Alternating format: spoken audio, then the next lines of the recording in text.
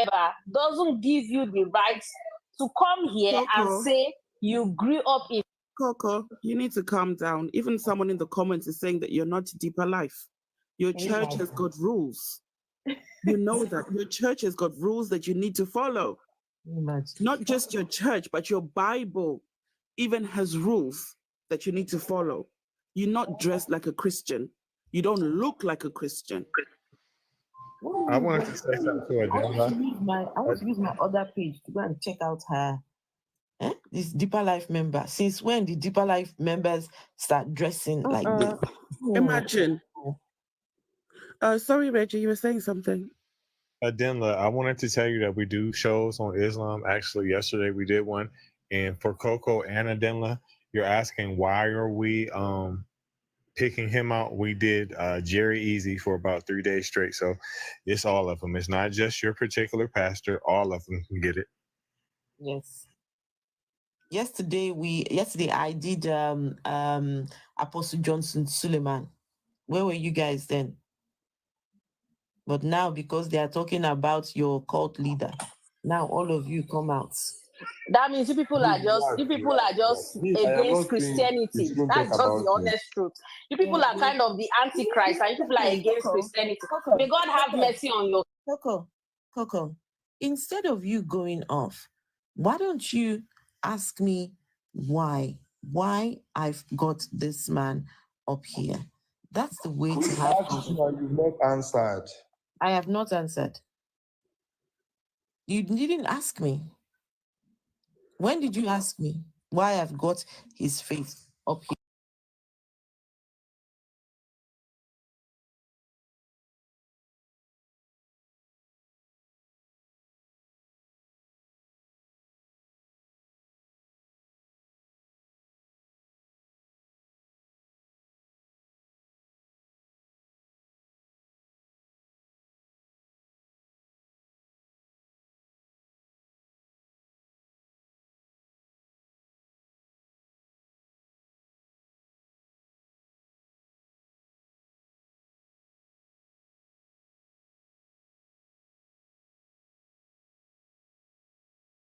This is a place to have conversation. You are the one who is doing that. Adenla, can you not hear me speaking?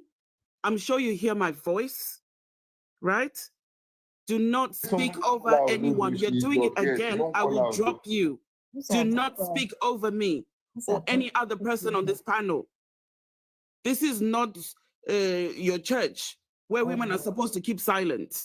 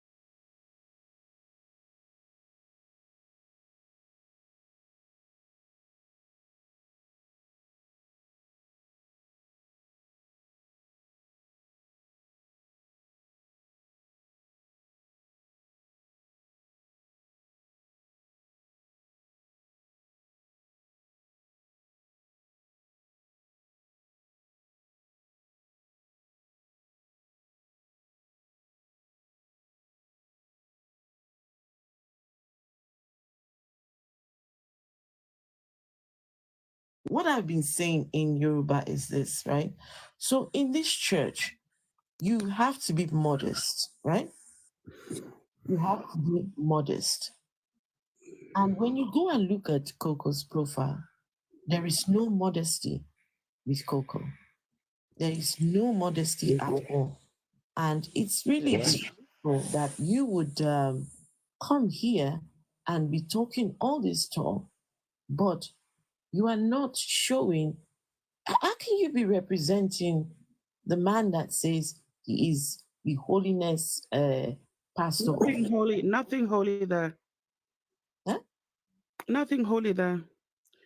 Several Timo says they're tamed in the church. No dare ask the pastor any question.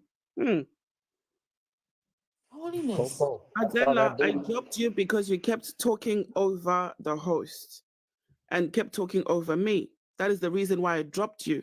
It's got nothing about people agree with your delusion. You're the one who is delusional, that follow pastor and that teaches you about a God that doesn't exist. A God brought to you by colonizers. Yeah? You didn't go looking for this God. It was brought to you, forced upon your people, indoctrinated into your lineage. And you just grew up knowing only this. If you're not ready to have a conversation, then what's the point of you being here? You know, funny enough, you know something, Coco? I actually love your pictures. I do. I love the way that you are very, you own who you are and you're not apologetic about it. Please do not get me wrong. I'm not in any way, shape, or form saying that how you are dressed is wrong. No. But you cannot be a member of Deeper Life Church dressed like that. It's impossible. Considering the kind of doctrines and how the people dress. Coco, you and I know that you cannot stand in front of Pastor Kumuyi dressed in your videos, right? You are getting her wrong. She's not defending Pastor Kumuyi. Who is she? Who is she defending? Who is she defending, please? Defending Christianity. You are not getting a message. Defending who? Christianity. No, you got it wrong. She came here. I brought her up because she said specifically that she's a member of this church. And she said that what the experiences that were mentioned on this live stream are false. That's the reason why I brought her up, so that we can have a conversation with her. But instead, she chose to be, the other side. So it's not that at all. We understand her completely. The reason why I brought her up was because she said she's a member and she wanted to dispute what we were saying. I'm even looking at her videos. Let me give her some likes. Shaking her nyash all over TikTok. Listen. I need to forward some of these videos. I need to forward some of these videos to Kumuyi. So Kumuyi, see your children. See your children. I want Deeper Life members. Okay, I did not know that Deeper Life has graduated like this. So, because when we grew up in Deeper Life, we could not show off any iota of flesh. We could not at all. This lady, if she was in Nigeria, she knows she couldn't do this. So I think because she's in Norway, maybe. Can I say something? Yes. Today, when I left my office and I was smoking a cigarette, and one of my colleagues is a pastor. Wait, you were smoking cigarettes? Yes. Are you here to defend Christianity? No, I'm not. Listen to me. Just listen to me. Listen to me first. Okay, so one of my friends, who is a church goer, said, hey, "You don't need this thing. You need salvation." I said, "Who are you talking to?" You should be saying that to those who are baby souls, and beyond that, and beyond living dogma. And I'm a Yoruba man, and my ancestors don't believe in miraculous thinking way of life. You don't. It is the show. Logic. I think they said they can't hear you. Can you guys hear him? Can you hear Logic? Really? Nobody can understand nothing he's saying. Not one word. Okay. I'm not audible. I'm not audible. You were sounding a bit muffled. Okay, I think I'm talking to. No, I cannot hear you. You might Logic, drop down and come back up, please. Unless maybe it's his mic. Are you using a headpiece or something? Maybe that's the Coco. What? I've been trying to say to Coco, she got the spirit of Jezebel. She's going to hell. And I know for sure she Oh got my only. gosh. So, Hi, Ambrosia. Oh goodness, Reggie. You guys hear him? Wait, I'm going to bring back Coco. Let's see. Fine girl Coco. She's actually a fine girl, though. I know that Logic Yes, sounded but I'm like he not- was speaking from a pillow. Yeah, She I is can't fine, but I'm find not find going to logic. She's actually a fine girl. To be fair. It's on my list. It says Coco is up, but I don't see her. No, she's still trying to log in. I see Coco right here. Right Okay, let below me see. Max. Oh, Logic is up. I see her on the list that she's up on the panel, but I don't see her on the panel. I see Logic just popped up. Coco is just black right here on the screen. It just says the name Coco. She's trying to log out, but Coco, you can come back. Disconnect your name, come back again. Let's have conversation. I asked him that what Christianity or Islam has done to Africa, apart from promoting segregation issue, and I don't want to use derogatory words, and poverty. He said you have to get close to God. So those who get so close to God, they only suffer so that they can enjoy heaven. I said, this is what Mother Teresa told the Africans, the gullible Africans. Logic. What kind of logic? I really want to hear what you're saying, because I think you're saying something very important. But your mic is look in the comments. You see, people are saying they can hardly hear you. It's something to do with your mic. What are you using? Are you using your phone or are you using an earpiece? No, it's even worse now. What about now? It's worse now. Wow. Is it my voice? I think my voice is. No, guys, is it his voice? No, it must be Mike. It sounds like you're underwater and talking on the mic at the same time. Wow. Really? Are you using speakers or a mic or? I'm using headphone. I think try to remove the headphone. Maybe use your phone speaker instead of headphones. Yeah. Remove the headphone and speak through your phone directly. Hello, everyone. Hello, and welcome. Today, it's a bit different. Today, this one is personal. This is the cult that I grew up in, and I'm hoping to be able to share, a little bit about the cult that I grew up in, my experience. My parents were both members of this man's church till the day they both died. Both parents. My mom, till the day she died, was a teacher in the children church. My dad, at some point, was made a pastor, but my dad was too much of a rascal to have his own church. He had his own vices. At one point he had 2 wives, so he wasn't prepared to live by the rules of this church. So I don't know if they would have given him a church to manage. He was just too much of a rascal. He said, "No, I ain't doing that." He wanted to live by his own. Am I audible now? I think that's a bit better. Yes. So that my friend, the Christian as the pastor. So Chris Chris thinks it's the end of times because people are persecuting Christians. Persecuting Christians? Yeah. Okay, Tell me, Chris, where exactly are Christians being persecuted? Logic was speaking, Antonio. I ain't gonna lie, I'm pretty sure that Coco was a script. No. Chris, you're muted. Logic was speaking. So after Logic, Chris can say something. I actually think I can hear Logic better. I think I can hear Logic better now. Yes, I can hear Logic. Yeah, go on, Logic. I need salvation. I got to drop. I can't hear Logic. Okay, drop and come back up. Logic, can you speak a bit louder, please? So, Okay. What about now? Yeah, go on. So now, Can you start all over again, please? Start all over again. you said what?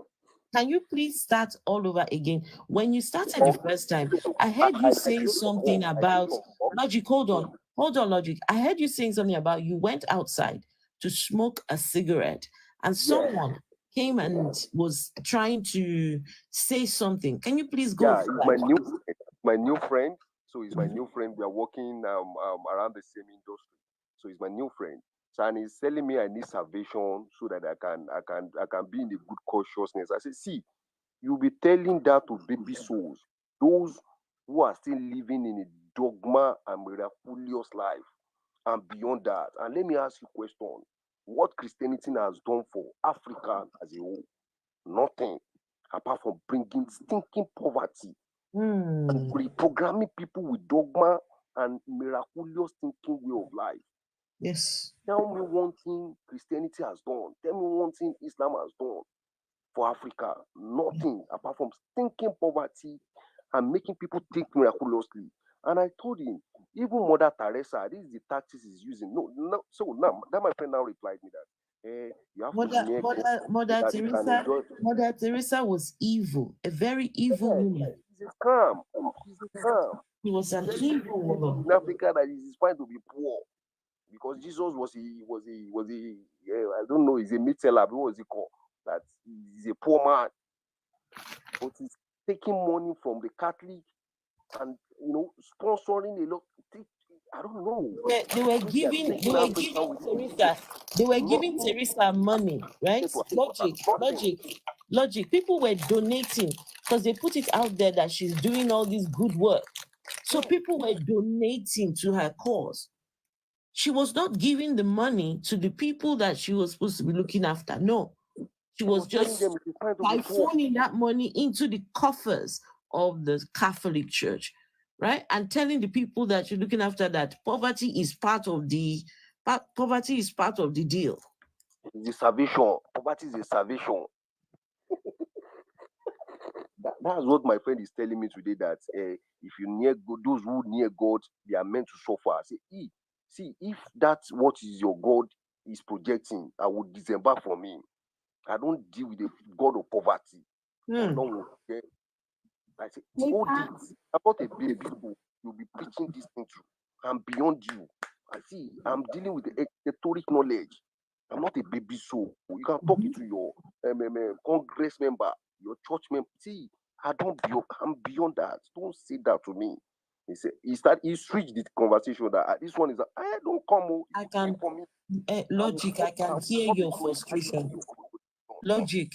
Logic, I can hear your frustration. You live in Nigeria, so you live among these people. I live in Dubai. I didn't live in. I'm sorry. I thought you said you live in Nigeria. I'm sorry. See, I live in Nigeria, so I grew up with both religions. I grew up as a Christian and as a Muslim.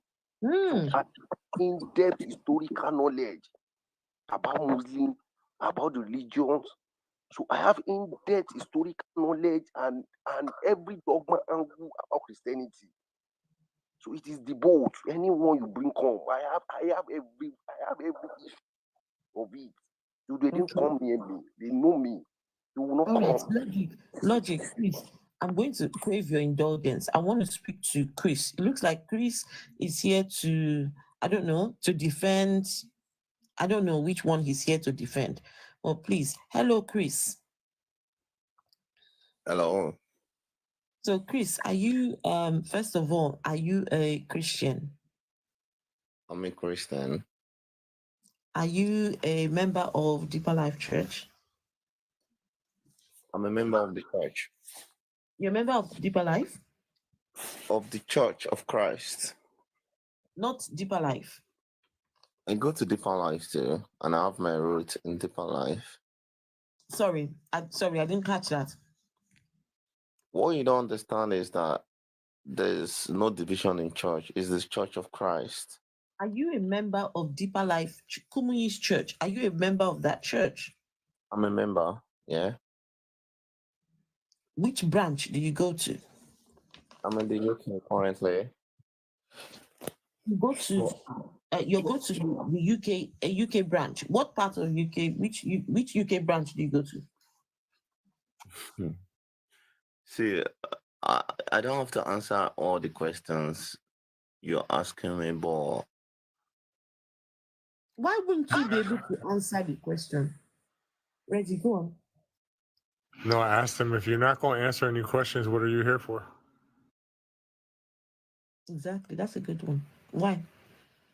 And listen, if anything at all, this should be your opportunity to showcase your church, right? Sell your church. Isn't that what you do?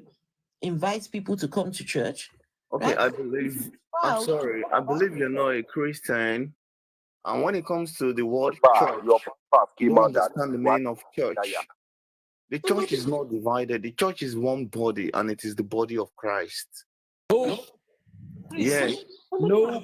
Somebody might be listening in the comments and might be interested in coming to the church. So I don't know. Body. I'm not selling church. We are not doing church business. We are all for Christ. No. All churches are one.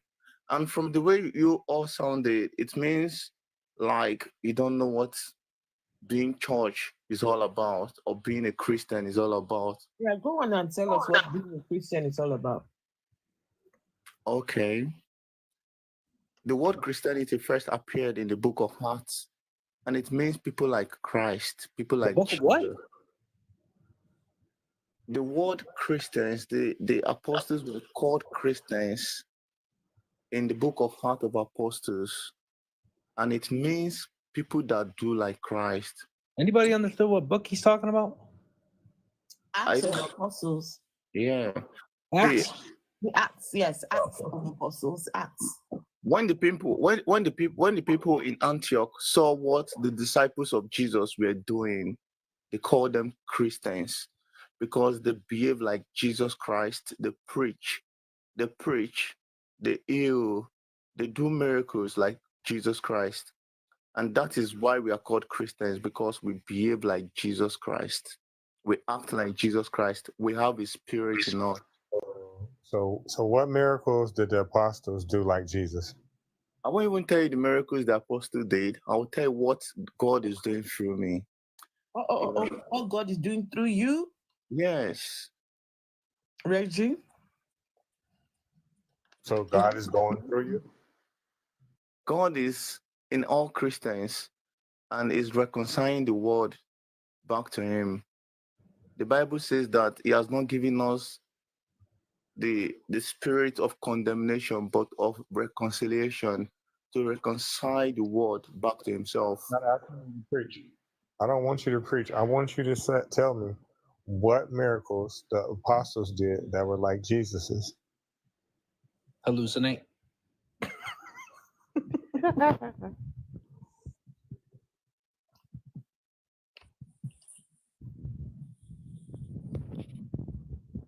You can talk.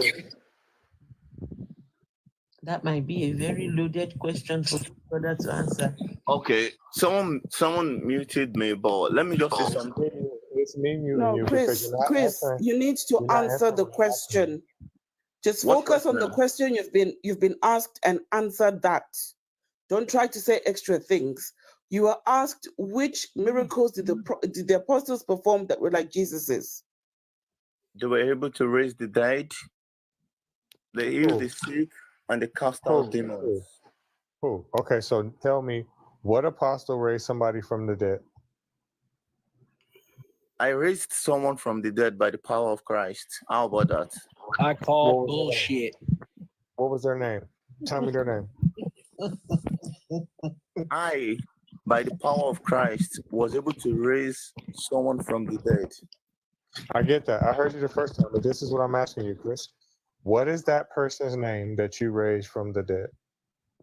I don't have to give you the name, but I can assure you that you singing here lying. You ain't bringing nobody back from the dead. Why don't you work at a hospital? Bro, are you trying to call me a liar, or you're trying to listen to the answers to your questions? Let me get it straight for you. I'm not trying to do anything. Chris, you are a goddamn lie. You ain't never brought nobody back from the dead. You see, I can keep quiet now because you asked a question, I answered you, and you called me a liar. No. So maybe I should just keep quiet. I asked you who that person was. I said, can you please tell me who that person was? And you said, I don't have to tell you who that person is. And then I told you the reason why you don't want to tell me that is because you're a lie. Yeah, I bring people from the dead all the time. All right, but for real, like today has just been about condemning Christianity from me rising from my bed till now. Chris, please. Okay. Please. We are asking for evidence. Evidence. You made a claim that you raised somebody from the dead, and Godless Reggie is asking you, how did you raise somebody from the dead? We just want to know whether you are a truthful person or you're not a truthful person. So please tell us. That's what we're trying to determine here. It was asking for the name. He didn't ask how it happened. Okay, tell us the name of the person. Okay, I won't tell you the name of the person, but I'll tell you how it happened. I can't give you the names of people, you know, but I can tell you how it happened. Listen, this could be a medical miracle. Listen, you could be a billionaire right now. If you could revive people from the dead, you could be a billionaire. And when you become a billionaire, you could give more tithes to the church. Exactly. You see, salvation is not about money. It's not about making money. Hey, listen, I'm not talking about salvation. I'm talking about bringing people back from the dead. My mom passed away. Doing a miracle and requesting for payment or for recognition.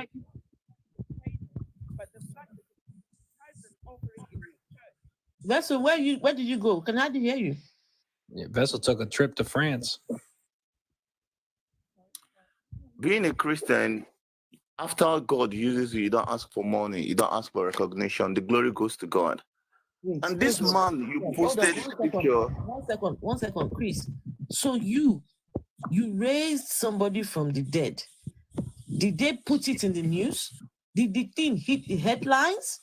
Where did this thing happen? Raising somebody from the dead is not something that people do on a daily basis. If truly you raise someone from the dead, my goodness, son, we need to put you on Front Street, and the whole world needs to know about this, right? You're a hero. Please, where did this happen? Where did this happen? In Nigeria? Okay, let me tell you a story. When I was in Nigeria. Was it in Nigeria? Yes, I was a doctor on duty that day, and God did that miracle through me. And that is not the first time, and it won't be the last time. Oh, sir, hold on. You were a doctor on duty, and God did a miracle through you. Isn't that what doctors do? Save people's lives? Okay, listen to me, my sister. You see, this man, you put his picture, and you called him cult leader. Can you please answer the question, please? Isn't a doctor's duty to save people's lives? We save, but we don't bring people back to life. So you are saying that you brought somebody back to life as a medical doctor? Not when God used me. I keep using the word God used me because we can't do all these things without the Spirit of Christ. When the resurrection power of Christ walked through me, it was beyond my office because the person is gone. And how did you do it? How did you wake them up? Listen to me now, okay? All that was left was to be declared. Okay, the person was already declared dead. Clinically dead, yes, Yes, the person was already declared dead. Mm-hmm. All that remained was to be buried. And medicine couldn't have done anything at that instance. Okay. What happened? The Bible says that I am the way, the truth, and the life. It said, I'm the resurrection and the life. If you believe in me, even when you die, you come back to life. And if you are alive, you will never die again. That was what Jesus said before raising Lazarus from the dead. And that power manifested. The resurrection power of Christ manifested. And this person came back to life. And let me tell you the truth. This person you're calling cult leader has done. Please hold on now, please. Did you touch the person? Did you pray for the person? How did the person go from clinically dead to suddenly waking up? Just take us through the process, please. Okay, I declared, the Bible says I shall declare it and I shall be stopped. I declared it that come back to life. And the person came back to life immediately. In milliseconds, the person came back to life. Wait, Chris, how many people did you bring back from the dead? I am not the person working this. You can't be saying me. It's God. It is the Spirit. I'm saying, how many people did you raise from the dead? Because when you said that you did it, you didn't say God. When you were telling us about this, you said you did it. How many people did you bring back? Okay, if you heard me saying I did it, now listen to me. I'm asking you a simple question. How many people did you bring back? Yes, exactly. That's what he said. He said, what God raised people from the dead. Listen to me now. Listen to me. What God is God that is it so difficult to answer 10, 20, or 30? Is it so difficult? How many people did you bring back from the dead? Now, if you want me to answer the question, I want you. You're not ready to have a conversation, right? You claim you're a medical doctor and you raise this one person. And you raise this one person from the dead. So since you're seeing patients every day, I'm sure you've got patients that are unaliving every single day. So why are you not praying for all your patients? Vessel, please. I have a vision. I have a vision recently and a revelation soon. Now, all these things will be in your streets. Chris, are you a medical doctor? I'm a medical doctor. Soon, all these things will be in your streets. Miracle is no longer in news. Oh, do you know what? Where did you train? Where did you train? I trained in Lasuf, in Lagos, Nigeria. Okay, so you trained in Lasuf, and now where are you working now? I'm in the UK currently. I'm a neuroscientist. Now you're a neuroscientist. Yeah. NHS, watch out! This man is claiming to bring people from the dead. Wait, I gotta ask you, Chris. How did you determine? Are you a medical doctor? Are you a medical doctor or a neuroscientist? I'm many things in one. If I tell you all my qualifications, many things in once. All right, I gotta ask you a question. How did you determine that your patient was clinically dead? 1 second, please, everyone. Antonio, please do me a favor. Let me answer. Oh my goodness! Hold on, guys. Please do me a favor and share the live, so we can get a few more people in. I mean, this is something people really need to hear. A medical doctor turned neuroscientist, and now he says he has loads more qualifications. So let me tell you something, Madam Speaker. Wait, no, I will let you speak. I cannot wait to hear you speak, honestly. But we want to get many people. And Vessel and Godless Reggie, did you see your friend in the chat, Godspeed? Yeah, and I told him as soon as he comes up here, he's getting cooked, just like his pastor did that aisle. Also, Chris, you are a neuroscientist, right? You are a doctor and a liar, all in one. It's the Holy Trinity. Quit playing. See, godless, you call yourself godless, and I expect you not to regard God because you don't believe in God and you don't know who God is. You can say anything you want to say. You can call me a liar like they did Jesus. It's fine. And you can see the Father.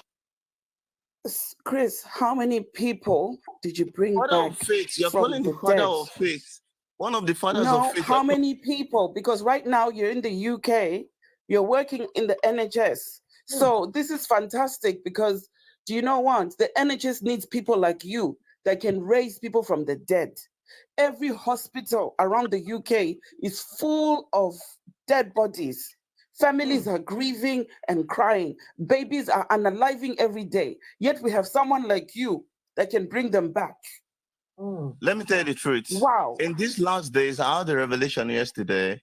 Sooner, miracles will be on the streets and everywhere. Oh, please. That's absolute nonsense. You don't believe in God. You don't believe in God. I don't have to believe in your God. Believe in God. And let me tell you something.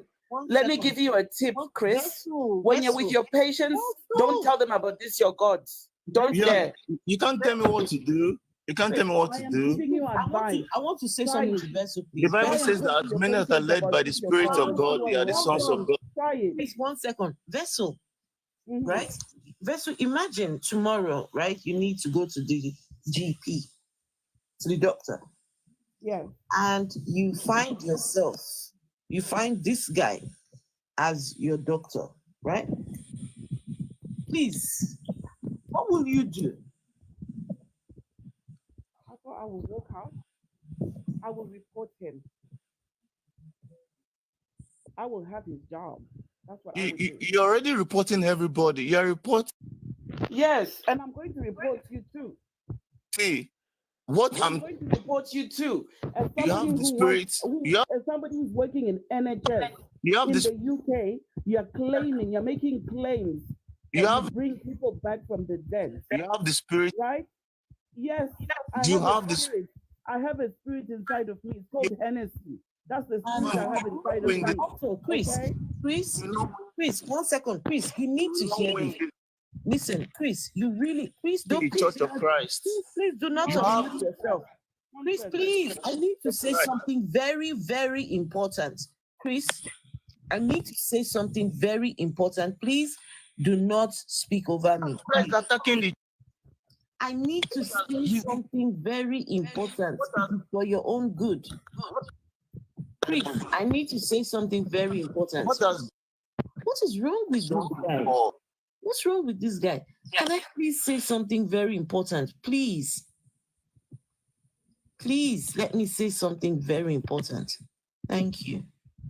So, I hope you can hear me, Mr. Chris.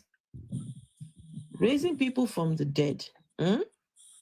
First of all, did that person have a do not resuscitate attached to them? Oh my gosh, very important. Because if that person had a DNR and you went ahead to raise them from the dead, you will be tried in the court of law.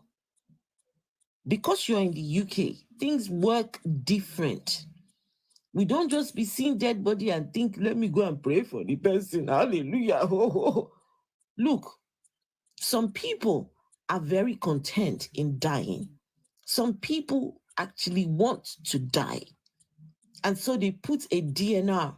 They tell you, whatever it is, even if I'm unaliving, do not resuscitate. They sign it. Everybody agrees. So these Nigerian people, they come with their beliefs and their, and now you see a dead body, you say you want to raise it from the dead. And look at you now. Now you are a neuroscientist. Make it make sense. Also, I wanted to ask him how he determined that the patient was even dead. Did he give the patient an EEG, an EKG? Did he check for vitals? Because it's important to know whether the patient's brain activity is gone.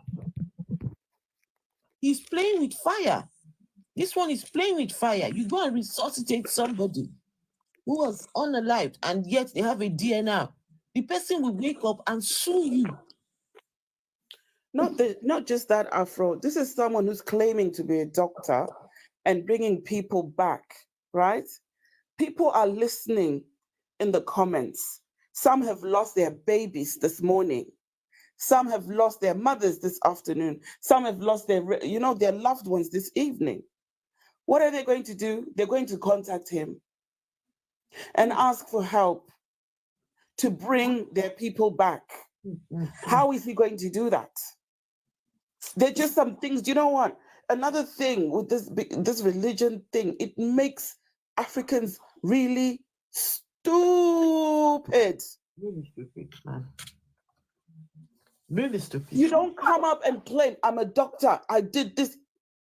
Dear sense, you obviously here on a COS or on a work visa, and you're coming up to say nonsense things like that, putting your career, your visa, your life in jeopardy to come and spew nonsense. As a doctor, you know when somebody's clinically dead, they do not come back. That's why I was asking him how many people he brought back. He couldn't answer. because his claim is a lie, and he was just basing it on that one person that he brought back that he couldn't name. My thing is, how in the hell did he become a man of so many professions? Do you know how long it takes to be a doctor? And not just that, he says it's in neuroscience, he's doing this, he's doing that. The man doesn't even look a day over 50. You can't be a neuroscientist without getting a PhD. That's it. And then to be a doctor as well, you have to get a doctorate. That's how you become a doctor.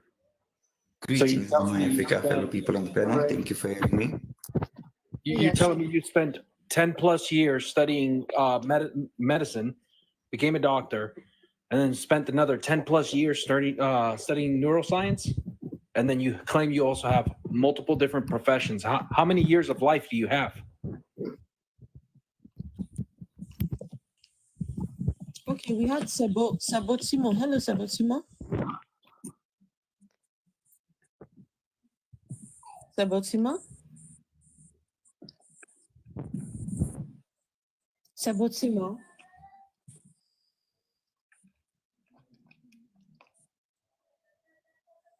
Sabotimo, hello?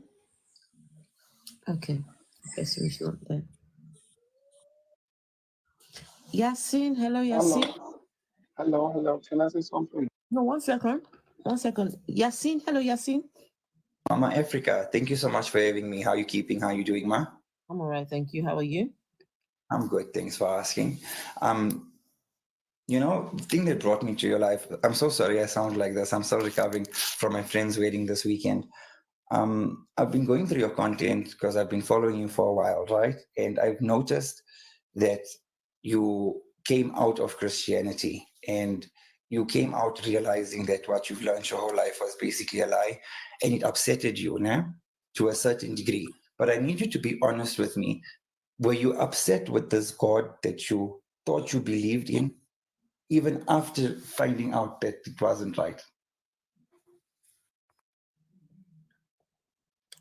I do not believe in the existence of God, so I cannot be upset in something that I do not believe exists. But we're going with the notion now that when you found out that Christianity wasn't the way it's supposed to be going, did you not get upset at him for misleading you? I got upset with myself, actually. Mm-hmm. I got upset with myself for not realizing sooner, allowing myself to be indoctrinated. I really had to forgive myself because let me tell you, I was very upset with myself. They really were. Who was I going to blame? I don't believe in a God, so I can't be upset with a figment of people's imaginations. So I was upset at how long I allowed myself to be indoctrinated, and unfortunately, I had to give myself grace because I didn't choose it; it chose me. So no, I cannot be upset with a figure that does not exist. No. I feel stupid too, I respect that. I appreciate that. But you are upset with yourself, which is something that you can't do. You know it wasn't your fault. Unfortunately, you are a sweetheart person. You are naive. You always see the best in people. And look, it's sooner better than later. You know what I'm saying? And is there still a hope, like a chance of hope in you that you could have been wrong with like the other religions, mainly coming to Islam? Yeah, not gonna happen, buddy. Oh my goodness. The simple answer is no.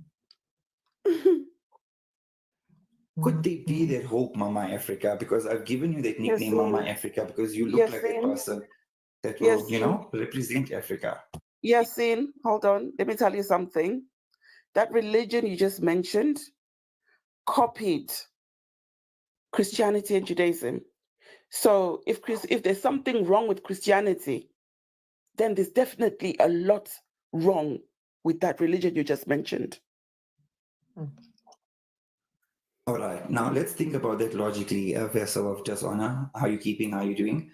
I'm good, thank you. If, like you're saying, right, Christianity was wrong, and hence the reason Islam had to have come out, because it was Sorry, wrong. sorry, Yasin, sorry, one sec. Sorry, Afro. Vessel of dishonor. This is your brother. It's from South Africa.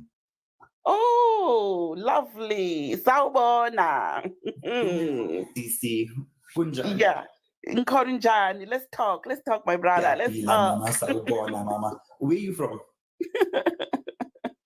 I'm from Cape Town, but go on. Yeah. All right. So I'm from Johannesburg. Yeah. All right. And the thing is, it came to Judaism. We know that it went wrong, right? It came to Christianity. We know it went wrong. So eventually, he would have had to have sent something. Afro, please bring Ems up. And stable. No, Yasin, it's not like that at all. Christianity is about 2,000 years old, and your religion is about 1,400 years old. So there's no way it first came as Judaism. There's no way. It literally just copied of the other religions that are there. And this is the pattern with religions. They copy from what is existing already. Hence Judaism copied off other religious systems that were there before it, and then Christianity copied off Judaism, and then your religion copied off Christianity. Yes, but there's a link between all of those religions. There's one thing that binds all the Abrahamic faiths, if you want to put it in that form. Which is Abraham, and Abraham never existed. Yep. Okay. Wait. I got this. I can tell you exactly what the link between all these religions is. Do you want to hear it? That's what? They're all bullshit. But do you know what? I'll let you speak to Ems. Yasin, do you speak Arabic? Do you read Arabic? I do read it very well, because we have to read certain surahs, unfortunately. But when it comes to the meaning of it, I'd have to read the English translation. But I won't be able to tell you offhand. But I can read Arabic like that. I mean, it's part of the language. Part of the okay. I'll let you speak to Ems. Before Ems goes, guys, please, can we get to 20K likes? Please, can we send some roses to Godless Reggie, Antonio, Ems? Please, roses don't cost anything. If you're watching on YouTube, hey and hello. Dimma, I see you. Buzzhawk, Pandemas, hello and how are you? Good to see each and every single one of you. Please do not forget to give the stream a thumbs up for me. I've got super chat features. If you would like to make a contribution to the channel, it helps. It goes a long way. These conversations, having these conversations it's not easy at all. And, a little appreciation absolutely goes a long way. We're trying to undo the years. When I say years, I mean years of indoctrination and undoing the indoctrinated African mind. Hello, guys. Can I say something? Undoing the indoctrinated African mind is like fighting a very, very hard battle. But yeah, we're here, we're doing it. And so please just make sure that you are tapping on the screens, giving the stream a like, and engaging in the comments. Thank you. I appreciate you all. Hello, guys. But I've been here since you didn't let me speak. Sorry, PJ. It's just that Yasin came up before you, so we'll get to you in a second. Please bear with us. Okay. Just hold on, PJ, and please let's bear in mind that PJ is there, so let's not go on for too long. Yeah. Also, I did. All the Abrahamic religions really copied from Hinduism as well, truthfully. Yeah, but Reggie, you were saying this yesterday. I'm still trying to understand that. Oh, it's 100% true what he said. Is it? Yeah. 100% true. If you look at Hinduism, they have an origin, they have a flood story with an ark. They have the creation story with one man, one woman, which actually correlates with the flood. They have the virgin born son who was meant to restore cosmological order, which is Vishnu. It's That all religion similar. came out before. I think Very it came out similar. way after this. Hinduism? Are you aware that Hinduism is one of the world's oldest religions?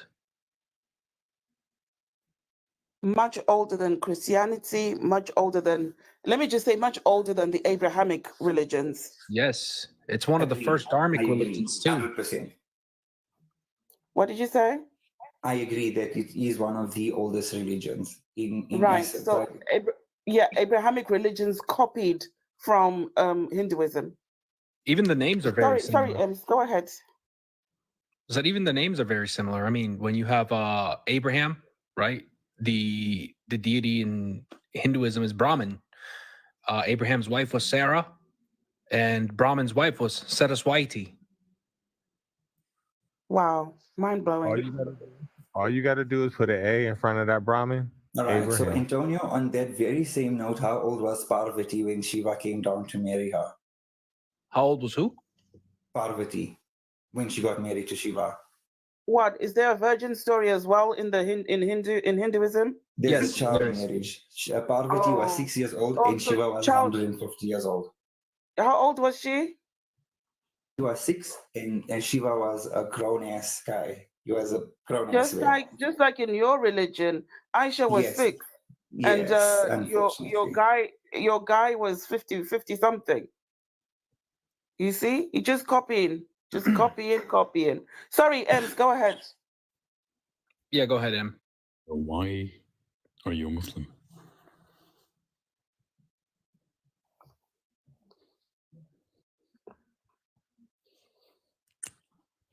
Thing.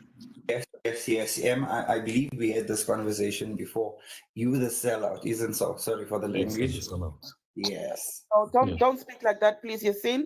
Keep it respectful. Sorry, I retract. Sorry.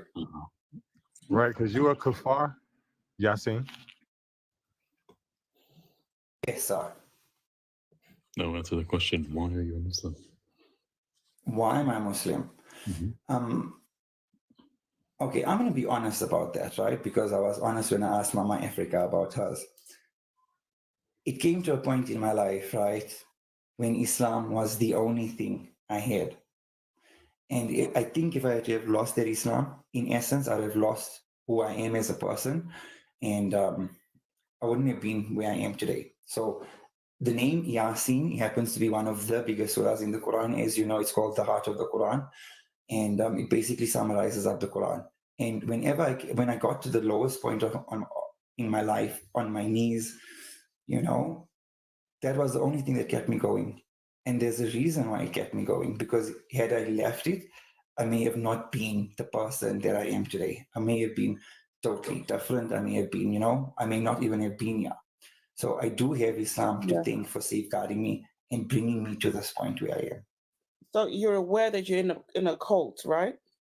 1 second, please. Solange Bude, this is also streaming on YouTube. So you said, I wish there was an option to save TikTok videos. It is on YouTube. Just look for my if you go on my link in my bio, you should hopefully find the YouTube link. Right, you want to hear my story? Okay, when everyone's done, I will share it. Go on. Yeah, so just give me a minute. I just want this conversation to keep, yeah. But if you're interested in the video, the replay, it's on YouTube. All right, please continue, people.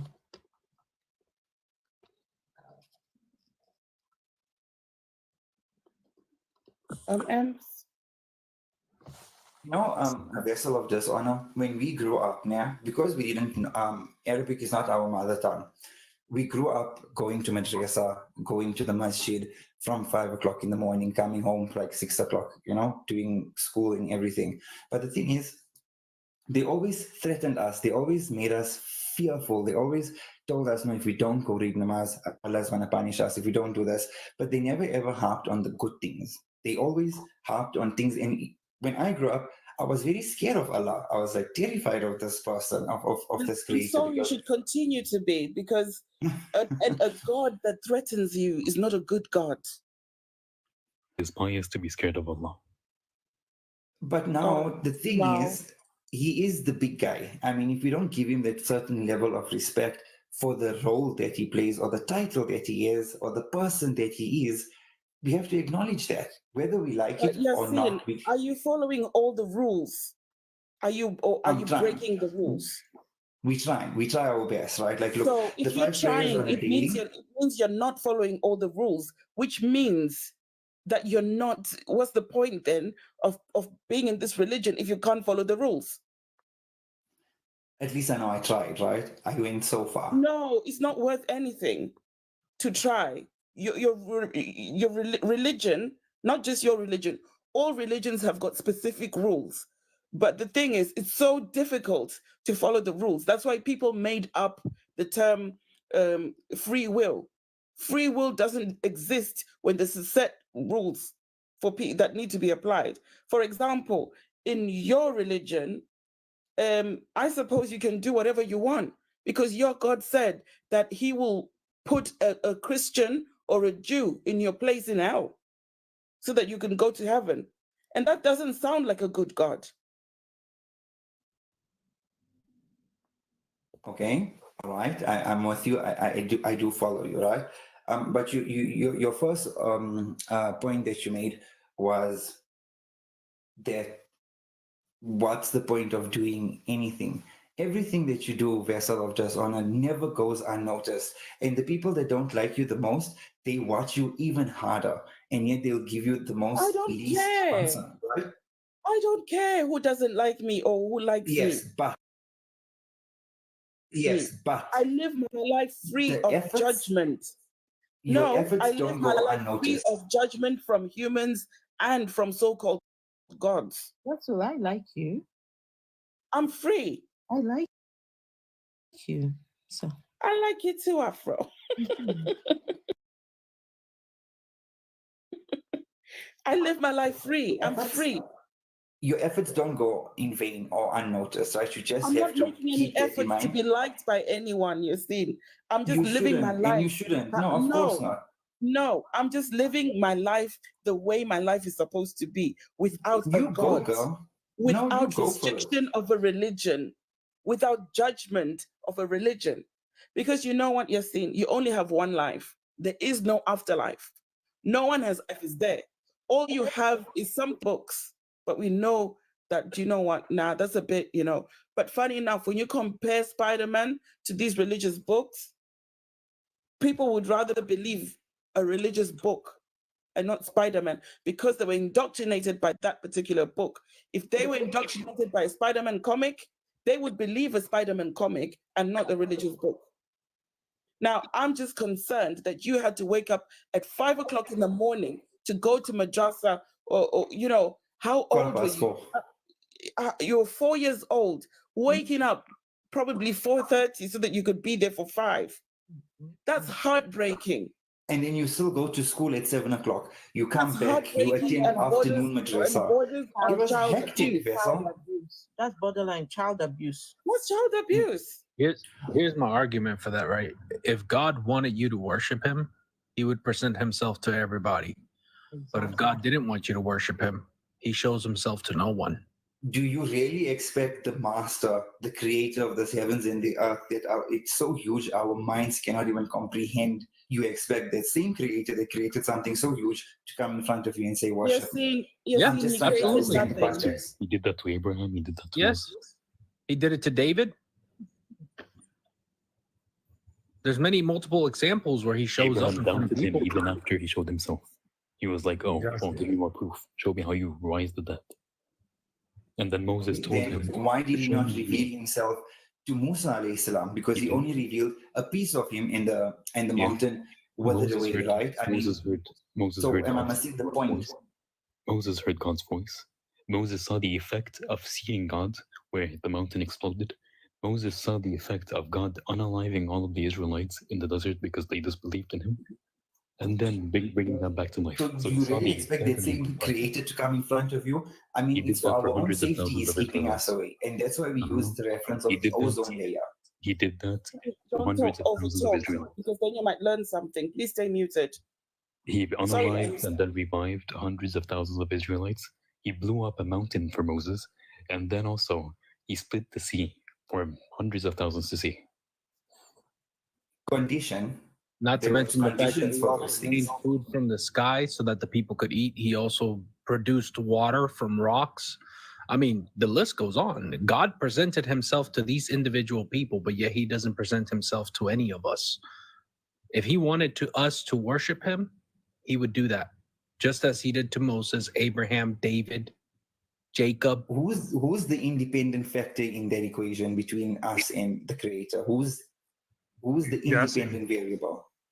Yasin, what is the name of the prophet that came to South Africa to teach you Islam? Very nice prophet. A good one. A good name. Oh, a very nice one. That's his name? Yes. Sheikh Smiley. Chef Smiley is an actual prophet that came to South Africa to teach you Islam. I thought Muhammad was the last prophet. So when it comes to like our schools of thoughts, we normally trace it back to India and Pakistan, where we have our Jeoban and okay, here in South Africa, we have a very big Sunni and Tablighi.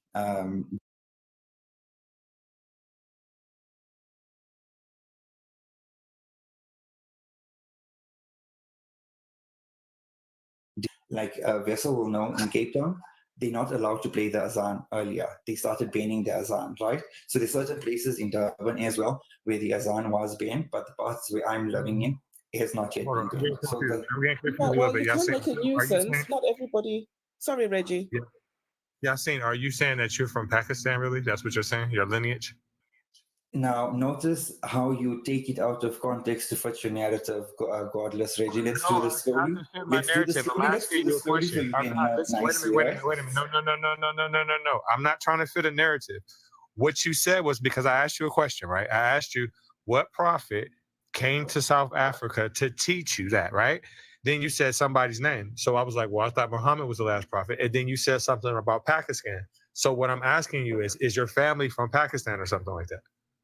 All right. So my family comes from India because we were brought from India as slaves. My great-great-grandfather was brought as slaves to work on the railway stations here in South Africa, as well as the sugar plantations, right? So we were brought as slaves. Slaves to who? I got you. Who were you slaves to? Slaves to who? To the Dutch people, the white apartheid people that was holding South Africa hostage for a good number of years. South Africa has got a class system, Afro.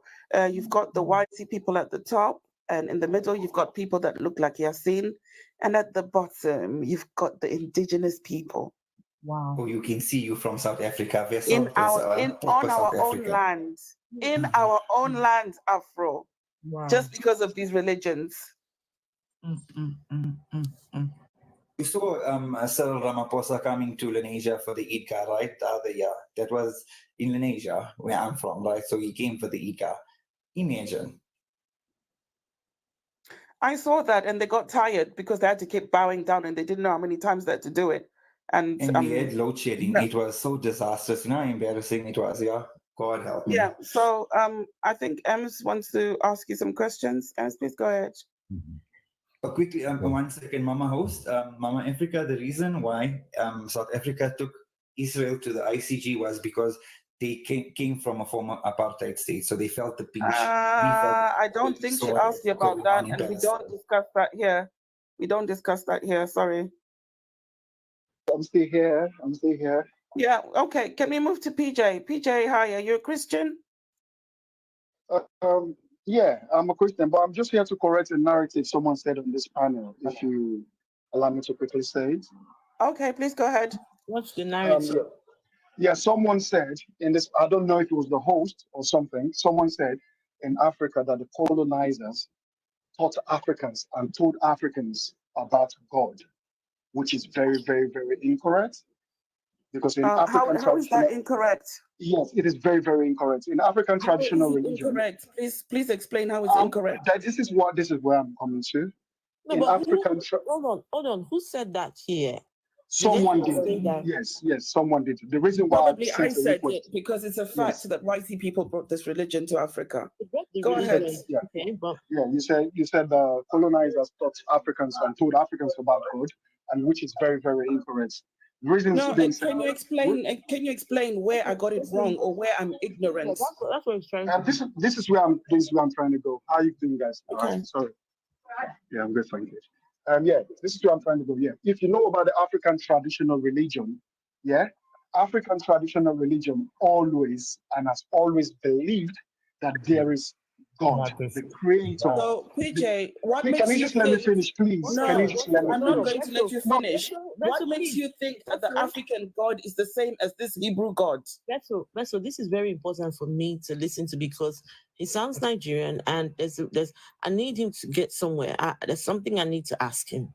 Okay. Let him speak. Yeah. The African traditional religion believes that there is a God, a creator. Yeah, in Igbo, it's called Chukwu Okike Abiama. In Edo, Osalobue in Ika. Yeah, all African traditional religion believe there is a God. But listen, the God created we humans, heaven and earth. But he stopped there, and there's an intermediate, which will have a chief priest, who serves as an intermediate between the God and the people. So we, the Africans, have always believed in God, God. So you can go do your research and find out about what I'm saying. Because what you said that the colonizers taught Africans and told we Africans about God is very, very incorrect. I said they So brought that's all. this religion. No, PJ, they said they told. I I said listened they properly. brought this religion. PJ. I said they brought this religion. Christianity and Islam was imported into Africa. Your God is not the same God as this Hebrew God. Olodumare is not Jehovah. Every country you go to, every village you go to, there is a God for those local people. Every area has got its own deity. The Igbos have their own. The Yorubas have got their own. Ashantis have their own. The Hebrew people have their own. Now, this Hebrew God was brought to Africa. In case you didn't know. So, PJ, I'm very curious about this African traditional religion. You go and read the African traditional religions, you'll find out what I'm saying. I'm trying to speak. 1 second. Okay. So, PJ, so there are all these different African traditions. Do you think that the God that the colonials brought and the gods of African spirituality, do you think they're the same? They're the same. You're getting it confused. The religion is different from God Almighty. It's different. Simple question. I just asked a very simple question, and you say I'm getting what confused? Are the gods of African spirituality the same as your Christian God? The gods of African religion. What you said? Can you come back with your question again? Because the gods of African spirituality. The gods the same as the Christian God. If you own about gods, is different from God. Don't get it confused. Gods is different from God. There's gods, like we have gods, we have different gods. So which one do the people of African spirituality or African traditional religion? What do they have? Is it the God or the gods? They have God. They believe in God and they have gods. So can you let's be specific now. Which African tradition are you talking about? Just African.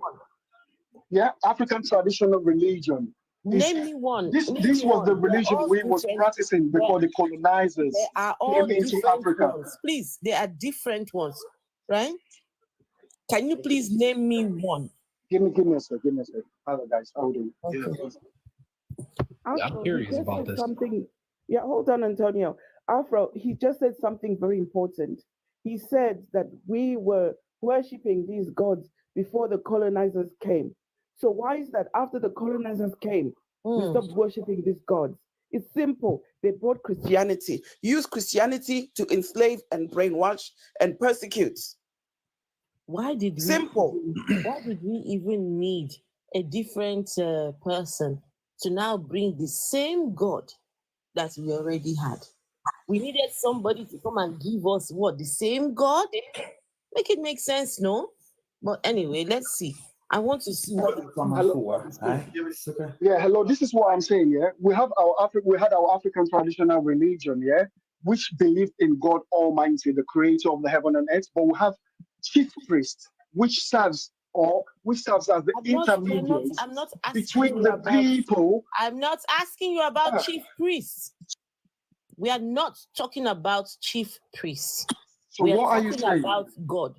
Right. You are trying to tell us that the African traditions, they had God before the colonials came. So I want to know if it is the same God. It's not a hard question at all. It is not a hard question. It's a very simple question.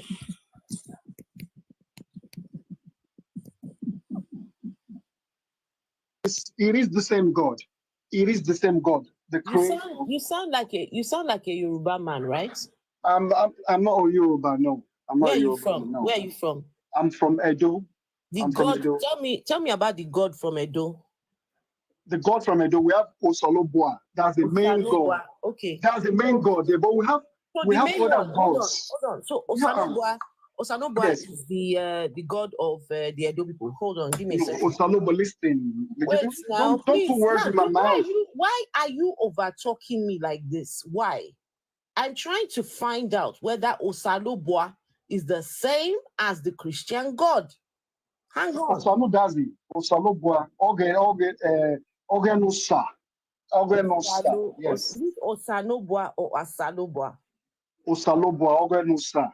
That's the creator of heaven and earth. Okay. So 1 second, please. 1 second. Right. Give me a second. Right. What does Osanobua mean? Mazuga Buino and Mazuga Banje.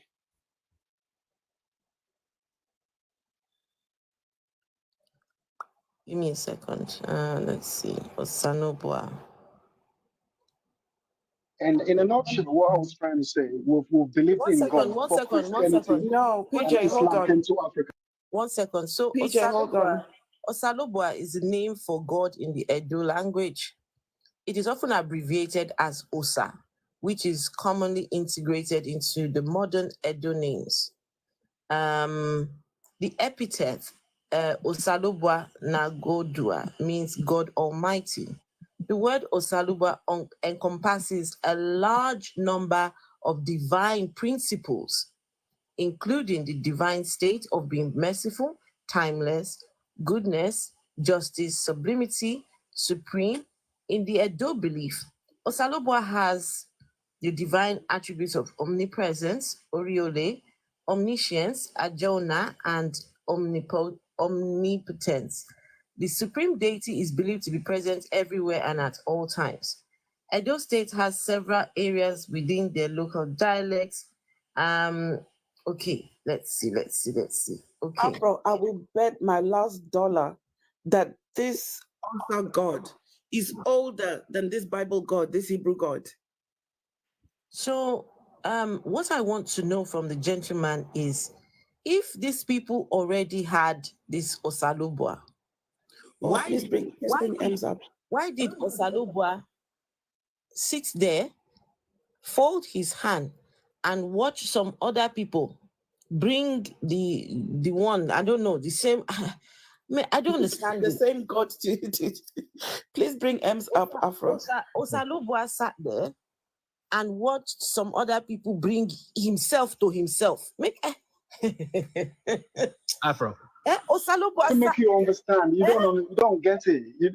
I'm saying that the Africans we've had God, we've known God before the invent of the colonials, the colonial masters. It was Christianity and Islam to us. Why did you now need? Can you let me explain? If you don't let me explain, you wouldn't understand, because you're not letting me explain. You see me? You don't let me talk. All right, go on and talk. Yeah, this is what I'm trying to explain to you. Yeah, we've had our own traditional religion, yeah? And our religion, yeah, we had like Olokun, Ogun, Oromila, Azelu. We had them different kind of gods and religion that were worshipped. This is called the African traditional religion. And we've always believed in the God Almighty, the creator of the universe. Even if you are a traditionalist, they believe in God Almighty. So the colonial masters did not tell Africans about God Almighty. With no God Almighty. The only thing they didn't know is Jesus and Muhammad. Okay, so this is what I just want to let people understand.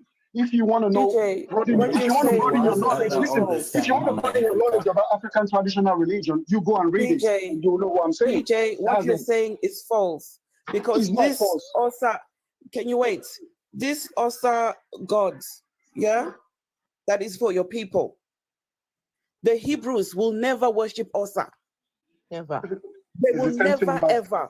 Osa They will make never God in ever heaven. worship Osa. It's No, Osa. wait. No, Can you you're wait? getting Let me it finish very, very speaking. wrong. You're I getting it waited for wrong. you to finish speaking You before said I spoke. you wanted to speak, right? You said you wanted you. Let's not respond. I beg. The Hebrew people will never worship Osa. The English people will never worship Osa. The Roman people, they'll never worship Osa. Even the South Africans, they'll never worship Osa. Because Osa is a foreign god to them, right? You, PJ, you would never worship Nkulunkulu. Because Nkulunkulu is not your God. It's got nothing to do with you. This Hebrew God in the Bible is got nothing to do with you. They actually copied Osa and gave Osa's attributes to this God in the Bible. That is Jesus. That is what they did. And repackaged him and brought him back to you. Because right now you don't worship Osa, but you worship this Hebrew God that doesn't speak your language, that's got nothing to do with you. Right? I want to prove to this man that Osalubwa is not the same as the Hebrew God, right? Now, the according to the Edo myth, right? The Edo's mythical figures. Now, it says here that the Edo cosmogony states that there exists in the universe Osalubwa, which is God, Olokun, Obievien, Ogiowu, and Eshu, which is the devil. Those the invisible beings. It appears they live in the sky, and so for the Edo people, they normally look skywards when they speak of Erinvi. Now, in the Edo literary genre, Oksa, which forms a vital part of the evening entertainment, Ibota, there is a story which relates that Osalobwa or Osa had a wife called Anume, who gave birth to 3 children. In order of seniority, they were called Olokun, Ogiowu, and Obievien. Oloka and Ogiowu were male, while Obievien was a female. It is not said who created Osalubwa, but the story tends to give credence to the metaphysical concept that the created universe thrives on the activities of opposing forces of positive and negative because of Osa. A positive force which united with Anume, his wife, which was a negative force, to produce 2 positive forces, Olokun and Ogiowu, and 1 negative force, Obievien.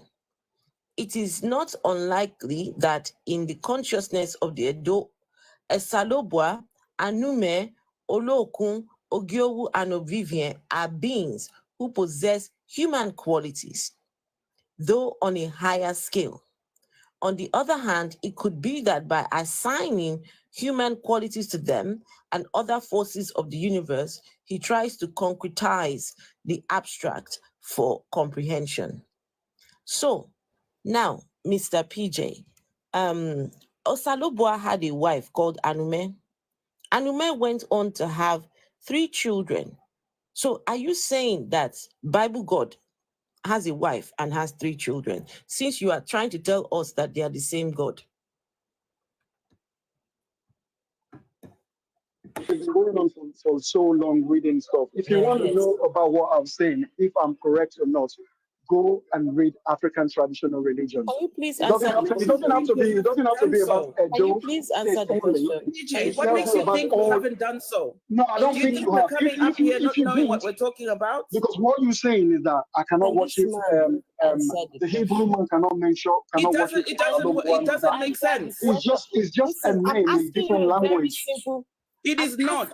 I'm asking you a very simple question. Does the Bible God have a wife and children?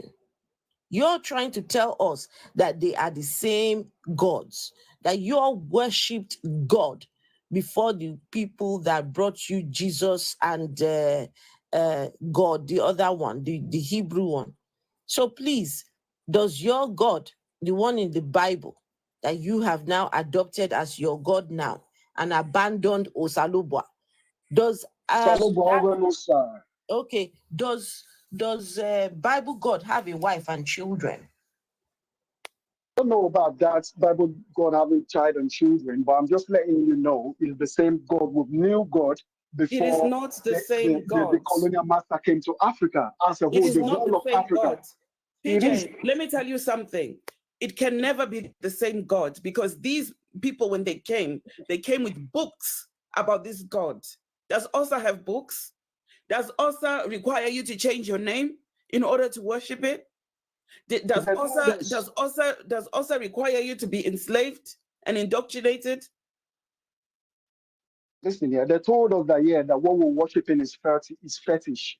Your gods are fetish, your blah blah blah is fetish. Wait, why would it be the same God then? 1 second. So you're telling me that the people that brought Bible God, Christianity and Islam, Bible God told you that Osalobua was fetish. Not Osalobua. And you are telling us that Osalobua and Bible God are the same. Can this guy hear himself? Is this guy hearing himself? You're not understanding whatever I'm saying. They the same Just God? listen and But the comprehend. ones that brought the Hebrew one told you that Osalobua is fetish. I knew what he was gonna say was gonna be complete bullshit. I mean, the minute he said that traditional African religions believed in God, it threw it out the window. No, they didn't believe in God. They believed in gods. Added plural, gods. And they also My friend, have you read about African traditional religion? Yes, I have. You guys got it all wrong. Believed in gods, not God. There is no monotheism found in African beliefs. The earliest form of monotheism was found in ancient Egypt, and that was because of the reign of Akhenaten, who tried to force the belief of one God, Aten, the sun disk. That was the earliest form of monotheism that was found. That was the earliest belief system. That was knocked down when his reign was ended. Once his reign ended in ancient Egypt, they began practicing polytheistic beliefs again. The earliest known religion that we know that was monotheistic in nature was Zoroastrianism. Africa was never monotheistic. You don't know about African traditional religion. Sir. African traditional religion have always believed in the creator. But the creator has nothing to do with the humans anymore. Then that's why we have the chief priest, chief priest, or the head, who is who serves as intermediate between the people and listen the to what gods. I'm Some saying, people worship the PJ, listen to what I'm saying. They've always believed in gods, plural, gods. And you know what, Antonio? He keeps banging on about a chief priest. What does he think a pastor is? What does he think a pastor is? Where does he think Christianity got these concepts from? They came to Africa, studied us, took everything back, repackaged it, and sold it back to us. Not sold it, enforced it back on us. A pastor is literally a chief priest. A chief priest consult God. What does a pastor do and a prophet? They consult God. PJ, you need to wake up. And man, you all need to wake up as well, because you don't. No, you need to wake up, because what you're talking about doesn't make sense any at all. It's making a proper sense. It doesn't make any sense. Read properly. Go and read. I don't know. PJ, when was the last time you venerated Osalubua? When was the last time you went to worship Osalubua? When Osalubua, I need to talk to him and he listens. I speak to him if I have anything in my mind. any problem I'm passing through, I speak to God. I speak to him and he answers. He listens to me. He thinks the Hebrew God is Osalubwa, so when he's It's praying, not he's talking to yeah, Osalubwa. Osalubwanu does the It's crazy. The level of indoctrination is just out of this world. So I'm a person who believes in African traditional religion. I'm a Pan-Africanist as well. You get me? So we're talking about the Hebrew God. So that so I'm just telling you, I'm just letting you know that we've known about our God. You are a Christian. Sit down. We've known God before the You are a Christian, Oga. You may have known Osalubwa, but you did not know this Hebrew God. This Hebrew God was introduced to you. You did not know this Hebrew God. This particular Hebrew God. You did not know him. You knew Osalubwa. Is he called the creator or not? Is he the creator, omnipotent and omniscient? Let me tell you something. 1 second, please. I'm going, guys. He thinks all other gods don't have a creation story. Every god on the planet has got a creation story. Yes. Look at Greek mythology. They've got a creation story. What are you talking about? It is not unique. This conversation is giving me a headache because it is not unique. It's like we're arguing, and I don't like arguing at all. It's all right, guys. Let me just leave you. What I'm going to say, read more about African traditional religion. Please, thank you for removing him. The Olodo does not know anything about his African religion. Ignorant. These are the people that want to do mix and match, right? Because they're not sure of themselves. So they want to, when you do pick and mix, right? Buy one and get the other one free, right? So for them, they're not content in saying, okay, I am a Christian and owning it with their full chest. They want a bit of here and a bit of there and a bit of everything. And then they will mash it up and tell you that the God that the colonial master brought and the God of their forefathers, they are the same God. They're not the same. Simple question he could not answer. Does the Bible God have a wife? Your Osalubwa had a wife and even gave birth to 3 children. Does Bible God have children? No, they can't be the same God. You are Delulu Pro Max. That guy, that's what you call Delulu Pro. That's it. Because he's saying that, does the other gods have a creation story? Every country, every tribe, they've got a creation story. Even Irish people, English people, they all have their own creation story from their own gods. Yes. It's not unique to Osa and the Hebrew God. It is not. They've all got their creation it's ridiculous. Story. They all have a flood story, and the virgin born. 1 second, please 1 second. Look at him now, PJ, in the comments, right? Please look at him insulting us. Look at PJ insulting us in the comments. Yeah, bucket to top, and you've got a micro boiler. Micro boiler. That's what you have. It's your mother and your girl children. They are the ones with bucket toto. Oh, poor girl children. And it's his girl children, his grandmother, is all the women in his generation and the ones yet unborn. I mean, I don't like doing this, but my goodness, you come and call us bucket toto. Hey.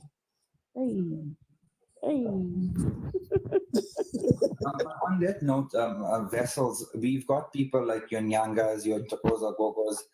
Aren't they also part of the ancestors? Like, what role does the ancestors play? Today, I don't know because I don't do ancestral worship myself. Okay. However, those ancestors and those Nyangas and everything hold on, are not the same as this Bible God or any Abrahamic God or any God in any form, way, sense, or form. There's a difference between the African gods in general in comparison to the gods that are worshipped in the Middle East area. So Africans evolved, their religious beliefs evolved, or their beliefs evolved over time. That became unique to just that continent. But Hebrew and Christianity and Islam and all those beliefs, like electricity was unique to Africa. Is that what you're saying? So what? Are you saying the electricity rate is unique to Africa? Electricity? Anything like that at all? No, I wasn't even done talking. I'm saying that the belief system that Africa has in general, the gods that Africa has, they're only unique to Africa. They evolved from Africa. They did not influence the rest of the northern world, like Turkey, Mesopotamia, Egypt. They weren't influenced by African beliefs. That's why they're only unique to Africa. What did influence that area of the world, like Turkey, Mesopotamia, Sumeria, Egypt, that was from pre-Indo-European beliefs. Pre-Indo-European beliefs influenced the northwestern part of the world. So those beliefs that Hinduism originate from, all that stuff, they're influenced by pre-Indo-European. Now, Africa, it's unique because they have their own belief system. It evolved from them. I'd like to say, Antonia, that the African beliefs actually also contributed to the Christianity concept, because we had Europeans coming to Africa to learn from us, and they saw how we lived, and they took that back and they added it to the book. You know, when the Romans were writing the New Testament, they got some of those things in there from us. Yes, it was a mixture between these two different category of religious beliefs, the one stemming from Africa and the one stemming from pre-Indo-European Europe. So yeah, it was definitely a mixture. It kind of colluded right there in the center, and over time it evolved into what it is now. Okay, we had someone up, but I don't know. She dropped. Ems, did you have any further questions for Yassine? Wait, Yes. somebody said I try to unify all the gods in Africa. When the hell did I do that? Thank you, Shola-san. Guys, can we remember to tap on the screens? Please tap. And if you're watching on YouTube, hey, Miss Masani, hey, Buzzhog, and everyone watching. The guy's fighting for his life. Oh, I tell you, these people, listen, these conversations are very, very, very, very important. But yes, please make sure that you give the stream a thumbs up over on if you're watching on YouTube. If you're on TikTok, please keep on double tapping. Yes, everyone, you know, I still want to share my story of being in this man's cult. But yeah, just give me a minute and hopefully we will, get to that conversation. Well, thank you, all. I don't know if Goddess Reggie is still available over there. He's gone quiet, but yeah. I'm actually stalling for a reason. There's a reason why I am stalling. Please give me a little second. Give me a quick second, please. And I will tell you exactly what I'm about to do. Just give me a minute, please. No, not even, just give me a second, actually. Yes, we're nearly there. And nearly there.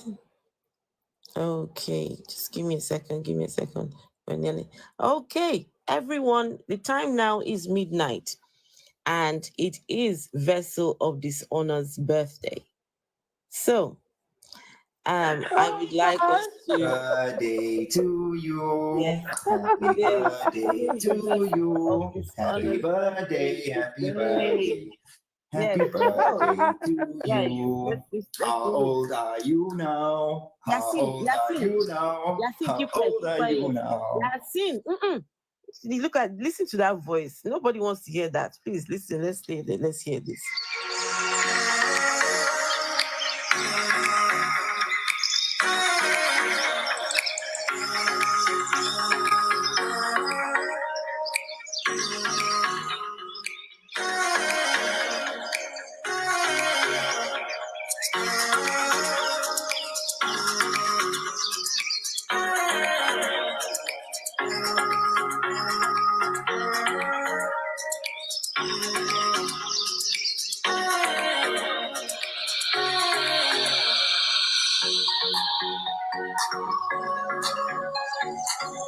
Sorry, I think I've got the wrong song. Hold on. Sorry. I've got the wrong one.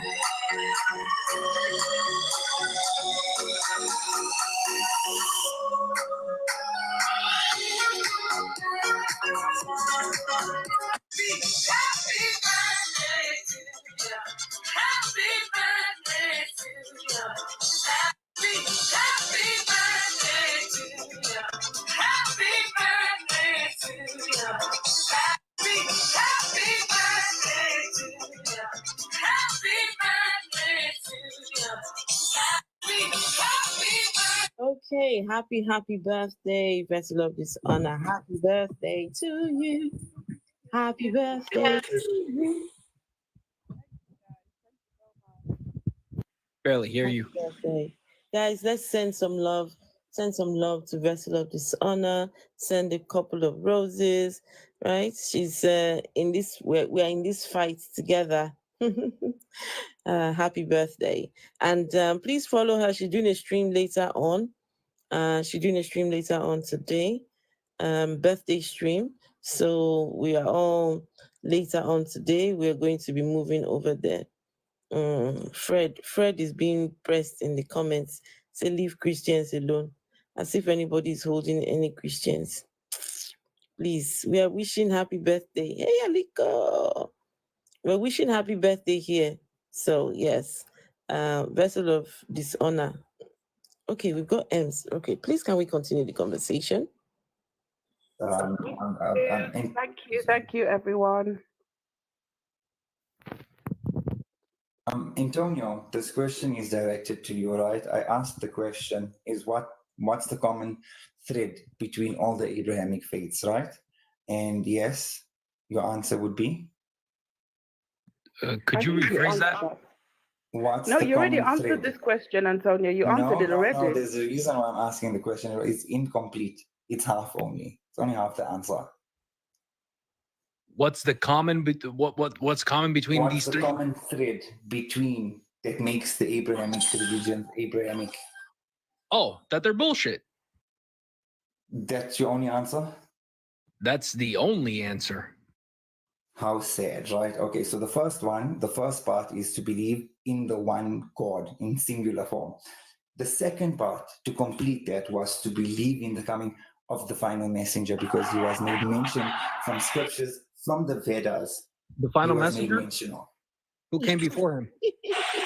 No, it was to believe in his coming. In the final prophet's coming, it was to believe that he was coming. You said the final messenger, right? Scriptures before that. I get it, but you said the final messenger, correct? Who came before him? Yeah, good question. Who came before him? I wouldn't say is irrelevant right now, but that's not the focus. The focus is him being the last very messenger. relevant. I mean, it's very relevant because... One second. Yasin, please. Who was the prophet sent to the South African people by Allah? I already asked him that. I asked him that. No, to his own people, to South African people. Who was the prophet sent by Allah to the South? Because I think they said Allah sent 100 and something thousand. Well, Ems will be able to help us. Ems, how many prophets did Allah send before he finally sent the final one? The only number that exists is 144,000. 144,000. So please, what was the name of this 144,000? Which one was sent to the South African people, please? I don't want to correct you, but isn't it 124,000 according to the Quran? It's not in the Quran, it's in the Hadith. 124,000, is it not? Maybe I'm spitballing. But it's not in the Quran, it's in the Hadith. All right, so Antonio, let's understand the concept of Abrahamic faith that makes us Abrahamic, right? So we believe in the one God. Hello, I just asked the question. Please, skip the question? What's the name of the prophet that was sent to South Africa? Okay, so we know that the prophets had companions with them, right? So not necessarily the prophet himself came to us, but maybe his companions, his friends of, generational friends that came years later. So in essence, the message still reached us. At the end of the day, we still got the message. Yes, she means which of the prophets, of the 100 whatever thousand prophets, went to South Africa. So my answer is saying, I replied by saying that even if the prophet himself didn't come, he had companions that he used to send out, like the companions that traveled with him. Are you talking about Muhammad? Yeah. Oh no, we're not talking about that prophet. Right, but a prophet was the ringleader for all his sahabas, right? So even if he himself didn't go, he could have sent one of his sahabas in that direction with the same message. But you have then Ibrahim 4. Okay, then the point of the prophets having companions and sahabas was what? Could I finish? Ibrahim 4 says, we have sent a messenger to every people. A messenger was sent to every tribe of people. And that no tribe is going to be punished until they get a messenger. Okay, 100%. I'm with you. I'm with you right now. I want you to stay with me.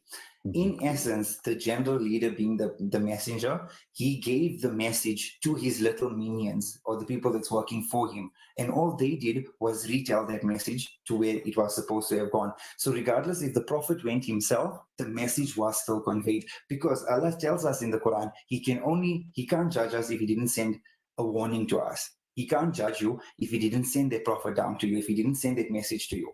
It would be unfair for him to do that. So yes, I'm glad you said that.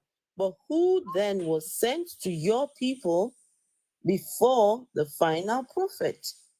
Because listen, Yasin, what you are doing is you are, I feel it is disrespectful to tell people that you're sending them the final prophet when you never sent them the first or the second or the third. You don't get to send a final prophet if you never sent one originally to begin with, right? And it's mighty funny how the people who had this religion, they had the honor of having all the many prophets, right? So these people were already 10 steps ahead of other people, but yet we all will get judged the same. We were never sent any prophets unless you can prove to us that there were prophets that were sent, right? And so now I heard you saying that, oh, but the message still got to us. Excuse me? Some people had the honor of having all these many different prophets. You never had a prophet until the final one that got to you. And now you come and tell Just us, imagine the reward, Mama. But at least they got the message. Fuck that. What kind of stupid message is that? I wanna ask something. Right. Okay, but I will give you a definite answer in terms of who actually came to South Africa. So we have certain people that are buried in special places which we call mazars. This mazars, in case people that we say that were the awliyas of Allah, the friends of Allah, right? And they also had certain qualities in them that Allah gave them to show that He was their friends. So these people were stationed Can you name around one? Johannesburg. Can you name one or two of them, please? All right. So we've got Bashapir and Sufi Sab in the Durban area. We've got quite a few mazars in Cape Town. We've got one in Boksburg. Did they come before Prophet Muhammad? No, not at all. No, these are the friends of Allah. Sir. I'm asking you, the prophets that came before the final prophet. Other parts of the world were sent 120,000 prophets, or how many? I don't know. 140,000, 120,000. Other parts of the world, they got prophets. They got the message over there and wherever. Which one came before the prophet of Islam? Okay, now in our Quran, right, we were told that the Jewish people, they unalived most of the prophets that Allah sent down. They even tried unaliving Jesus Christ, peace be upon him, right? So we know that these people were serious. The Jews were in South Africa? They were serious, man. No, okay. Were the Jews in South Africa? Am I talking about the Jews now? I'm asking about the prophet that was sent to South Africa. You're busy talking about Jews. He was unalived by the Jews. By the time he got to South Africa, he was unalived by the Jews because the Jews unalived most of that 124,000 prophets. So basically, there's no prophet that was sent to South Africa. Right? Not really. Is that what you're saying? Right. Yes. That's that what there I'm was saying. no prophet sent to Africa. Is there a prophet that was sent to India? Okay, so we know that Jesus Christ, peace be upon him, had traveled to India for a few numbers of years in his life. I don't know about that. Jesus was there. He actually spent some time in India. He was not a Muslim. Jesus was a Jew. Jesus has never stepped foot in India. Okay, but honestly, if he was a Jew, then why did they put him on the cross? Jesus was in India. Yes, let me tell you something. I beg. Let me tell you something, Yasin, please. I want a source for Jesus being in India, please. Yeah. Definitely need a source for that Okay, all right. I need a source. So Jesus went to India. Oh, nice. Okay, We're going to please. see Jesus was in Asia too. I heard he was even in Japan. Yeah, I heard right, Mama Africa, I'm going to bring that source for you, right? But Antonio, do you know the reason? No. Okay, all right, okay. I will wait. Please get the source now. I got a question. Yasin, I asked you this a long time ago when you first came on the panel. The same stuff that they're asking you right now, I asked you that more than an hour ago. Do you not remember? Yes, you asked. You did ask, Reggie. You know what? I remember Jesus also made it all the way to Puerto Rico too. Yeah, he must have walked on water to get there. I don't think that they be thinking about how far away these places are, that they be claiming that these people made it with no car, no bus, no train, no nothing. These are thousands of miles away by foot. Yeah. Oh, man. That's absurd. Oh. Through the desert. No kind of water, none of that. Do you know how long it would take to walk from Israel all the way to India? Yes, that's what I be saying when people be talking about Christianity started in Ethiopia first. I'm like, do you know how far away that is? That's what me say. It's on colors. Let's put it into perspective, right? If Jesus ever went to Mohammed Kolos. If Jesus ever went to any of these places that you guys claim he went to, then none of the events in the Bible actually happened because he would have never had time to actually do any of these things. Right, he'd have been walking his whole damn life, nonstop. In fact, did you guys see? There's one video that I have up there. That if Jesus, you said Jesus went back to his daddy after he resurrected, right? By the speed with which he was traveling, he still hasn't made it to heaven yet. He's still orbiting over in the somewhere in the galaxies up there, trying to make his way. So he hasn't made it yet. He ain't back to his daddy yet. He's stuck on the ISS with the astronauts. Maybe. See? I heard Jesus used to take American Airlines to head to China and to India. Reggie, you say? I said, I don't know how fast people think that a damn camel can walk or a donkey or whatever the hell they was riding on. Meanwhile, they say Burak Express. I saw a picture of the Burak Express today. Oh, you know what? Let me see if I can show you. Oh, yes, that's right. That's right, Gray. It wasn't American Airlines. Crazy picture. Let's see if I can find Jesus used to take Spirit Airlines. That's what it was. It was Spirit Airlines. The Burak Express. That picture was no, I don't have it here. It's on my other phone. Right. I'll get you. I'll show you the Burak Express. Give me a minute.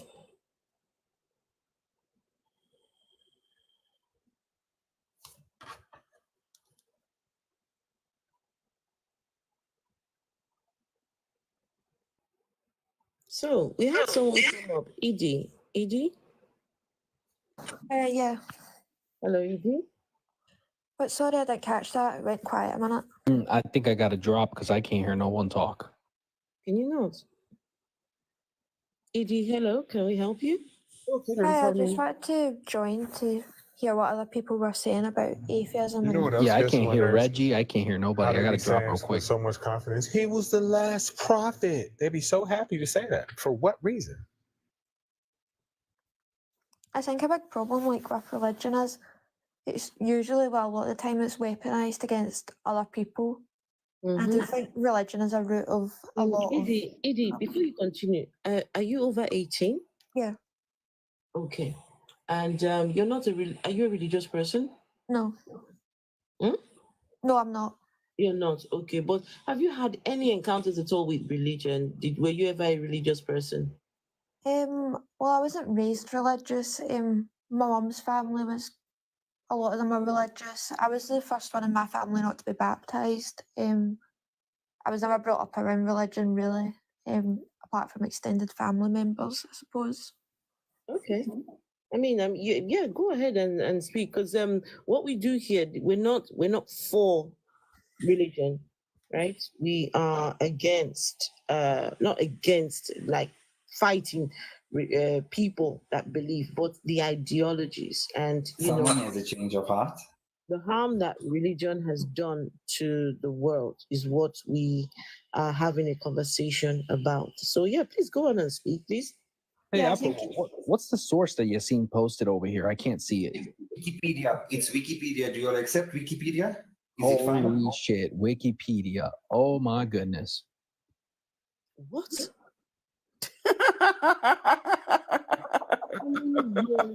Jesus spent. Wait, hold on, let me see. Right, so that's the one, right? And I'll go on to the next one. Hold on. The Unknown Life of Jesus Christ is the published edition of the careful notes that Notovich allegedly took. Who the hell is Notovich? This was written just to close the gap because people were asking what happened to Jesus between birth and when he went into the temple and knocked over the tables. But I'm sure he did that when he was 12. So how could he have been in India at 13 when he knocked over the tables in the temple at 12? So when Jesus was 13, according to account, he joined a caravan. Imagine that. He joined the caravan of merchants to go to India to study their sacred laws. This is, wait, hold on. Jesus came with the main law from Daddy up there. Jesus is God. Jesus is God. From up there, he can see what the Indians are doing, right? He knows what the hell is going on. Afro, please bring Ems up. Now Jesus has to come and jump on a caravan to go I'm sorry. He has to jump on a caravan to go and learn to study man. Yeah, that's just as bad as Mormons. It's not an Islamic claim. Emsa said it's not an Islamic claim, so I don't know what he's talking about. Yeah, that's just as bad as Mormons saying that Jesus went to America. My goodness. Hey, they said he was in America? Mormons believe that. Jesus went to America, yeah. Jesus, that Jesus guy, oh my goodness, that guy, Yassine. Yassine wants to show more stuff. Hey, V. Could you show me this from an Islamic source?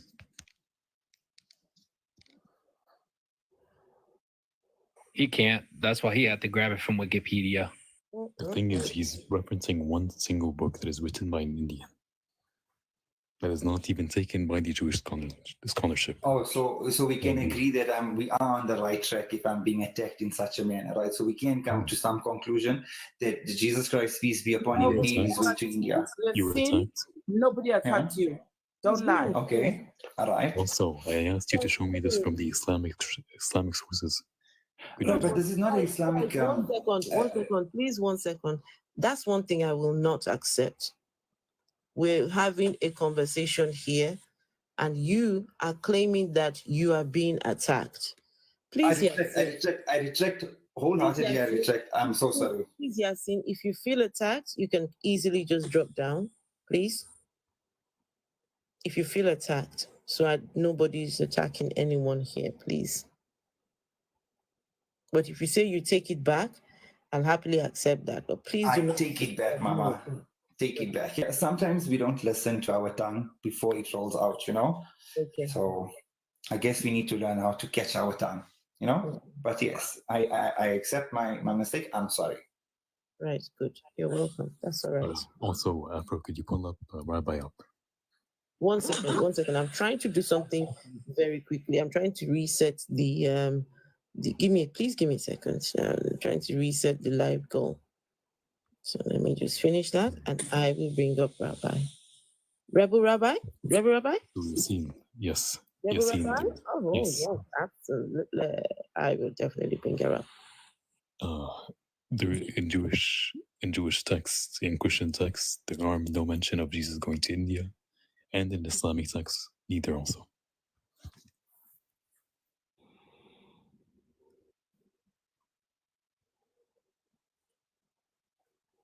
Let alone spending 6 years in India.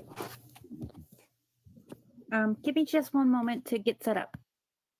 All right, no worries. I'm glad that you're here. We've got Zapora. Hello, Zapora. Hello, how are you? I'm good, thank you. And how are you? I am very good. I was listening to you earlier on, and it's not that I was raised in a Christian home, and so I understand what you're saying. It seems as though that your situation was very worse than mine in a sense.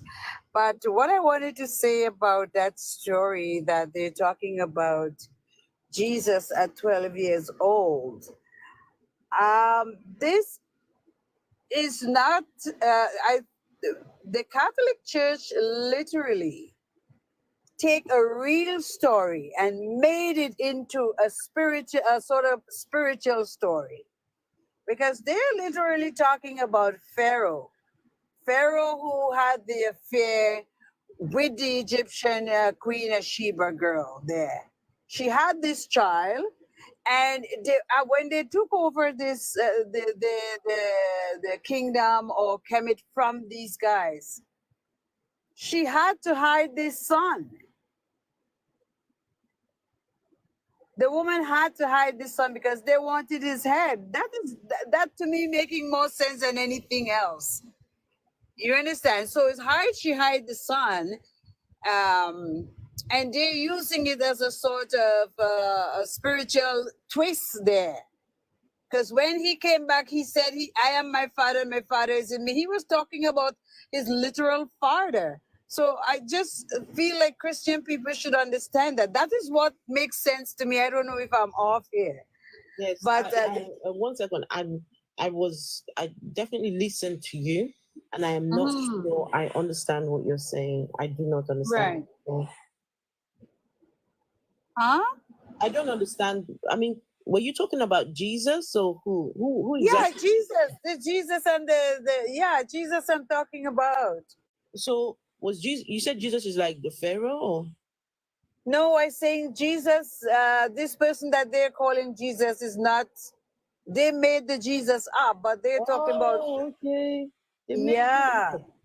Yeah, I agree with you. That one I agree. Who said? I'm kind of confused though. Who said anything about Jesus when he was 12 years old? No. The guy just posted something in Wikipedia there about the story that he left for. For India. Okay. Yeah. Okay. Yeah. Yeah. So that child that had to hide, he was hiding from. They wanted to unalive him. They wanted that. That's where that story literally comes from. I wish Christian could go dig a little deeper into. The story that he brought, Jesus wasn't hiding. Jesus actually traveled to go and learn, to study. He went to India to go and study. So he didn't. Yeah, he didn't go to hide in India. Why he has to study when he was supposed? He didn't have to study Christian people. He didn't have to study if that is the case. Remember, he was all holy. Yes. The story goes. 1 second, Yes. Sephora. 1 second. The rabbi wants to say something real quick. Okay. Hi. For anyone who doesn't know me, my name is Rabbi Hannah. I'm a member of the clergy for the Jewish faith. I don't know who mentioned or who brought the premise that Jesus went to India for 6 years, but there is no compelling evidence to suggest that happened. We do see in the Gospels that the Gospels mentioned that he traveled to Egypt in hiding, but there is no relevant evidence that we can find to substantiate the idea that Jesus ever traveled to India to do any kind of sacred learning amongst anyone there in India. Man, why would he do? If you really follow the scripture, they said part of it, they said they searched the heaven, they searched the earth, and none was found worthy. So he had what he's studying again when he know the whole system. Exactly. So it doesn't make sense. People need to understand that this whole thing is a fake. You're right. It doesn't make sense at all. No, he won't have to go anywhere to study anything. Because if he does, he could walk on water, he could have raised the dead. What it is he wants to study. So that alone to tell it was someone that they were hiding. According, if you go deep into certain readings, you will find out that he was hiding. I tell you what Jesus was studying. He wanted to go and study the female reproductive system. Yes. God bless Reggie. Go on. I just want to add that it's 4,500 miles away from Israel. Yeah. So there's no way he could have actually got there. No, 4,500 miles away. That's there's not and there's no compelling evidence to support it. The most that the gospel talks about is his family traveling to Egypt, and that's it.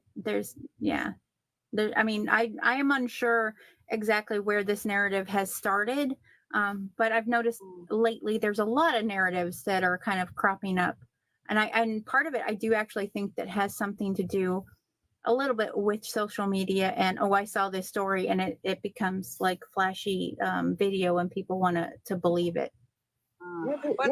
Rabbi, I need you to just help us out, right? I will do my best.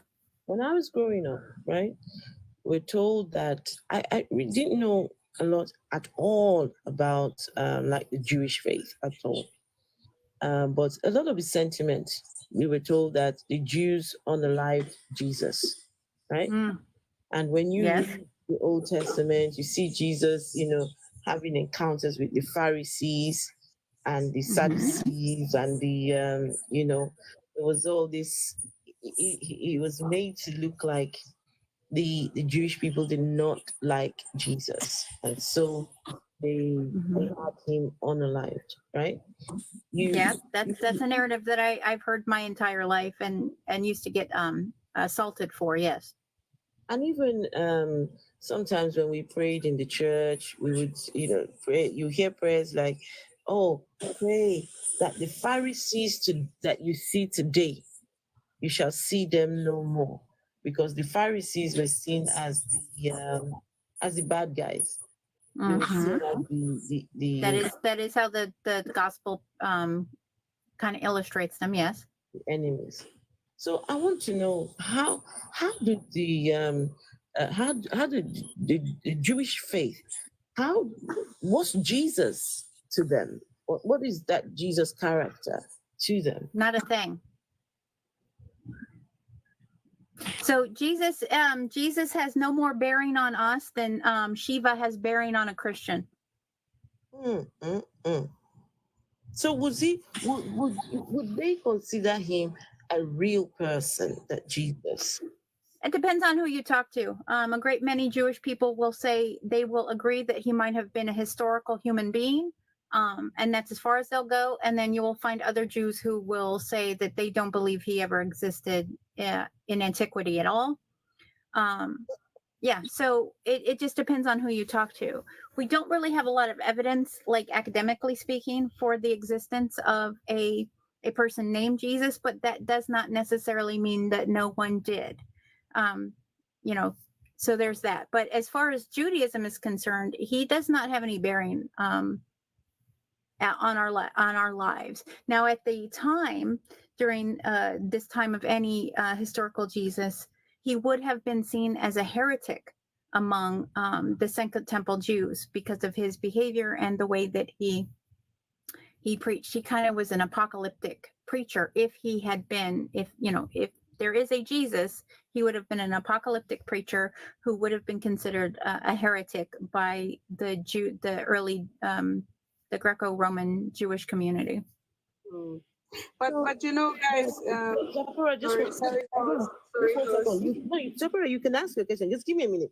So just the other day, I was listening to somebody having a conversation about Paul, the Apostle Paul, and she was trying to say that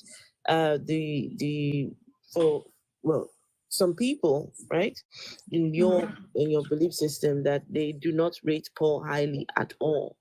In fact, there might be, I think she was trying to say that he may not even have been Jewish at all, but claimed he was Jewish. And, but that the ideas around that Paul character is not considered a somebody to be trusted.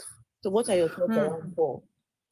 So again, so Jews do not concern themselves at all with the New Testament. So any characters that you find inside of the New Testament, Jews do not think about.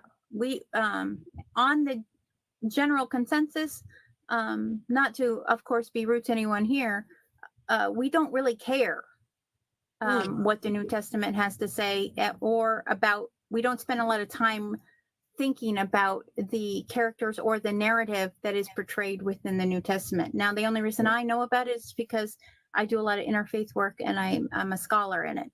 So, but Paul likely was born and a Jewish, like an early Greco-Roman Jew, who also would have been seen as a heretic. In fact, he was probably seen as a heretic Roman Jew is the highlighted word there in that case. Nearby, Checker. Do you know that I was still speaking, or do you just interrupt women on the general? Don't use women here as a co. Why would you say that? All right. So please continue. So the likelihood that he was also a heretic among early Christians is pretty high as well. There's some compelling evidence because of the way that he preached and the things that he stated. He would have been seen as an outsider, even among some early Christian or early followers of any historical Christ.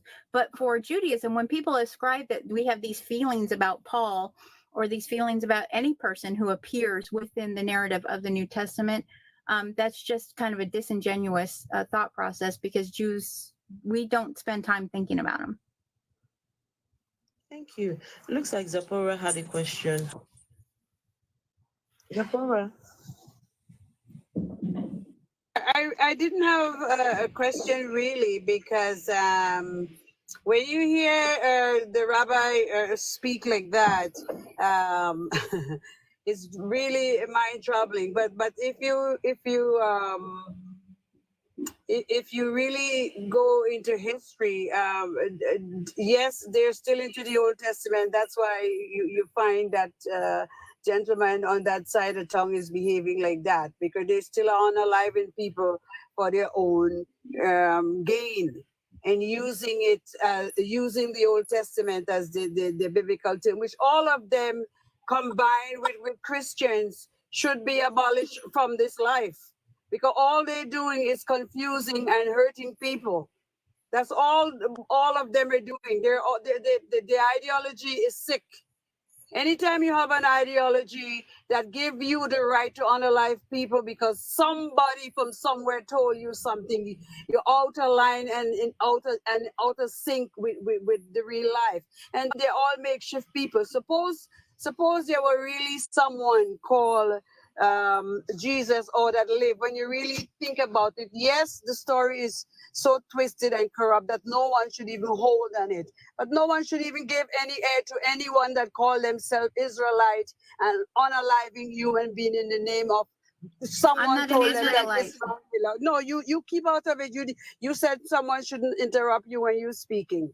You understand? So to see how much people they are unaliving, and they even talking. Zipporah, easy. Please, Zipporah. Just calm down, please. I'm not an Israeli. I understand what you're saying, but I'm not an Israeli. I'm very much for the liberation of all people because I believe in the preservation of life. But if the insistence is that because I'm a Jew, I must be a murderer, that is incorrect. All right, but that doesn't make us. F1 in the chat. Please, yes, F1 in the chat.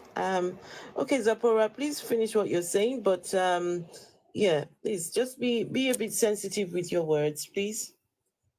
Yes, I will be sensitive with my words, but she wasn't sensitive when she criticized the so-called Jesus for the people, right? Because why should she be sensitive for to a character that has been used to plague a lot of people?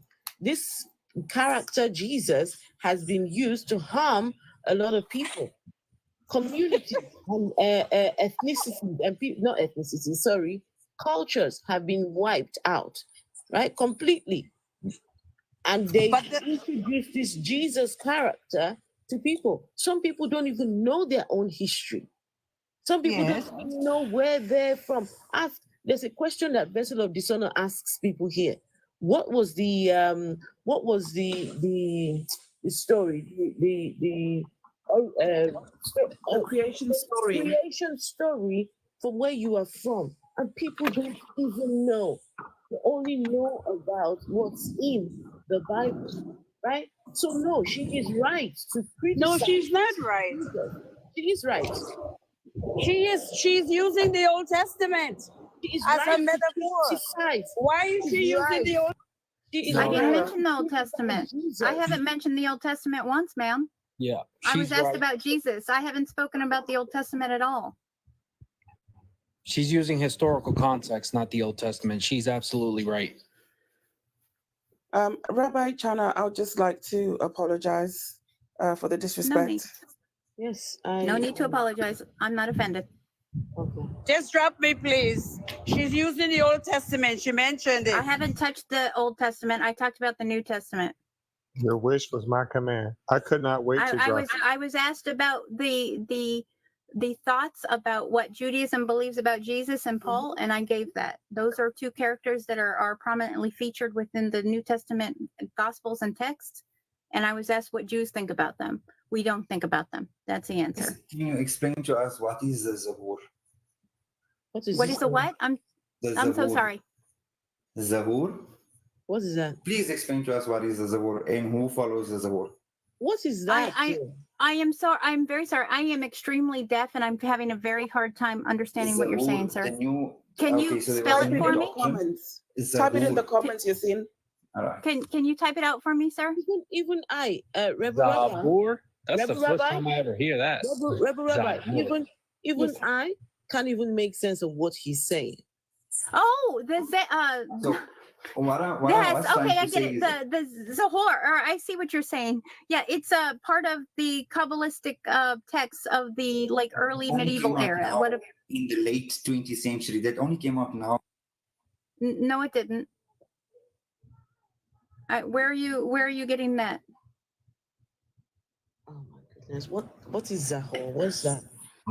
It's the collection of, it's a part of the collection of the Kabbalistic texts, starting with the Sefer Yetzirah, the Book of Creation. That is what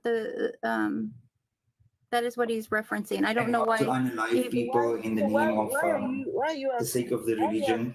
Why are you asking as well? Why are you asking about Zohar, please? Yasin, as if your book instructs. Why is he asking about it? Yasin, your book instructs the same thing.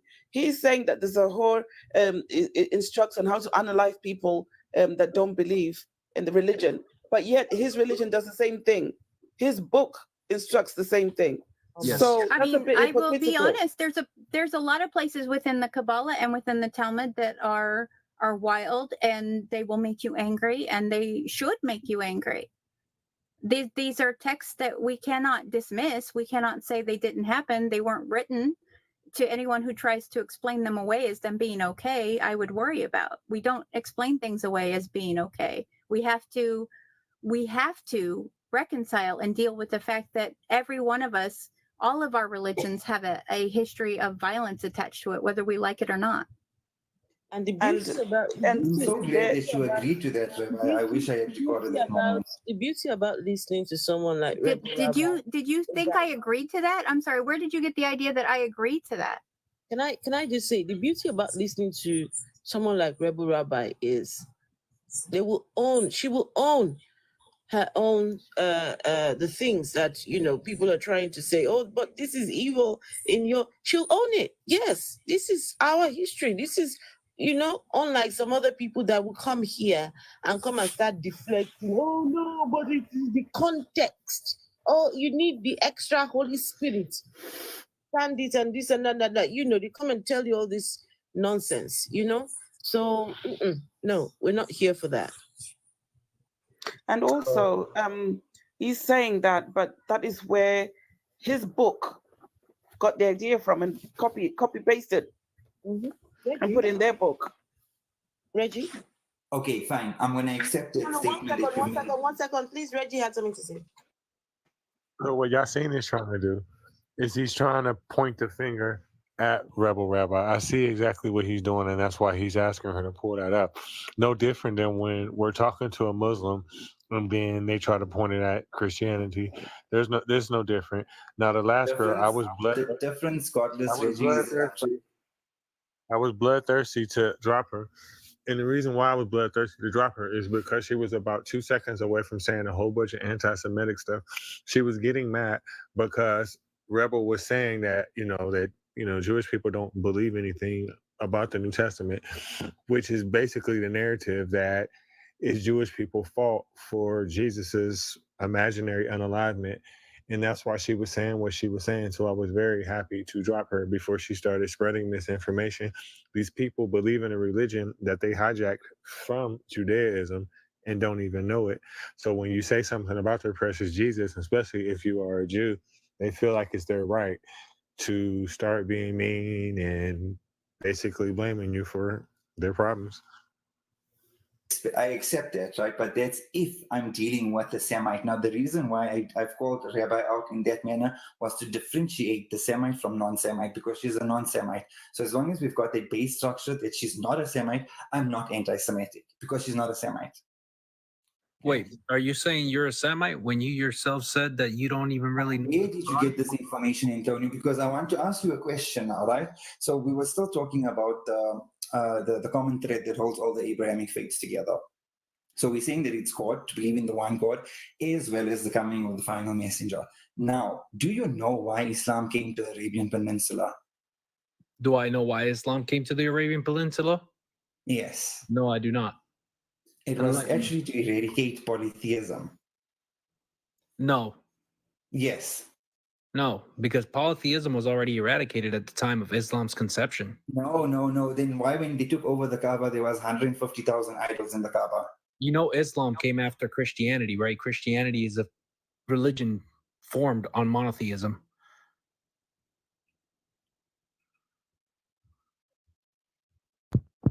Are you not going to add anything to that? And in both Christianity and Judaism, they are against idol worship. So again, Yasin, what's your point? Just to also clarify, when you were asking me about the Zohar earlier, the Zohar was first publicized in between 1240 and 1305 CE. So not the 20th century, sir. All right, you wanted to say something? I wanted to ask what the point of him saying he's not an anti-Semite regarding Rabbi was.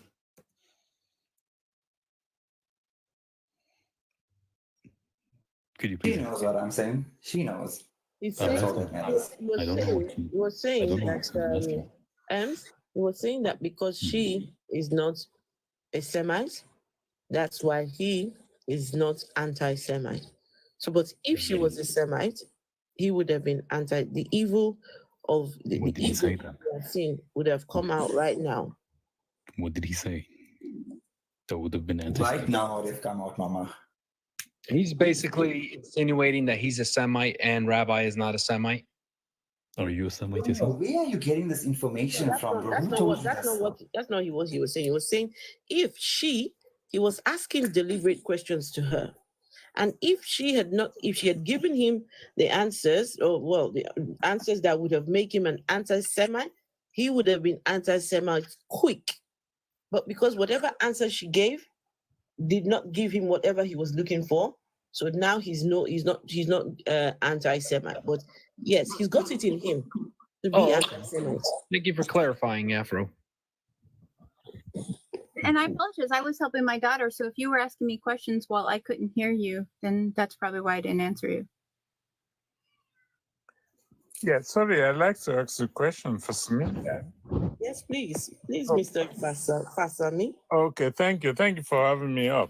Yeah, I'm just listening to Rabbi, and I understood what she said about not strong evidence about the New Testament, which I agree. Oh, that's not what I said. I said there's not strong evidence that Jesus traveled to India. No, I thought you talked about his existence. So whether there was any character, there was no strong evidence. Yeah, I was asked what Jews think about the existence of Jesus, and I said it depends on who you ask. Some people will say yes, he existed, and some Jews will say they don't believe he existed at all. Okay, I get that. Yeah, if I could take you back a little bit to the stories of the Old Testament, are there any archaeological evidences of all that the Old Testament talked about, especially if you go to Egypt, ask about Moses' interaction with Pharaoh? We don't have archaeological evidence for 99% of what happened in the entirety of the Bible. Right. Okay. Thanks for that. I mean, if you're asking me academically, we don't. We do not have evidence. Yes. Rabbi, please, for the sake of the people in the back, can you please repeat what you just said? Please, for the sake of those at the back. Afro, can you screen record this, please? It's on YouTube. It's on YouTube. We do not academically have archaeological evidence for 99% of the stories you see within the entirety of the Bible, from Genesis to Revelation. Now, we can say there are some places that obviously that are within the text that we can find on earth. There are a couple of people that, yes, we can place as actual people, but we can't find archaeological evidence that like 600,000 Jews left Egypt all at one time. There's no archaeological evidence to suggest that there was a worldwide flood event. There's no archaeological evidence to show that in the early 400 BCE that we have a rain of sulfur and fire that destroyed Sodom and Gomorrah. We don't have that. But if you need it to be historical, then I don't know what to tell you to anybody. I mean, the texts aren't meant to be seen as historical documents. They're meant to be seen as narratives that help guide us through our worst and our best days. Wow. Yeah, to me, it's a fictitious story. Yes, Fasami, I like the fact that you use the word story, because that's what it is. Story. If you grew up in Africa or any other, place where, like indigenous people, I would tell about my childhood. We'd sit around the fire and our grandparents or the elders would tell us stories. They'll tell us stories about giants, about talking animals. They'll tell us all these things. They're just stories.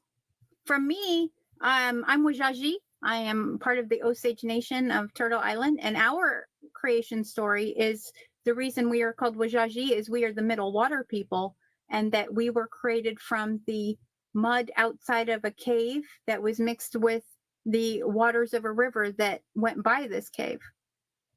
Oh, wow, amazing. This is what these teachers, like this clown over here. This is what I said earlier, Afro, that this is what they don't teach in the churches. No, they will never.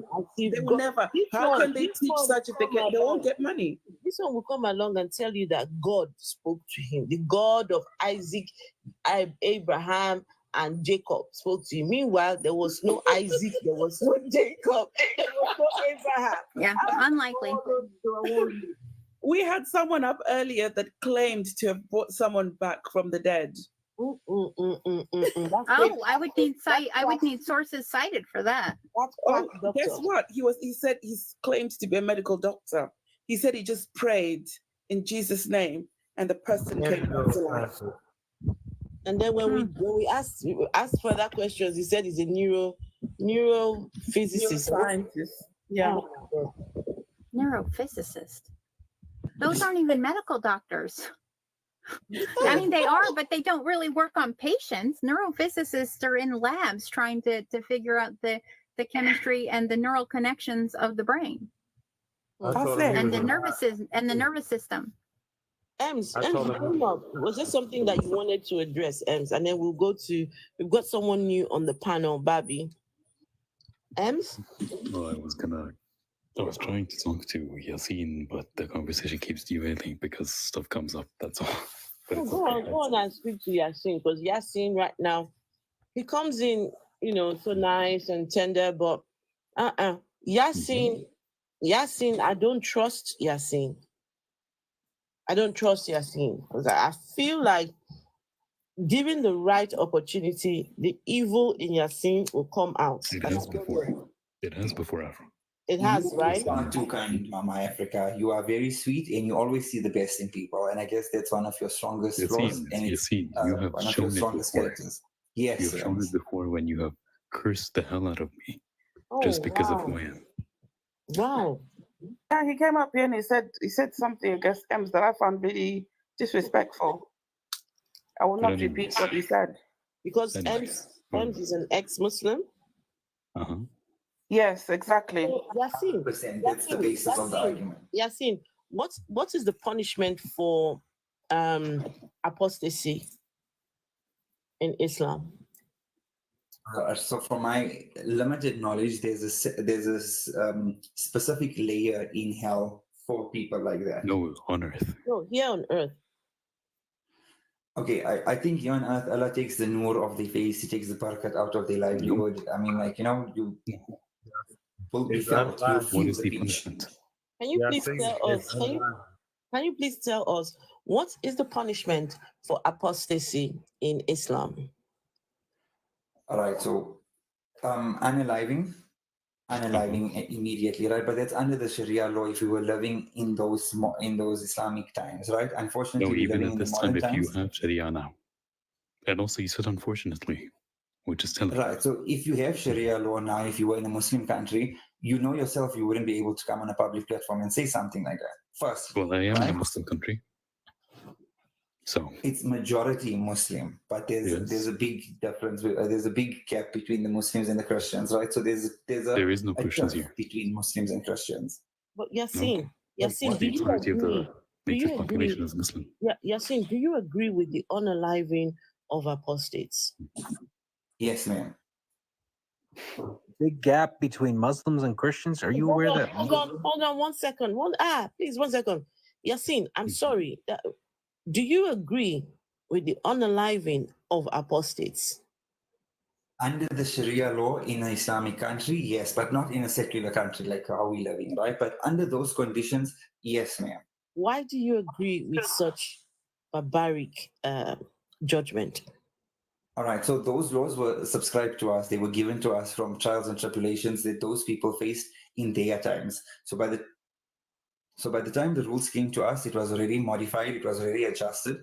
We didn't need to adjust it anymore. All we needed to do was execute it and fulfill it to the best of our abilities. You didn't answer my question. Why? Because look, you may one day, you don't know Yassine, may one day be an apostate. You may one day walk away, right? And so whatever you're saying will one day apply to you. So why do you agree with apostates being unalived? Why do you agree with that? That law specifically, those instructions came from the Prophet. Now, according to us as believers, whatever Allah says and whatever the Prophet says, we don't ask, we just do. You know? So in that line, we don't ask. My goodness.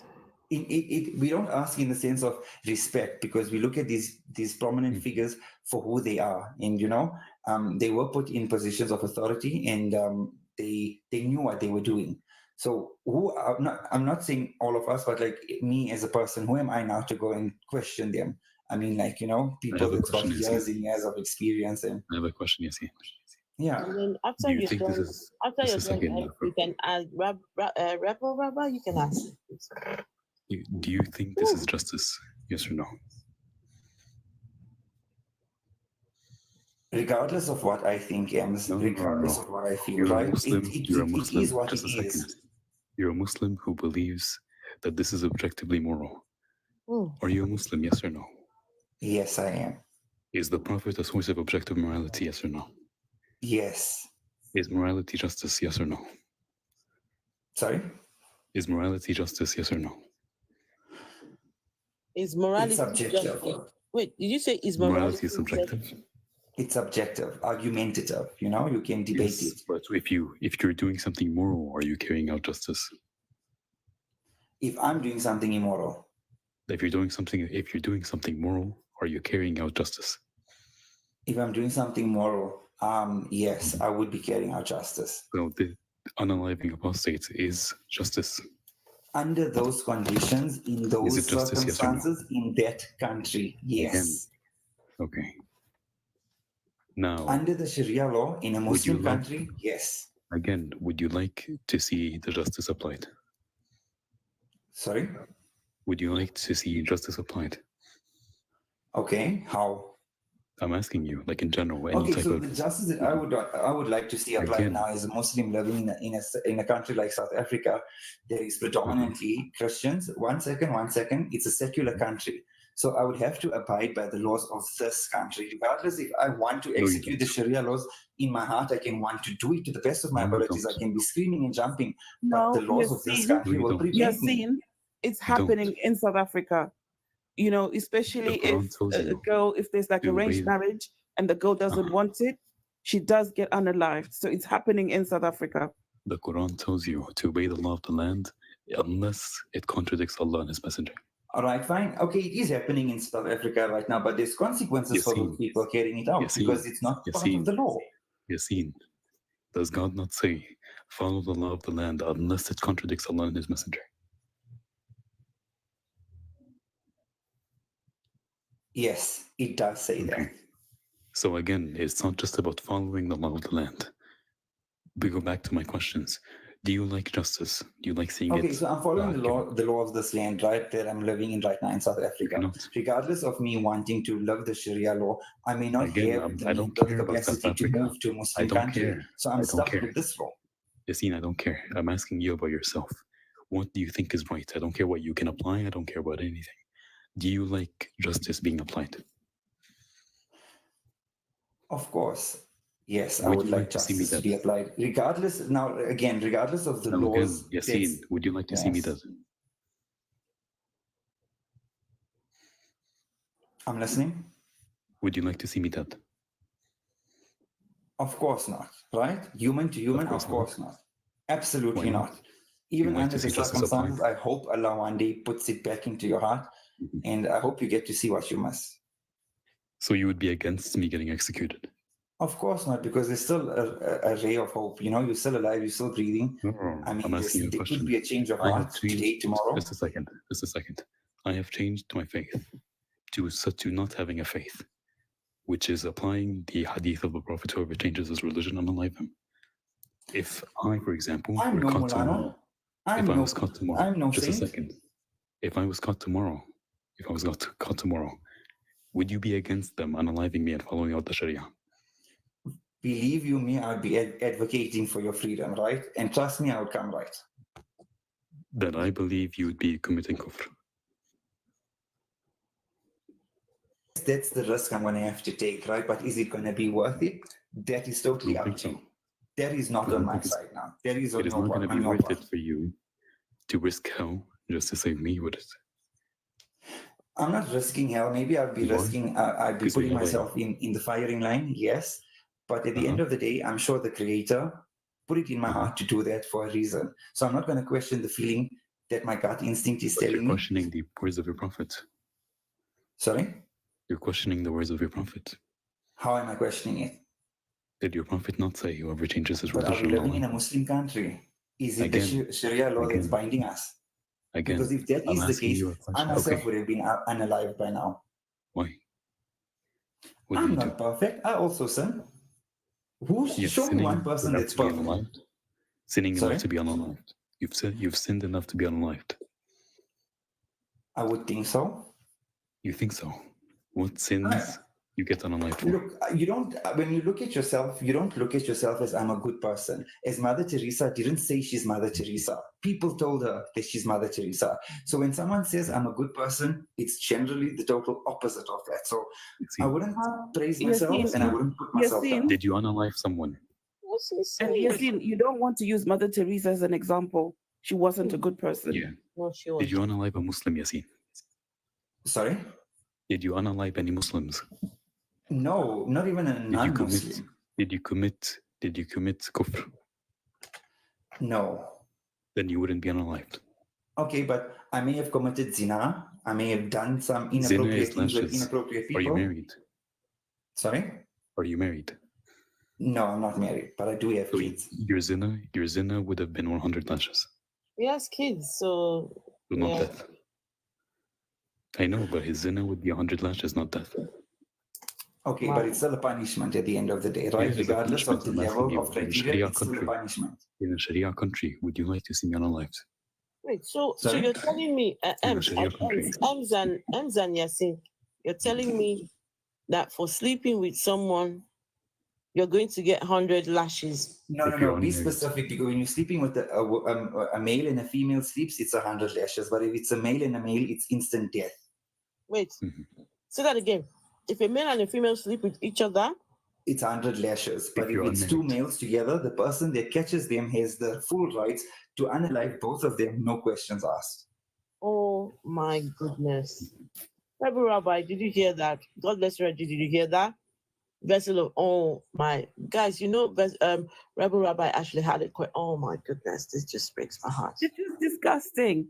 Can Every I ask him day a I question? listen He to said someone. he's got children. Sorry for Sami. Sorry. Okay. Every day I hear a Muslim comes up, they always tell me something that makes my skin crawl. Every time. Oh. Go on, Rebel Rabbi. Ooh.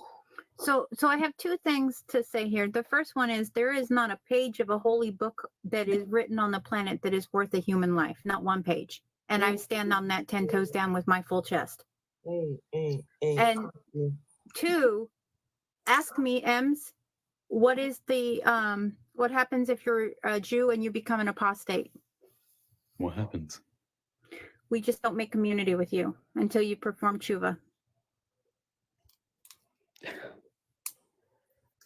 Well, that's it. That's our law. The law says that if someone becomes an apostate, then we don't recognize them among the people. They are kind of outcast. We say, hey, you don't want to be one of us, so you are not one of us. But if at any time they decide to make tshuva and return, they are welcome back with open arms. But still, I mean, to be fair, I'm going to be fair here. Like you rightly said, no book, in my opinion, worth that Rebel Rabbi. There's not one. I agree with you. There's not one page of any holy text ever that is worth a human life.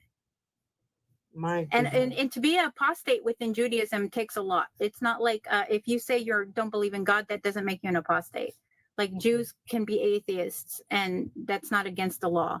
So our law says that the only way that you become an apostate is if you become an idol worshiper, and that's it. So like the tenet of Judaism is large. The line in the sand is you are not allowed to believe in Jesus or worship Jesus. That's the line. Everything else is negotiable. I've met an ex, he's an ex-rabbi, and he says he's culturally Jewish. Mm-hmm. Yeah, he would be. Yeah, if you can be, because Jewish is more than just being a religion. We're also an ethnicity. We're a tribal ethnicity. So someone can be Jewish without believing in God, without doing prayers. They're just seen as secular and culturally Jewish.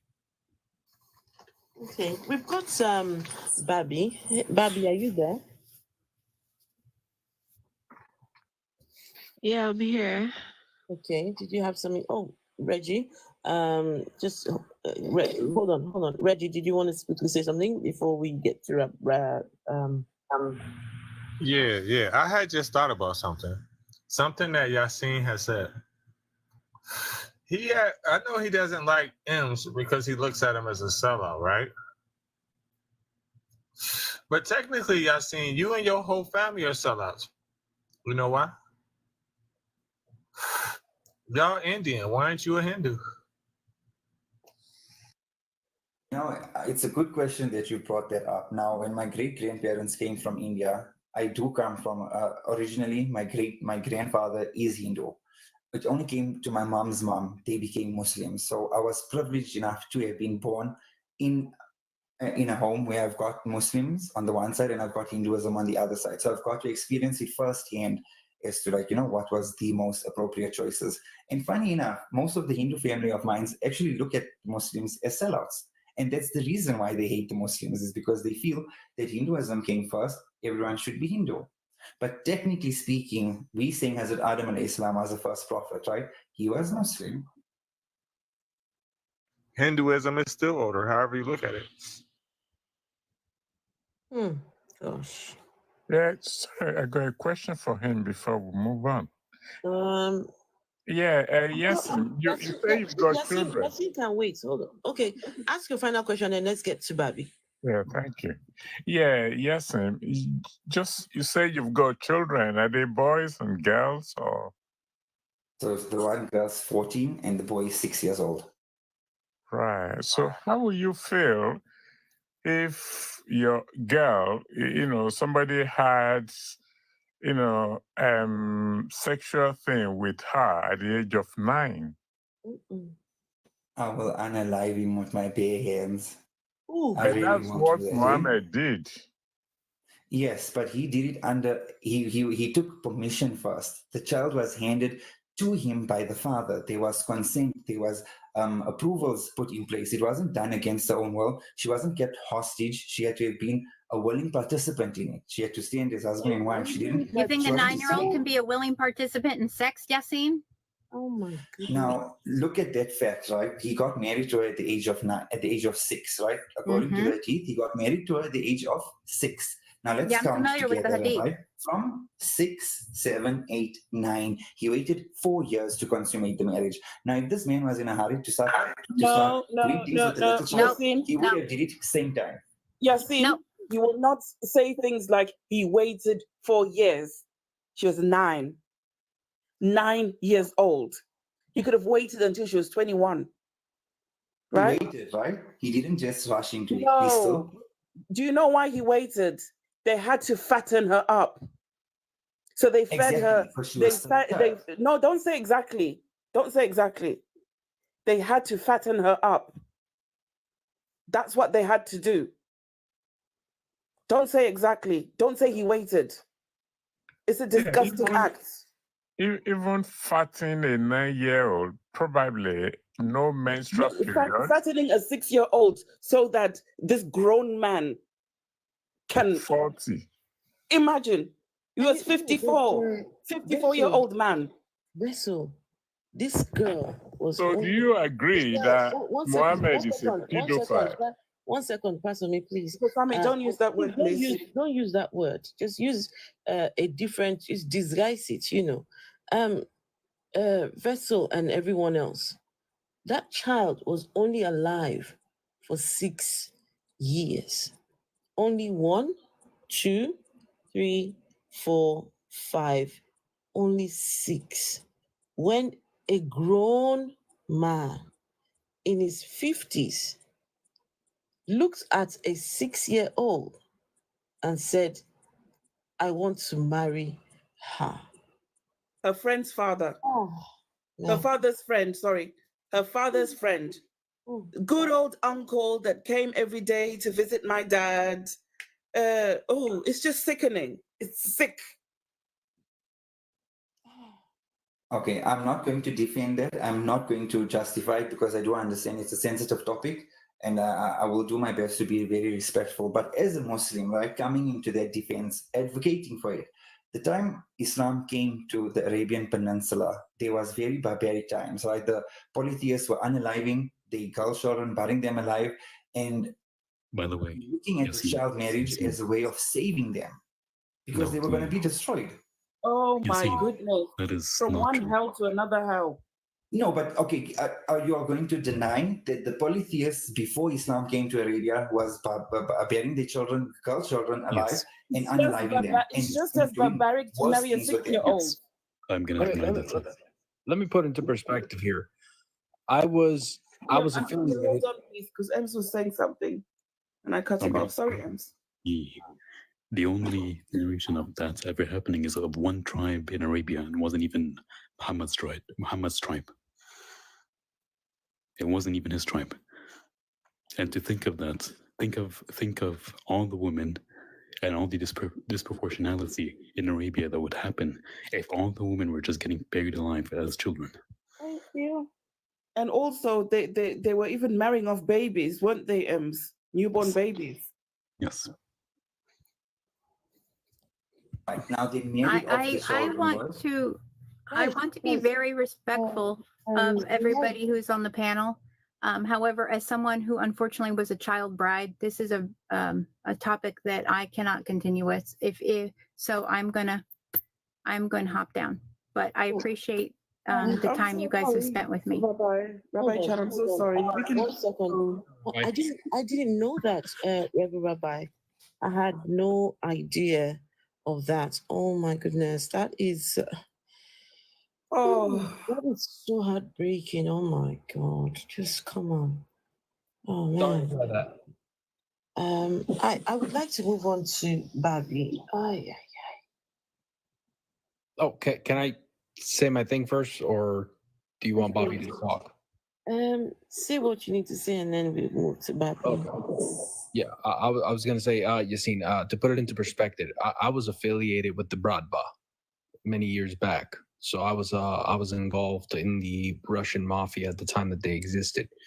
For them to consummate my full-fledged engagement with the Bradba, I was supposed to marry a 16-year-old girl that they were going to bring from Russia. I was 21 at the time. You know what I told them? I don't want it. Because I knew it was wrong. Now, before they brought this girl to you, did you have any acknowledgement of her age? Did you know how old she was before you met her? Yes. Or you just found it out on your wedding day? No, they told me exactly how old she was going to be. Okay. I still chose not to do it. Good for you. Right, can we move on, please, to Bobby? Hi, Atheist Cat. Hi. Hey, Atheist Cat. Hello.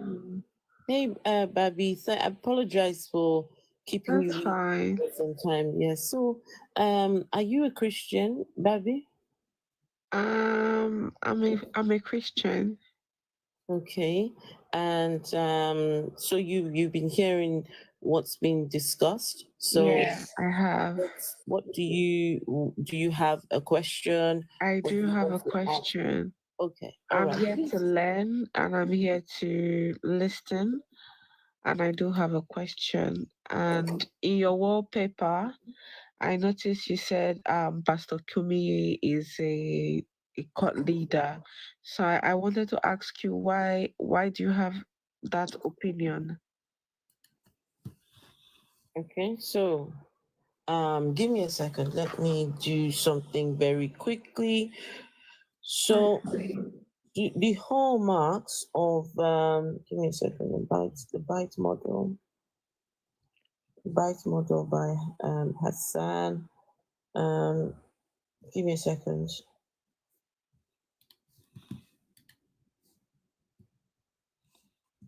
So to identify a cult, right? There's a model. It's called the byte model by Dr. Stephen Hassan. It tells you what to look out for in a cult.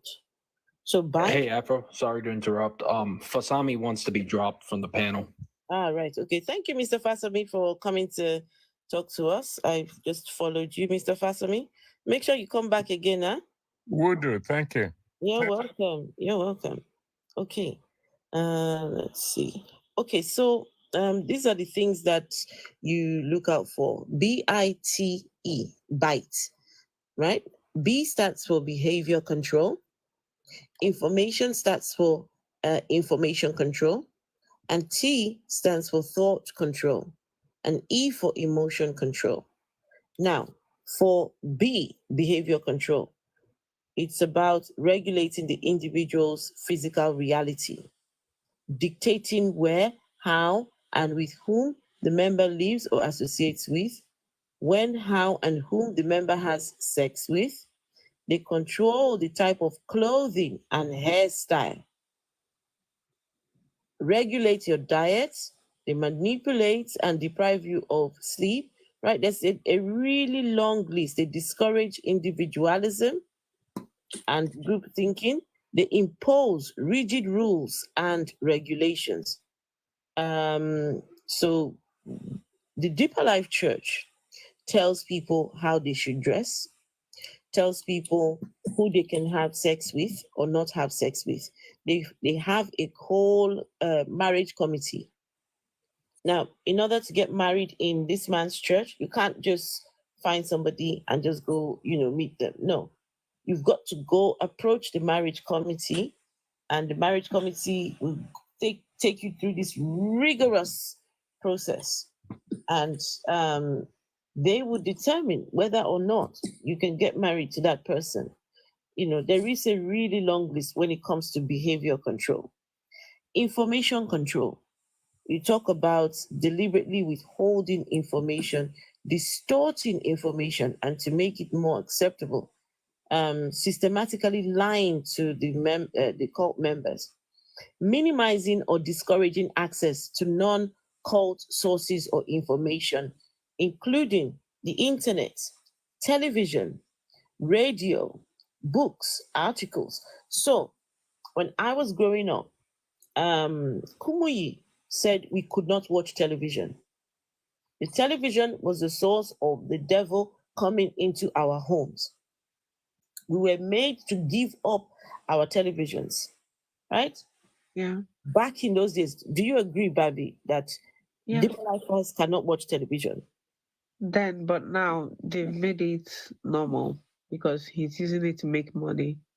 So now he's now on television, right? Because now but when I was going to this man's church, we were not allowed to watch television. So that is information control. Well, just one of the so thought control.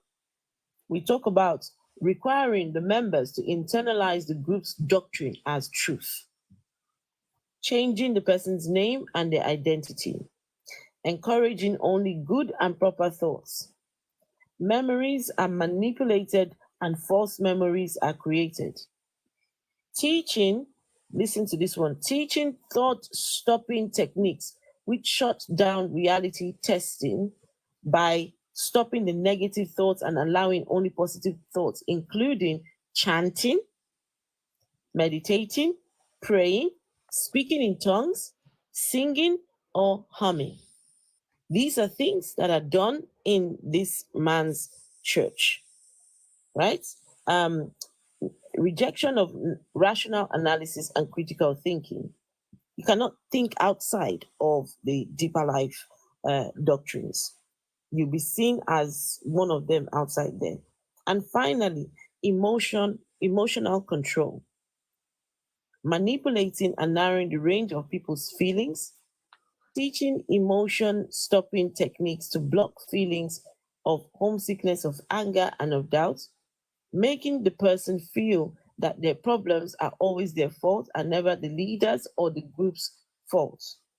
I've heard videos of what's his name? Kumuyi tell people that everything you own belongs to God, including your life. I've got that video somewhere. Everything you own belongs to God. And so you must not withhold anything. And this was a time when he was upset because people were not giving the way he wanted them to give, right? And so he was, he even cried. He cried in that sermon that he gave when he was telling people that they need to give everything because everything belongs to God, including their lives. Instilling fear, such as the fear of thinking independently, the fear of the outside world, fear of enemies, fear of losing one's salvation, which is a very great thing. I, as a youngster, as a young child, was taught about heaven and hell in this man's church, right? We were made to give our lives to Christ in tears, tears in our eyes. After we had watched the Bernie's movies that they would make us watch, because we were not allowed to watch television. But of course, we were taken to church in the late at night, separated from the parents, kept on the other side, and shown these horrific movies. I mean, I've got stories for days, right? In this man's organization. And so I've just taken you through the bite model, right? We could go on. It's long lasting. This man has put himself in a position of authority. He tells people that he is the one that God has sent. He said God told him to be the holy. He's all about holiness, right? So hopefully now, do you agree with what I'm saying, or do you disagree that this man is a cult leader? Like I said, when I came up here, I said I'm here to learn. So I can't agree or disagree with you due to I was never a member. I'm not a member of the Deeper Life. The reason why I want to know this is because my partner grew up a Deeper Life fan, even though he's not a Deeper Life fan anymore. But my mother-in-law and his family are still Deeper Life, and she just left my house like a week ago, and that's the first time we met. And her mode of praying almost every day, every week, do you get, was uncomfortable for me. And I felt, is this normal? Am I like, I felt like maybe something is wrong with me because every time she's on the telly, and growing up, I know that Deeper Life fans don't watch televisions. And every day now she's on telly watching their ministry and all. I will be like, I thought you guys don't watch telly. Say, oh, watch television now. I said, so you're watching YouTube to make money for him then? And she'll be like, oh, I'm an unbeliever. I need to, I'm causing her son not to come to the Lord. And also, I can't agree, I can't disagree because I don't know the church per se. I've never been there. So that's just what I wanted to understand. So, but have you seen Deeper Life members at all? Have you seen the way they dress? Yes, my mother-in-law is she judges everything I wear, every single thing. Does your mother-in-law wear perfume? No. I hope she doesn't have body odor. I don't think so. I bought her one. She said no, they don't. She doesn't even wear our normal Nigerian, because when they were in their church, I watched one of their program once, and I noticed all the pastors sitting in front wore suits, and I'm like, I asked her, why are none of them wearing an African attire? And she said, no, you have to wear suits, you have to look upright. And I'm like, so our attires as Africans are not upright? Is that what you're saying? She said, yes. When you wear the suit, you look presentable. I said, our clothes are also presentable. I don't know what you are being taught. And also, there are some clothes I wear, and she judges them. Oh, what you're wearing is not good. You're an unbeliever. So I have to understand, because the way she behaves, and she's so scared of hell. I grew up as a Christian, but the denomination where I grew up in, we don't believe in hell.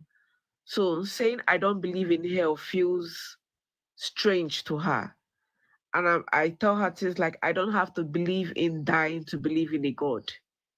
I don't have to believe in burning somewhere to worship what I want to worship or who I want to worship. If I believe in that, that means I am worshiping in fear. I don't have to worship in fear. I have to just accept or believe that there is a God or there is Jesus and then worship. I don't have to be scared that I'm going to hell or not. I mean, I'm challenging any members of the Kumuyi's cult, his cult members, right? I can see some of you in the chat. Come up and let's talk about it. If you say that he is not a cult leader, you are not in a cult, please come along. Well, they don't used to watch television before. All of a sudden, when he knew that YouTube could make him some money, he started going to the YouTube and making money from YouTube. Yes, because he's a thief. He's a big time thief. He's a pulpit bandit. That's what he is. Because now he sees that if he continues the way he was going, not allowing people to watch television, how will his church grow? Now, this man was in Nigeria, right? He saw that things were not so good over there. Now he has relocated to the UK. He has left those people over there, and immediately he's in the UK. This man, as soon as his wife died, point of correction. As soon as his wife died, Uncle, please keep quiet, please. Let me finish what I'm saying. As soon as his wife died, he immediately married that lady that he is with now. He didn't waste time. And he gave the reason why he married that lady. It was God that told him, go and get married so you will not burn. All he should have just said is that, look, he just wanted to shag. He just needed to make his dick wet. That's all he needed to say. Come and tell us that it was God that told you to go and marry so that you will not burn. Olodo. And he will not let any of his members get married just like that without consultation of the pastors in the church. It's a real woman. Anyway, so we've got one of his people up here. So, right. So, Ayodeji, you are very, very, very verbal in the comment section. So, what have you got to say? First of all, you said Pastor Kumuyi moved to UK. Have you not seen him? If you watch the live stream, you will see that he's still in Nigeria. So where did you get that from? There was a video. Give me a second. I can play you the video. 1 second. Yeah, he has explained the video. Of him saying that he has relocated to the UK. He didn't say he relocated. Give me a second. And he's still, if someone relocated to UK, with the person still being in Nigeria. Ayodeji, I watched the service when he explained that, and he said that the people of the world wants to deceive you guys from going against your daddy, the Lord. And the only reason why he gave you people that bullshit story is because he came under some massive fire, right? You are telling people it's going to be okay, it's going to be okay. Go and look, there's many prophecies. This guy said, oh, Nigeria is going to get better, right? 20 years ago, he said he was going to get better. Now he has left you, the people there, and he has run away. Okay, give me a second. Let's do this. I mean, I can at least point out that he was in London long enough to meet a woman and marry her. Sorry, 1 second. Go on, IT Scats. I'd already said playing the video, but yeah, go on. We can at least show that in October 2010, he was in London, England long enough to marry a woman who lived there. So, 80 Scats. He didn't even relocate. This man has got properties. He's got properties in the UK. He's got properties in the I completely believe it. He's got properties everywhere. This man is when I say multi-millionaire, he's a multi-millionaire. And where did he get his money from? You know, 80 Scats, he was a mathematician, right? But a mathematician, he saw that mathematics was not doing him any good. Quickly, he jumped into this the preaching industry. The preaching business, because of course, once you start preaching and telling people that you are a God spokesperson, everybody comes flocking to you. So let me play this video where he said Nigeria, but I'm based in London, United Kingdom now. We belong to the Deeper Life Bible Church, and the Bible Church is. So it was an interview. He said he started in Nigeria. Where was the interview? Auntie, hold on. He said he's now based in London. Oh, let me play it again. Nigeria, but I'm based in London, United Kingdom now. We belong to the Deeper Life Bible Church, and the Bible Church started 1973 with 15 people. But now in Nigeria, we're about 1 million in membership, and then we're in about 60 countries all over the world. And then we have the church also in the UK. We have about 40 branches in the UK, and we're growing very much. Nigeria, but I'm based in London, United Kingdom now. We belong to the Deeper Life Bible Church, and the Bible Church started 1973 with 15 people, but now in Nigeria we're about 1 million in membership, and then we're in about 60 countries all over the world, and then we have the church also in the UK. We have about. This man is bringing churches from Nigeria. Now he's coming to the UK. He's in the US. But he's everywhere. He's everywhere. Huh? What you heard, does he need relocation? He said he's now based in London. Are you deaf? Does he need relocation? Are you deaf? I don't understand you. Are you deaf? See, Max, are you deaf? No, I'm not deaf. No was abusing you when you were saying your first narrative. If I go for a place to stay 1 month, does that need relocation? Please mute yourself, please. Like some people just. The man never said he's moving for 1 month. He said he is now based in the UK. When you're based somewhere, it means that is where you live. He now flies from the UK to visit Nigeria, but his home is now in the UK. Some people know where his house. They know where Jaffa, that's what he did. Jaffa. Okay, let me play this. Please. Well, I'm from Nigeria, but I'm based in London, United Kingdom now. You get that? Say, I'm from Nigeria. Well, I'm from Nigeria, but I'm based in London, United Kingdom now.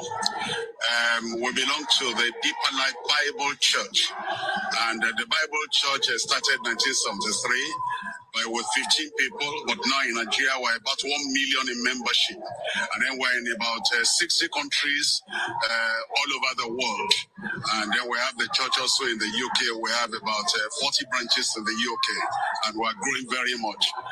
And that's about Sunday Adelaja for a long time, because according to his testimony, you have all heard that I got converted after.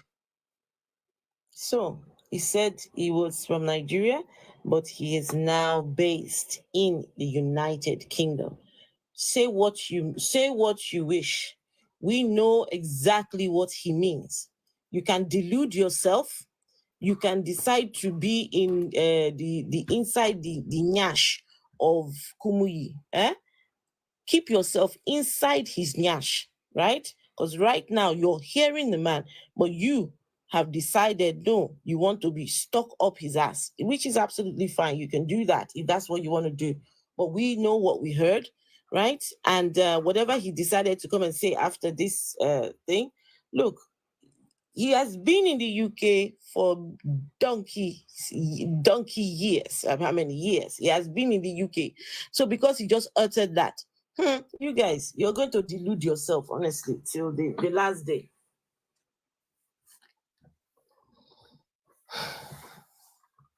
Hello. He's a fake preacher, by the way, just so you all know. He's fake. Alfred, we've got Lily James. She said, they said, sorry, I don't know your pronouns. They said that they want to speak about the experiences of their family in this church. Please, I really appreciate. Let me make sure that we're recording on YouTube. So please go ahead, Lady James. I appreciate you coming on. Yeah, good evening, everyone. Good evening. Yeah, I'm so impressed with this kind of discussion today. You know what? I come from Nigeria, basically Akwa Ibom State. And my elder brother, we all born and brought up in the Apostolic Church. It happened 1990. We lost our father. So then my elder brother was in university then. So after the time of the burial of my father, the friends, they came for the burial. From then, one of them introduced my elder brother to this Deeper Life Church. My brother diverted from our church and then started going to Deeper Life. It come to a point, he went and introduced one old woman in the same Deeper Life Church to my elder brother, who is a teacher then. So my mom said, no, this woman is this one I'm talking should be around 50 years. Then when my brother is still young, my mom said, no, you can get, even though you want to get married to some, is it not any young person in that church? He said, no, this one is young because of the dressing. That is why we see every one of us, we are 6 singles, and he's the first child. We, all of us, as I'm talking to you, I'm 52 years old now. Everybody fight and fight and fight. This is my brother. He said, this pastor, this Kumuyi man, he said that God has already blessed, this is the woman. You know, they are the one to choose wife for you, the one to marry. Yeah. Yes. So it come to a point, my mom say, over her dead body, you can never see him marrying that woman. And meanwhile, my brother was a very nice son, whereby even when my father died, he was there representing my father. He take care of every one of us. This woman that changed the church, let me call it the church, just changed my brother mind towards us. Come to a point, my mother fall sick, had a stroke. My brother never one day visited my mother. My elder sister had to take my mom from Lagos because my sister married an Ondo man. Now took my mom from Lagos to Akwa Ibom State. My mom spent a good 1 year. My brother never turned up. This is a member pastor in Deeper Life. This is my elder brother. The wife did not turn up till my mom died. When people came and asked, Emmanuel, what happened? You say, forget that old man. She said that whoever said that you don't want to see him marry that woman, that it's God just, this is what come out for a pastor in Deeper Life Church, who is my elder brother. He have been going on like that to the extent this woman manipulate my brother as I'm talking to you till today as we am speaking. My brother has no child. No child. This woman have become very, very big, very old. This I'm talking, my brother now will be around 60 something. While imagine that the old woman, the wife now, how it would be. I see I'm talking to you today, my brother has no child. This woman will not allow any of my niece or nephew going close to the house. They are living very comfortably. Now my brother has even gone for pension. They are still living like that. And I asked, I said, which kind of church? You see this man, he never married before, he's a young man, no child, nothing. They say that, you have to know, our children, God has already made, we have our children, God has already made our children in heaven. The kind of thing they will tell you, in short, allow me. So, what we are saying here, Really, James, let me just quickly say this for the people that don't know. So in this man's church, right, you can't just marry whoever you want. It's not possible. There is a committee that was set up. It's the marriage committee. Even Kumuyi at some point had to put his hand up and say, okay, this committee, y'all are going way too far now.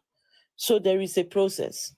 If a man in that church is feeling like he wants to be married, now, as far as they're concerned, God has ordained one person for you on this earth. There's one person that is they call it the will of God for you, right? So God has ordained your will of God. So when you come to that committee and say, there is a person in this church who I feel is the will of God for me, right? That's where you start. You go to the committee, and then they will take you through all this process. And then the committee would then say, okay, we have to pray whether God is truly saying that that is your will, right? So if the committee, they pray and they come back and tell you that the Lord is telling us that she is not your will, the Lord is telling us that that's not his will for you, no way in hell would they let you marry that person until the committee says this is indeed God's will. Then when they agree that this is God's will, then they will now go and call that sister and say, okay, somebody has been, we found somebody for you, and, this and that. And they will tell her to go and pray.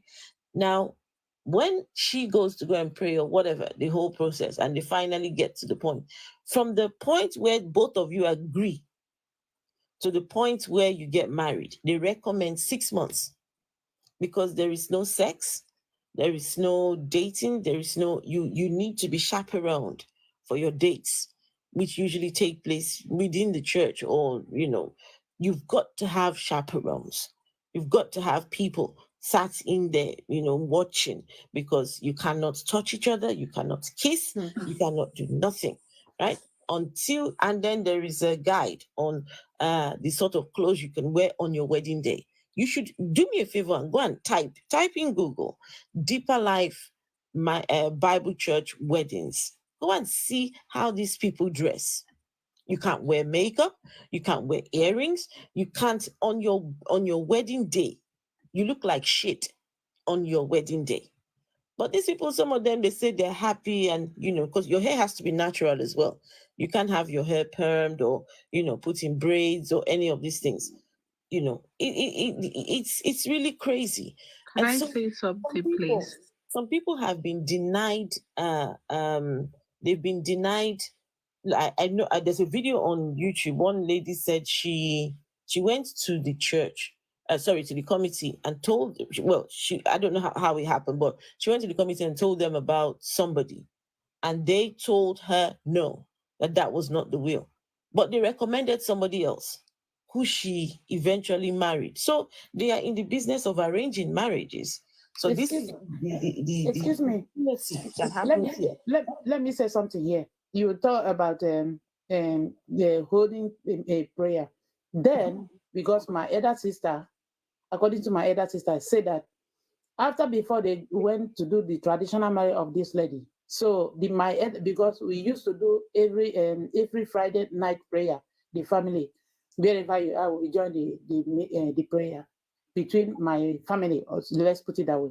So we went into prayer. According to my elder sister, I said my brother called him. That is the particular my elder brother called my senior sister. Say that he dreamed whereby the girl, this particular woman, was putting on miniskirt in that dream and long hair.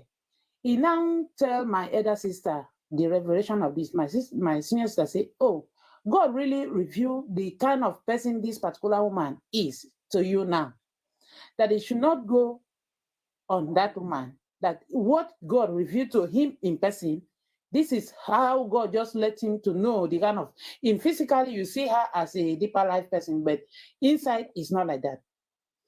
And after getting to my brother still insist, when they wanted to do the marriage, what happened?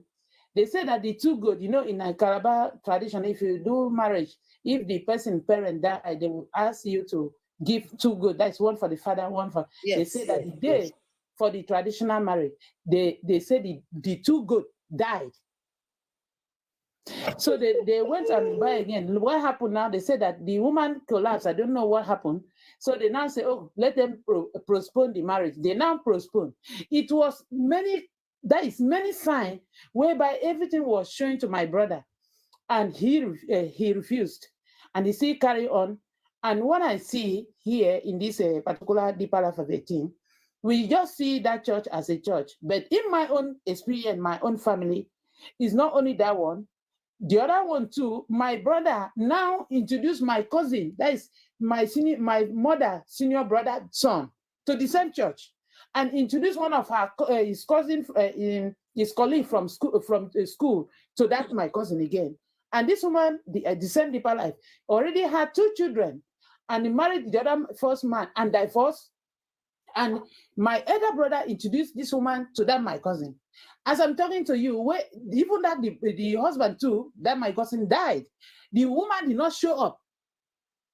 No discipline from the church. Nothing. I say, as I'm telling you, we as a family, as a siblings, we cannot even enter my brother's house. We try our best. We do all prayer. We pray how the power reach. No way. This is the situation we find ourselves to. And I'm so sorry, honestly. I'm really very sorry to hear this. And this is why we need to continue having these conversations. Antonio, you got something to say? Yeah, I'm actually confused as to how people can defend this, because I just did a little digging on it. And it turns out for the last 20 years, there have been numerous reports of children missing in Deeper Life Bible Church. Are you serious? Yes, it's actually very documented. There's even been reports on the news, even government statements about the children missing from Deeper Life, and no one has been able to fully investigate the issues. It's been sensitive, and it's been vaguely reported to the point where no one can actually do full-on investigations on Deeper Life. But there are multiple reports stemming back to 20 years. There was fairly recently, there was a case, because this man has schools. He has schools for young ones, older kids, and because they start to groom the kids from a very young age, and some of these schools are boarding schools. Now, people send their kids there, and these schools they're not free of charge. You pay an arm and a leg to attend these schools. And so recently there was, I don't know, some of you may know that mother and her son. Her son was abused in the school. She sent him to school, and by the time she saw him again within months, this boy had emaciated. He was so close to unaliving by the time they saw him. And how is he in school, boarding school, and he's looking like that? So there was a whole big fuss, right? And turned out he was facing some real abuse in that school. The Deeper Life Church, they tried to cover it up. They tried to shut her up, to silence the mother, but the mother was not even backing down at all. So there have been cases of child abuse in this organization. But it's interesting. I think that's something I would want to dig further into. Children missing. Oh, that I'm interested in that. Babi, you wanted to say something, Babi? Okay. Oh, please, do you want me to speak, please? Deborah, somebody else have not spoken. I don't Deborah, want to. please, Deborah, just 1 second. Let Babi speak. Babi? Yeah, you were speaking about Deeper Lives not wanting their women to put on makeup. And I wanted to state that Kumuyi's son married a lady and she had makeup on her wedding day. And he later came out to justify the makeup. And they still believed it. His son, he got 2 sons, John and Jerry, right? And John and Jerry, when everybody else was in Nigeria, John and Jerry they studied abroad. They were in the best of schools in the abroad. When they got married, John and Jerry, the rules that applied to members of the church did not apply to John and Jerry. They had it completely, and this is how they justified it. They said, "Oh, because was it John or Jerry's bride was from Jamaica, that's why it was a bit different, But no, no. For people that pick out your own partner, why didn't they pick out his partner for him? He's from Jamaica, that's why. Okay. I just want to confirm something, please. Okay. Apparently, Deeper Life Church members, the couples, are not allowed to kiss. No, they're not.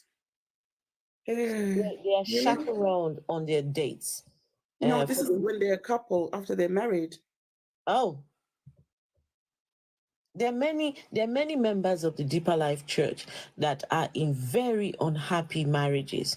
Reason why is they have gotten into the marriage, and because no sex before marriage, none at all, no touching, no feeling, no, so a lot of them find themselves on the day when they're there, they don't even know what to do, right? They don't know where to begin with the whole process. And for some of them, they get in there, and the man has no ability to do the thing. But unfortunately, you're stuck. They tell you, go and pray. Like God will revive the bola. God will help. I mean, there were, because this is, my parents were in this church for a long time. So, I was a child, going to this church. And so I know a few things. And I don't know, you guys heard me share a story of my mother's friend here that came and gave testimony of the babies, right? All that in that church. So it's absolutely crazy. But let's hear from Deborah Aladdin. Thank you very much. I was just, good evening, everyone. Good evening. Good evening. I was just scrolling around TikTok when I saw this very beautiful topic.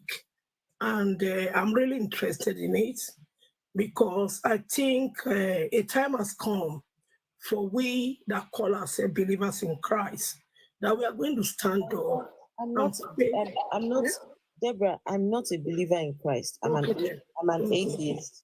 Okay, then. Okay, thank you very much. No problem. So I'm just so surprised when I see the way people, they follow this Kumuyi.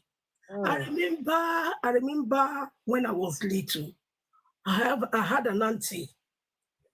She was taking us to that church, and Kumuyi then was always wearing one trouser and one shirt. And he was married to his wife that was late. My auntie had cancer, and they told my auntie that my auntie should not take chemotherapy. Oh no! That God was going to heal her. He died. Oh no! So, when I see this man come on, and I see him with his new wife, after the wife died, it's not up to a year. Yes, 11 months. 11 months. He married this woman in the UK. So what am I saying? This, people are tired, and a lot of people are falling away from whatever they believe in. But you see, the one thing I will say is that when we talk, like when I say Christ, I'm not faulting you. The way they have taken Christianity, I'm even saying I'm not a Christian anymore. I am not a Christian. I am a follower of Christ. And I will never fault anybody for what they believe. Because the way religion, Christianity has gone, especially in my country, Nigeria, it has gone beyond reasonable. You see people lying about water. You see people lying about healing, how they organize healing. And you think that people will not get tired of it? Mr. Kumuyi has destroyed life. I have a friend, we grew up together. This lady, she's 57 years old. She's not married. She does not have a child. They keep on deceiving her.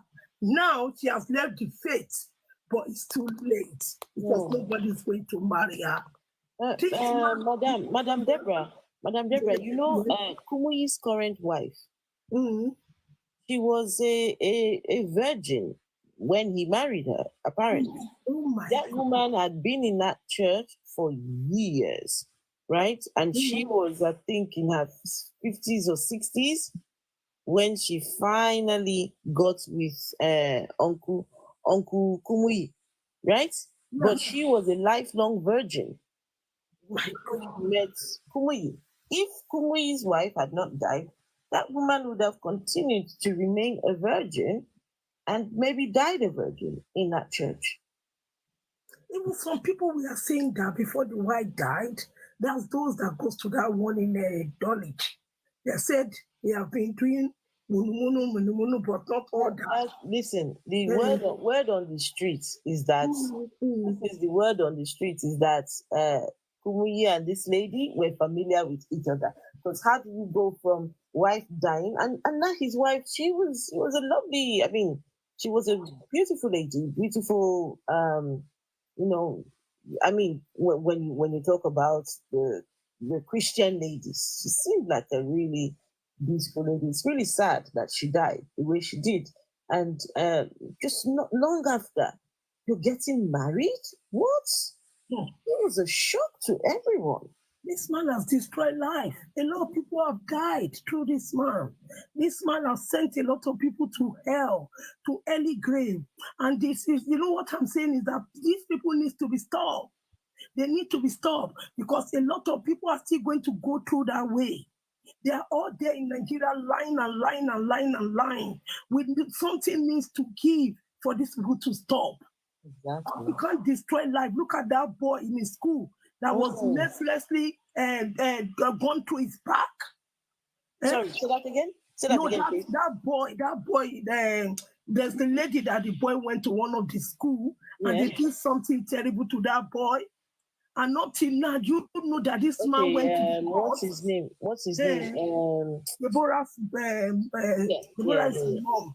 And you know what this man did? He went to the court and settled all of them. That woman lost the case. He lost the case? Yes, she lost the case. She didn't get anything from it. Oh my goodness. Because of what he did, everybody were supporting this man. This man, you see, yes, evil. And it's not even only that boy, a lot.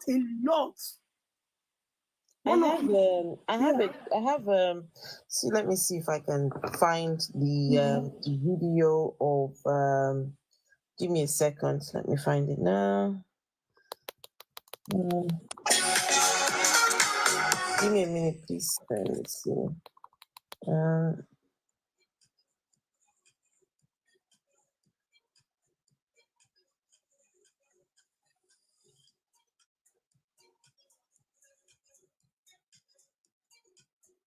Okay, just 1 second, Annie. Okay, so please listen to this, right? So this is Apostle Johnson Suleiman. He's going to share a story about Kumuyi, right? So this is about Kumuyi. So we want to analyze whether what Apostle Johnson Suleiman said about Pastor Kumuyi is true. Give us your own opinion on the comment below, and don't forget to subscribe.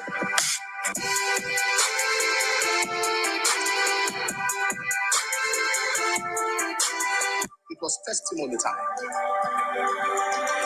2 non-people in the church, in deeper life, deeper Bible. What is it? too much music. Hold on. See if I can find one that hasn't got all that music going on. Let's see. Give me a second. So all that music going on. Is it? There are things Papa Deboye knows. No, there are things. Wait 1 second. It's got all that music going on. I've got the video somewhere. Okay, let's see if this will work. Welcome to the lovers of Pastor Kumuyi's channel. May you people in the church. Video to the end in Jesus' name. Amen. It was testimony time. 2 non-people in the church. In Deeper Life Bible Church, yes. Pastored by Pastor Kumuyi. I heard this from his mouth. 2 of them was a line of testimony. So when you saw those sisters, they didn't scream them. You know, you scream, testify. So they didn't scream these people. These are leaders in the church. They didn't scream them much. The first one came out. He said, "Praise the Lord." And he shouted, "Amen." Amen. He said, "We want to thank God for delivering me yesterday from the hand of our general superintendent." People were looking at themselves. Testimony. I went to see him for prayer in the office, and I was raped. Some of you know the story. Church was like, hmm? And guess what? Some started crying. Oh my God! Spiritless believers. You don't hear from God again. You need social media and confirmation from people to. As I'm talking, if you have the Holy Spirit in you, if I'm fake, He will tell you. You see your spirit battling. What is social media? Sometimes you may not be ready to go on to hear the word, but when you start coming, you see yourself, God is confirming the genuineness. You don't hear from God again. The next person was to come up. Wise man. Before the next person testified, he came out. Pastor Williams, Kumuyi came out. Amen. People were quiet. Amen. He said, God is a God of truth. God is a God of sincerity. He's a God of fairness. But also, He's a God of justice. As in Mason justice, the power picked that lady. Slammed her. Nah! She died. The next person opened up. We were paid. We were paid. We were paid. We were paid. She was to confirm it. Don't say if one is a lie, is the second one a lie? Because we think the multiplicity of what we call evidence legalizes a lie. So did you get that information? So he heard this from the mouth of W.F. Kumuyi. Two women in his church, they came out to give testimony. The first one started, she said, praise the Lord. Help me thank the Lord for delivering me yesterday. I went to see W.F. Kumuyi and I was raped by him, right? And while she was still speaking, Kumuyi gets up and he comes, quickly to come and before the next person will come and speak. And Kumuyi says, God is a God of justice. As soon as Kumuyi said that God is a God of justice, the Spirit of the Lord picked the woman up, slammed her on the ground, and she died. Right? So here we have a woman who is saying, something's happened when I went to visit Kumuyi in his office. And instead of somebody seeking, what questions, what happened? What do we do about this? Should we go to court? Should we, let something? But no, apparently Kumuyi's God picked that woman up from the floor, slammed her on the ground, and killed her.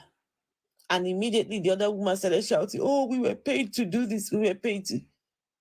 These are the men that y'all have entrusted your lives into their hands. Maybe when it is one of your children that is being raped or whatever, I don't know, when something happens, maybe then you will start to seek for justice. Maybe then you will start to realize that what we're talking about here, this is no joke. How can somebody accuse a man of, something like that, and immediately God, the Christian God, picks her up and drops her on the floor and unalives her? That is just disgraceful. If this is Christianity, thankfully, I'm not a Christian. Disturbing shit. We have Follow White in the comments. She says that her father is a pastor there. I sent her a request to come up. She's yet to accept the request. Hi. Okay. Hey, Holy Peter. Good evening, everyone. Holy Peter. We can hardly hear you. Yeah. So, I was a bit sleepy and I woke up and saw this. This Kumuyi stuff is a first hand. I'm a first hand. Should I say victim? I was born in that church. My parents all went to that church, and they stayed there till both of them have passed now. So I have lots of experience in that place. growing up. So it wasn't a pleasant one for us growing up there as children. I could remember all the horrible things we had to endure from both our parents and church leaders then, so it's a crazy one.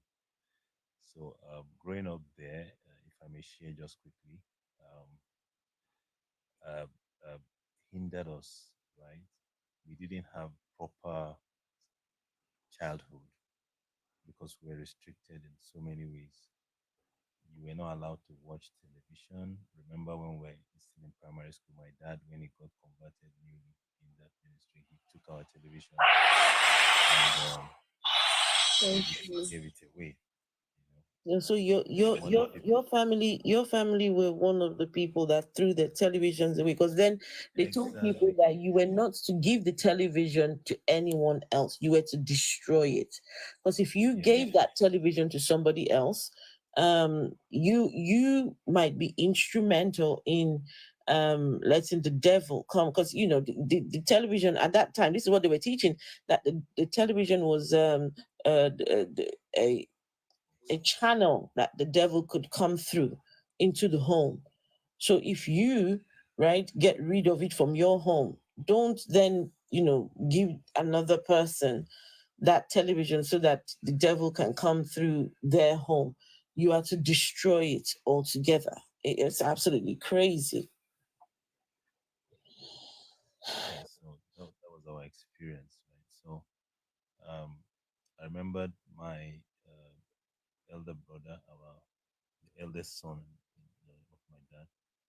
He was a very good tennis player, but each time he goes to play table tennis, comes back, he will always receive a beating, because they believe playing games was also a worldly activity. You're not supposed to participate in playing games. Even Wow. socializing was not allowed. Yes.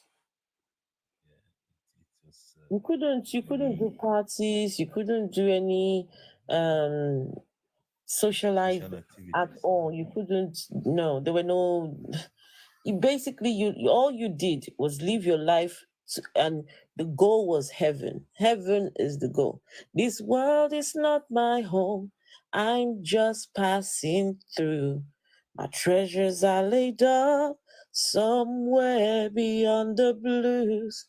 The angels beckon me from heaven's open door, and I can't feel at home in this world anymore.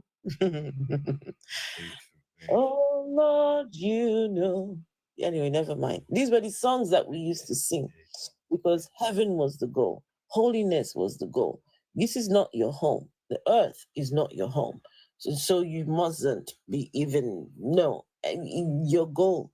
So anything that will deprive you of making heaven, you were to discard it, you were to get rid, it was crazy.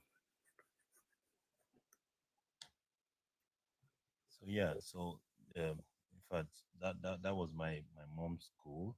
She looked forward to making heaven, and she wasn't ready for anyone to hinder her or stand in her way. And she feels if she doesn't raise us well in line with that, she will miss that goal of making heaven. So it was so strict. We weren't allowed to wear jeans trousers in the house. So many things. So it wasn't a palatable one. Um, at the point when I finished my higher education, I decided to leave the church, and it was a heartbreak for my mom and my dad. Uh, it's a terrible thing going on there with people holding on to these dogmas and these beliefs. It's really affecting people. Let me just quickly address a comment in the chat. Fola White says the belief at the time was heaven is hard to meet the criteria, and it is hard sincerely. No, it's not hard. Heaven is make believe. There is no evidence that a heaven exists. If you believe in heaven, I will ask for you to provide the evidence that such a place exists. What do you mean by heaven? These are the lies that these men have told. They say there is a heaven to go to. What heaven? Who's been to heaven and come back and told you that there is a place called heaven, that you are going to go and live forever? You walk on gold. This is what they used to teach us in Kumuyi's church, that when you get there, the floor is going to be paved with gold.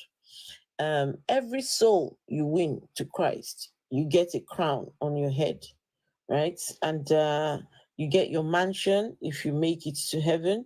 But I could go on for days, man, about the things they used to teach, So it's, if you have any evidence of heaven's existence, if anyone knows where it is, if you've got the geographical location, if you've got the, where can we find heaven?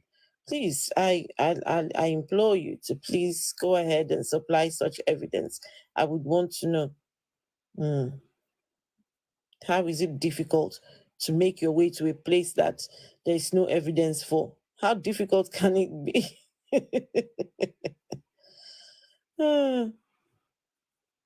Does anybody want to say something? Yeah, so let me just conclude. So this imaginary heaven, they tie it also to fear mongering of hellfire. I remember I was so traumatized. You remember these movies they used to show of they used to show us when we were kids of hellfire. Is it Burning Hell, something like that?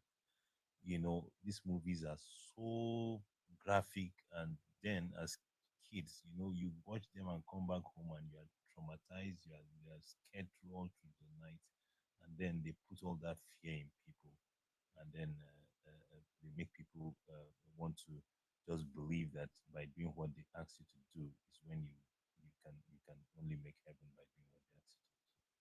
So they tie it to fear mongering as well. Somebody said they believe in heaven. What do do? They've told you about this place that you cannot prove. You guys will wake up, okay? You people, you guys will wake up. Somebody is saying, you decided to become an atheist because of a man. You still gave him power. What man? How did I decide to become an atheist? Please, if you can come and answer the questions, please come and tell me how I decided to become an atheist. How does one decide? You know what? I woke up in the morning and decided, you know, I become an atheist today. It's a decision to make, right? Come on. You can come and tell me how I decided to be an atheist because of a man. Someone's talking daft. And can we once again say happy birthday to Vessel of Dishonor? Happy birthday to you. Happy birthday. Thank you. It's the best birthday ever. You know what, Vessel of Birthday Dishonor? without God or religion. I love it. Maybe one of these days you come and share your own experience of the cults that you were in as well. Oh, yes. Similar, very, very similar. And the thing is, with the cults, it's as if they have a blueprint for how to run one. Very similar to Deeper Life. Very, very similar. The arranged marriages and all. Very similar. So what's the plan for today, your birthday? Guys, make sure to follow her because later on today, we will be meeting over there. She has a very special, I'll post it on my thing. She's got a very special birthday celebration today, and she's remaining true to herself. And instead of her celebrating and, let's all go and party, she says, no, we must talk about decolonizing the African mind from religion. It's time to get rid of these religions from the continent and from the minds of people as a whole. So you want to tell us a little bit about what you're planning to do later on? Yes, I'm going to be hosting a live stream just to talk about how Islam and Christianity has affected the African continent, and just to get it out there in the open so people can know, because Africans are so much heavily indoctrinated. It's absolutely shocking.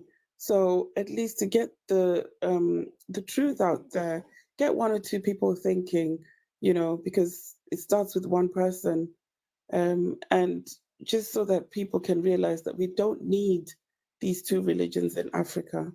They're doing more harm than good for us Black people. Exactly. More harm than good. And yeah, I mean, guys, so we will be back again tomorrow with this particular subject, because this one, like I said, this is personal. And he has gone on to become a multi-millionaire. How is someone who, wait, the parts in the Bible that says the rich man, it'd be easier for a camel to go through the eye of the needle. I think that part is missing in Kumuyi's Bible and all the other preachers and pastors that you all call your daddy Jehos and daddy whatever you all call these people. So how is it that he's getting rich? Is he going to heaven too? So yeah. And also, there's that verse in the Bible that where Jesus tells the disciples that they don't need a change of clothes and they don't need a change of shoes, that they should just go out as they are. But if somebody offers them a place to sleep, they should accept it. But they shouldn't own any property because that was not the mission. So these people are clearly on a mission of their own. How can they be sent by the same person who said don't own property? They will always find a way to justify their greed. They'll find a way to justify their banditry, because Kumuyi is a pulpit bandit, him and all the others. So they would find everything to justify why they need to do what they do. And he flies in private jets, right? He's in a private jet. Oh yes. Oh yes. I wouldn't expect anything less. Owning a jet and a Rolls Royce is the order of the day for these people. So and being able to enter countries abroad without question is also part of the plan. This man remarried wisely. He knew what he was doing when he remarried. Now he can go in and out as much as he wants, no questions asked. Yeah, and he's now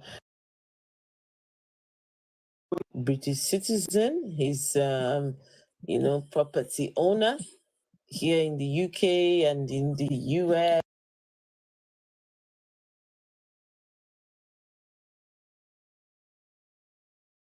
That, guys, this man realized that he had done a lot of damage. He came out some years ago and said, okay, I laid down some very strict rules, and I realized that those rules were, a bit harsh. But before I go, I will rectify a lot of the rules. When he says before he goes, means before he dies, he will rectify those rules. And yet these people are still staying in the church, waiting for him to rectify the rules that he has set, right? Because they're not going anywhere. They're so far up inside Kumuyi's ass to even be challenging whatever he's saying. So it's rather unfortunate. It's rather, go on, Reggie. Dear women Christians, you're not going to heaven no matter what you do. You have sex out of wedlock, you deserve to be stoned. Your kids, was they born without you being married to their fathers? They're bastard children to the 10th generation. They're not going to heaven.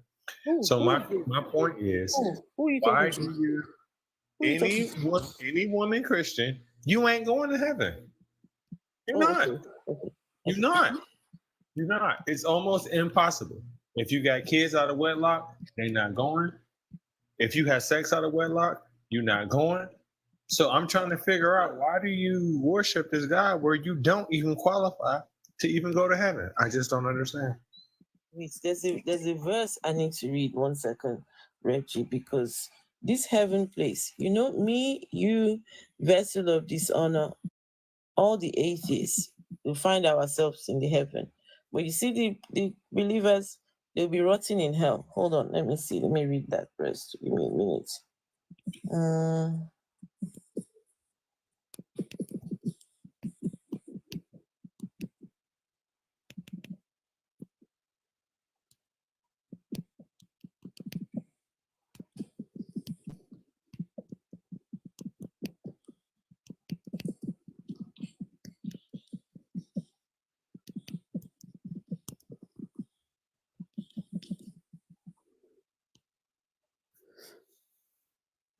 Just 1 second. Okay, here we go. So, accept.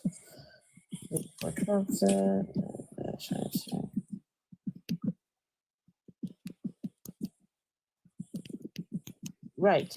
So this is taken from Matthew chapter 7. 21 says, "Not everyone who says to me, Lord, Lord, will enter into the kingdom of heaven, but only he who does the will of my Father in heaven.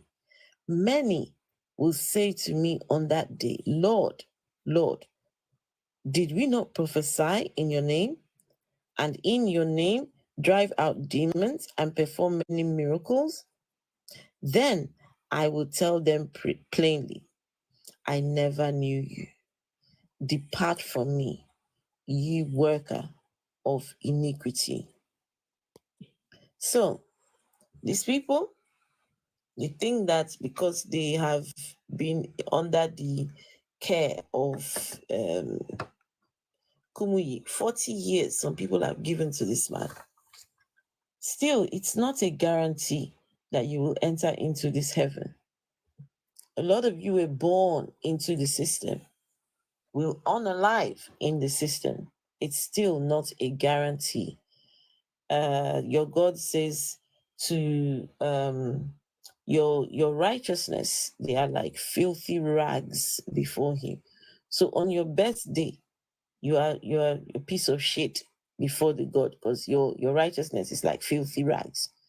And if you're going to be stepping before God and God will tell you, I don't know you, that means that people like myself who don't worship God or anything will step before your God, and your God will say, oh, hello, come on in. Hello, my lovely Afro-atheist. Yes, I know you didn't worship me, but I like that you challenged the norm. So please come on in. I've got a place reserved for you. And then the Christian, oh, but please, no, sorry. Yeah, no room for you. So yes, just be yeah, there's going to be a lot of surprises on Judgment Day. Yay. I would like to request for some roses, guys. Please get me to 666. Hey. Please, I beg you. I need 666. Please, when it gets to 66, please do make sure it does not exceed 666. I just need 666. Let me send some. Please hold on. Not too fast. Not too fast. Oh, not too down, fast. guys, Don't go too fast. Don't go too down. fast. You've got to make 666, please. Yes, has to be 60. I want to take a screenshot. It's got to be 666 on the money. Wait, hold on. Let's see. We have 658, 660. Okay, guys, don't go too fast. 666. We want 666. Okay, 4 more.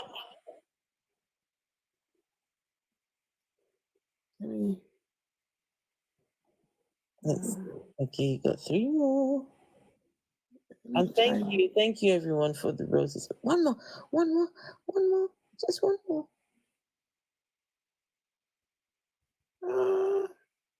Just one more. Hey, there we go. Done it. Thank you. Thank you. Oh, that's a beautiful number. Look at that. Yes, amazing. Look at that. Ambrosia, thank you. Oh, wow. Thank you so much. That's gorgeous. 666. Hey, watch the Christians run away now. Watch them run away. Yeah, 666. Don't say that you will, please. No, number 666 before they put the 666 on my forehead. They call it up and they say, "You lot of Antichrist," as if they are insulting us. And I'm like, yes, personally, I'm Antichrist. Because It's that a man badge of never honor. did anything for Africa. He never did anything for the Africans. He It's a never did badge. anything for anyone except his own people. It's a badge of honor to be Antichrist. Oh, wow. Oh, yes. Yes. Badge of honor. Oh, Ambrosia, you're so sweet. Oh. WSSA. Thank you for all you do and the time you share. Oh, Ambrosia. Ambrosia, you're the best. Absolutely. Lovely. So is Reggie going live or Reggie's not going live? Well, I swear, the people on Reggie's live, Afro, I could pull my hair out. I could pull my hair out. By the time I get there, I don't even have the strength anymore to engage. Afro, I'm done. I could pull my hair out. I'm done. I think the people in America are just as indoctrinated as Africans, but Africans take the biscuit. See, Reggie is even shocked, like with the African scenes. Reggie's like, no, Africans take the biscuit. They're so indoctrinated. So it's so bad. And That's they have the indoctrination of Christianity. Medical doctor. Imagine. That guy is such a dunce. Oh, it's such a big dunce. You so on a platform like this, talk about you are in the UK raising a dead doctor. You're a medical doctor. You're crazy. Do you know? Listen, does he know that profession, right? There's some professions in the UK. I don't know how it works like in the US, right? Look, even when you're not at your job, you've sworn an oath, right? And so wherever you are, it just takes you to just one misstep would get your license taken away from you. One misstep. Even you're at work or not at work, because you've sworn that oath. If you're a nurse, right, and somebody is you're walking past and the person is losing breath, right, and you are a nurse who's sworn an oath to act in the best interest of everyone.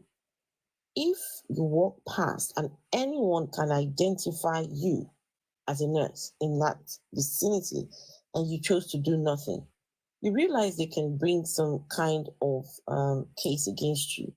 Oh, yes, definitely. Something else. So not just that, even going to a pub. Mess around. Yeah, just going to a pub, getting drunk and causing just disorder. That can get you to lose your license. Of course. It's very, very strict.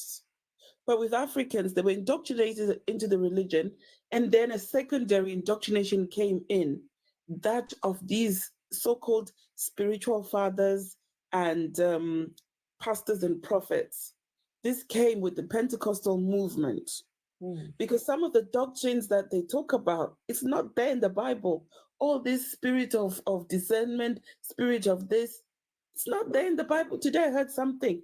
They said we've got spirit of something. There's a guy, I laughed out, I forgot to mention it to you. That guy Chris who was up, he said we've got spirit of something. I forgot the word that he said. I just laughed my head off. So many spirits that they're dealing with. So many. And then they still need the spirit of discernment to know, to assess whether your Holy Spirit is more correct than the Holy Spirit. Ambrosia is in my business. What's happening in Ohio? Ambrosia is in my business. And why am I not invited, Ambrosia? Why are you just inviting Afro? I want to come too. Ambrosia, are you in Ohio? Is in the next state is very close. Where, Pennsylvania? Is she in Pennsylvania? Michigan, the other way. Come up, Ambrosia, come up. Okay. Hey, friends. Hello, Hello. No, I'm not in Ohio, but I am only about maybe, and I'm just guessing, a half an hour actually from Reggie. Maybe an hour. I'm not exactly sure. No, it's farther because I live close to Pennsylvania. Oh, do you? Okay. I was thinking Cleveland. Yeah. I think it'd be great if you came to Ohio. Both of you. Ambrosia, is there anything interesting why would I need to come to Ohio? What's the reason? Why? To meet Reggie. Say what now?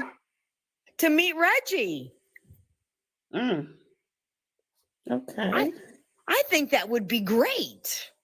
You guys doing a live all together. That would be fantastic. That would be nice. Honestly, it would be. All right. I'm not going to Ohio then. Vessel, you can come with me. Come with me in Michigan. Ann Arbor. It's very liberal. Lots of atheists. All right. Yes. Wait, Ambrosia, you saying Michigan is it a good state to live in? Because in America, it's just lots of things I've been finding out. It's like how can one country be so diverse, right? Because we're so large, right? So for Michigan, for me to drive all the way across Michigan, it takes 11 hours, and that's just one state. What? Yeah. So it's really large, and so we are very diverse. And I personally like Michigan, but I also have to disclose that I haven't lived anywhere besides Michigan. I moved around in Michigan, but I like Michigan because I like the seasons. And it's really funny because Michigan and Ohio have this rivalry. Honestly, I don't really know why. I think it has to do with football.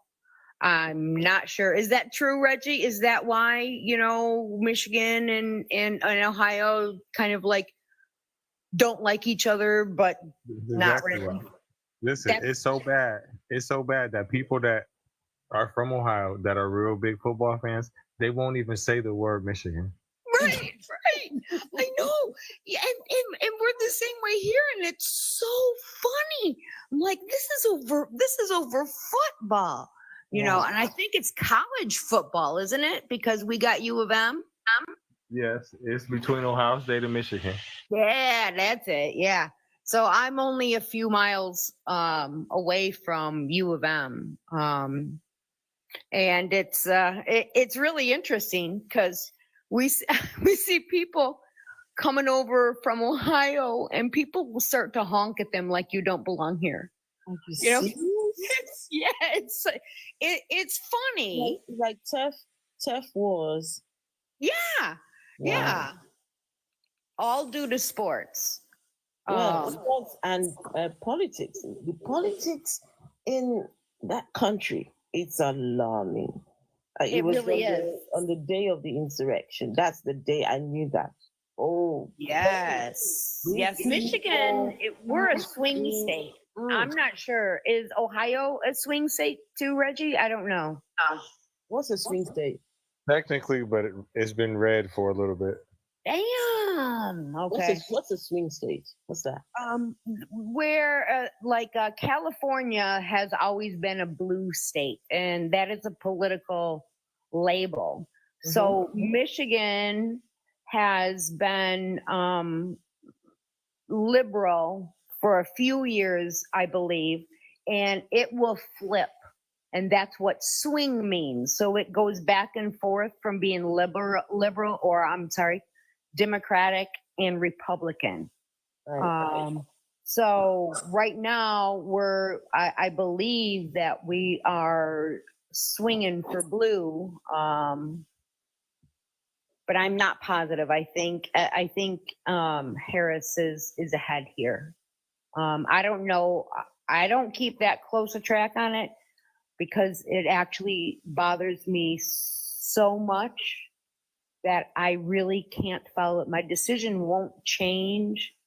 And that's actually how I got started on TikTok, was because of Roe versus Wade being overturned, and I lost my mind. And the religion, and but I still think you should come to Ohio, even though it might be red. I don't know. You're still safe in Ohio because there's like no trees. I'm kidding, Reggie. No trees? I'm kidding. It's very flat, isn't it? I think so. We have, but I like all the seasons. We have all the seasons, and I personally think Michigan is beautiful, especially the UP. It's almost not touched because there's so many state parks there. So it's really beautiful. Are you single, Ambrosia? No, I've actually been married for 30 years. And yeah, so no. 30 years you've been married. Yep. 30 years. Yes. That's a long time. Yep. He's a great guy. I'm very fortunate. I was able to awesome. raise the girls in a very strong female mindset, which I found to be important, especially now, especially always, actually. So I'm very fortunate, and my husband very much supports my ideas and my choices for the girls. Oh, that's awesome. Is your husband is he Christian or no? Oh, hell no. There is no way. There's no way. He's actually, it's unusual. You know, he's always been agnostic, atheist, where I've always been atheist but didn't know it. But no, neither one of us have ever believed. But we knew it was there, and we did intentionally expose our girls to religion, because all different kinds, and because I found that to be, they need to know what it is, which is wildly different than indoctrination. You know, this is this religion, this is this religion, this is this one. There is anything out there if you want it. And if you think you do, let's go find out. We went to so many churches, and now both of them are atheists. Oh, wow. Yeah, because it's when you leave it to their choice, right? And you give them the information. So I found that to be so important, because when I was young, you know, I mean, I didn't even know there was a word for atheist. I think I was 15 or 16 before I ever found out there was other religions. I didn't even know. And that's how captured Christianity can be for the indoctrinated. Now you keep information away from people. That really is true. And I know that you were abused as a child going to this preacher, and I am so sorry. And I understand. And it is hard to come out of it. It really is. It's a shaking of identity. I see it. I didn't experience the same thing because I couldn't believe it.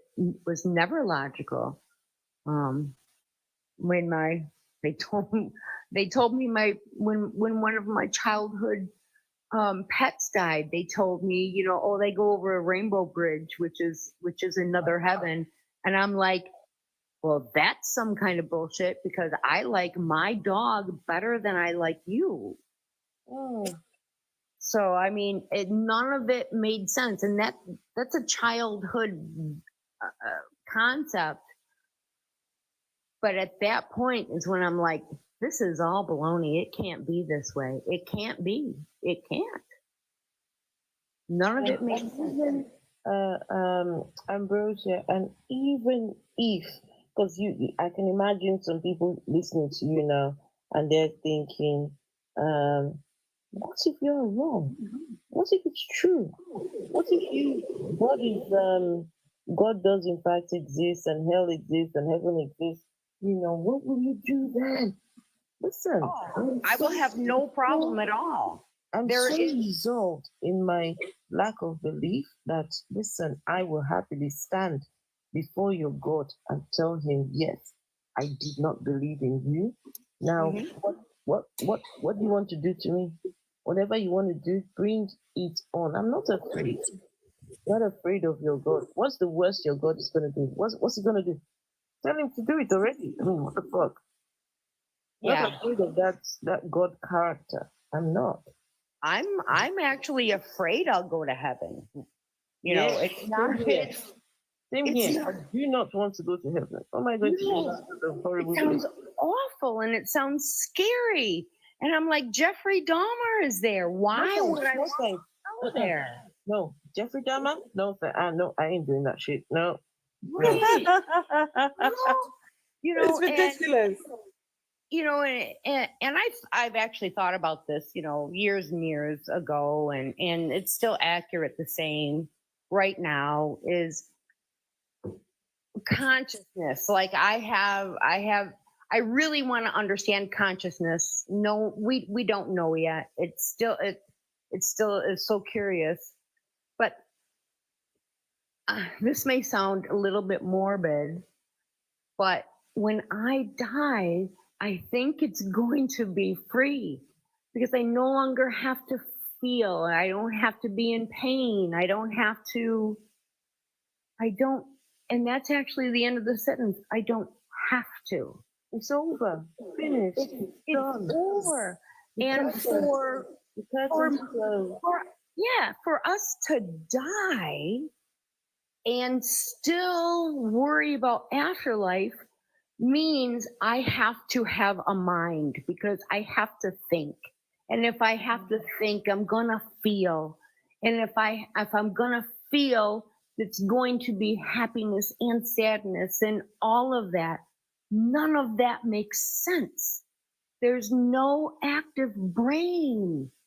And that's the part I can't understand why people believe in this afterlife and they're still themselves. What is that? What is, and I understand that it's a difficult concept of, you know, you're not forever. You're just not forever. But it's also freeing because I am here. I have the ability to do good right now. And that is actually what, if there is a God, and I have to have this mind, and I have to have the thought, and if I have the mind, do I have to see? Am I going to see? Am I going to hear? What the hell? That is awful. So it's going to be no problem for me because I'm actually in it for humanity. And if he fails me because I simply didn't believe in him, then I really don't want to be around him. And you know something, Ambrosia? If there is hell, I'll tell you who you're going to meet when you get there. Just some of the people you will encounter. I'll be there. I'll be there. Yes. Anna will be there. Reggie will be there. All of us will be there. We just come together and we'll rise up against God. We will make a and I don't even know if I want to rise up against him because I don't want him near me. I want to defeat that clown. Yes. Okay. I can help that. I can help with that. Defeat that clown. And when we get him, we throw him in the hell that he created. Him. Absolutely. Him. Jesus. No, that's where my friends are. Don't stick me with Jeffrey Dahmer. And the ghost. Him, Jesus, and the ghost. We throw them in there. Turn up the heat and throw the key away forever. Yeah. But why is it that animals don't go to heaven? I mean, they were also created. They also have feelings and thoughts. They can coordinate themselves, just like humans. So why don't animals go to heaven? I mean, I always say this. I go into KFC. Is the spirits of the chickens going up somewhere? I know. What's happening? No, but in the Islamic version of things, they believe that animals will rise up on Judgment Day. And so the Prophet one day he sat down, he was watching two animals fight. And one had horns, the other one didn't have horns. And the one with horns, was victorious. And so somebody came along and asked him, Prophet, what does that mean? So the Prophet said, this is a sign that on Judgment Day, that these animals will raise, they will all be raised. Every single animal will be raised. And that the animals, the horned animals and the ones without the horns are going to fight. Oh. But in that fight, the ones without the horns are going to win. Without the horns will win, and by the time that fight is, they will all be turned into dust. Turned into dust, and then the believers who were thrown into hell will look at the dust and say, "I wish I was an animal."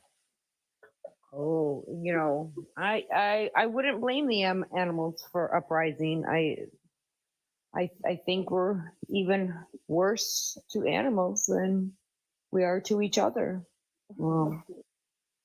Someone came up, Maverick. Hey, Maverick. Hi guys. Good morning. Hi. Did you want to add to this conversation? Good morning. Yeah, so I find this conversation very fascinating. I'm a Christian, but I'm not religious because I believe religion is a man-made concept. So I believe in being good and doing good. And then I want to share a story that happened. I have a close friend, yeah. Sorry. Before you share your story, it's impossible to be a Christian and not be religious. It's impossible. It is possible. It is possible. It's impossible. It is possible. Do you know the definition? That is what I practice. Do you know the That definition? is what I practice. 1 second. Do you know the definition of a religion? Tell me what your idea of the definition is. Give me a second. Okay. So a religion is what human beings' relation to that which they regard as holy, sacred, absolute, spiritual, divine, or worthy of a special reverence. So do you regard your God as holy? Yes. Do you regard your God as sacred? Yes. Do you believe in spirituality? I believe in spirituality, yes. God is divine. Yes. Do you believe that God is worthy of reverence? I do, yes. Then you're a religious person. No, I'm not religious. Let me give you an example of what You I'm are talking a about. religious person. Maverick, I've got another definition for you from the Oxford Wait, Dictionary. can I just give you an No, example of what I'm talking about? Hold on. I'll just be 2 Okay. minutes, please. Okay, go ahead. Religion is a noun. It is the belief in and worship of a superhuman power or powers, especially a god or gods. That's what religion is.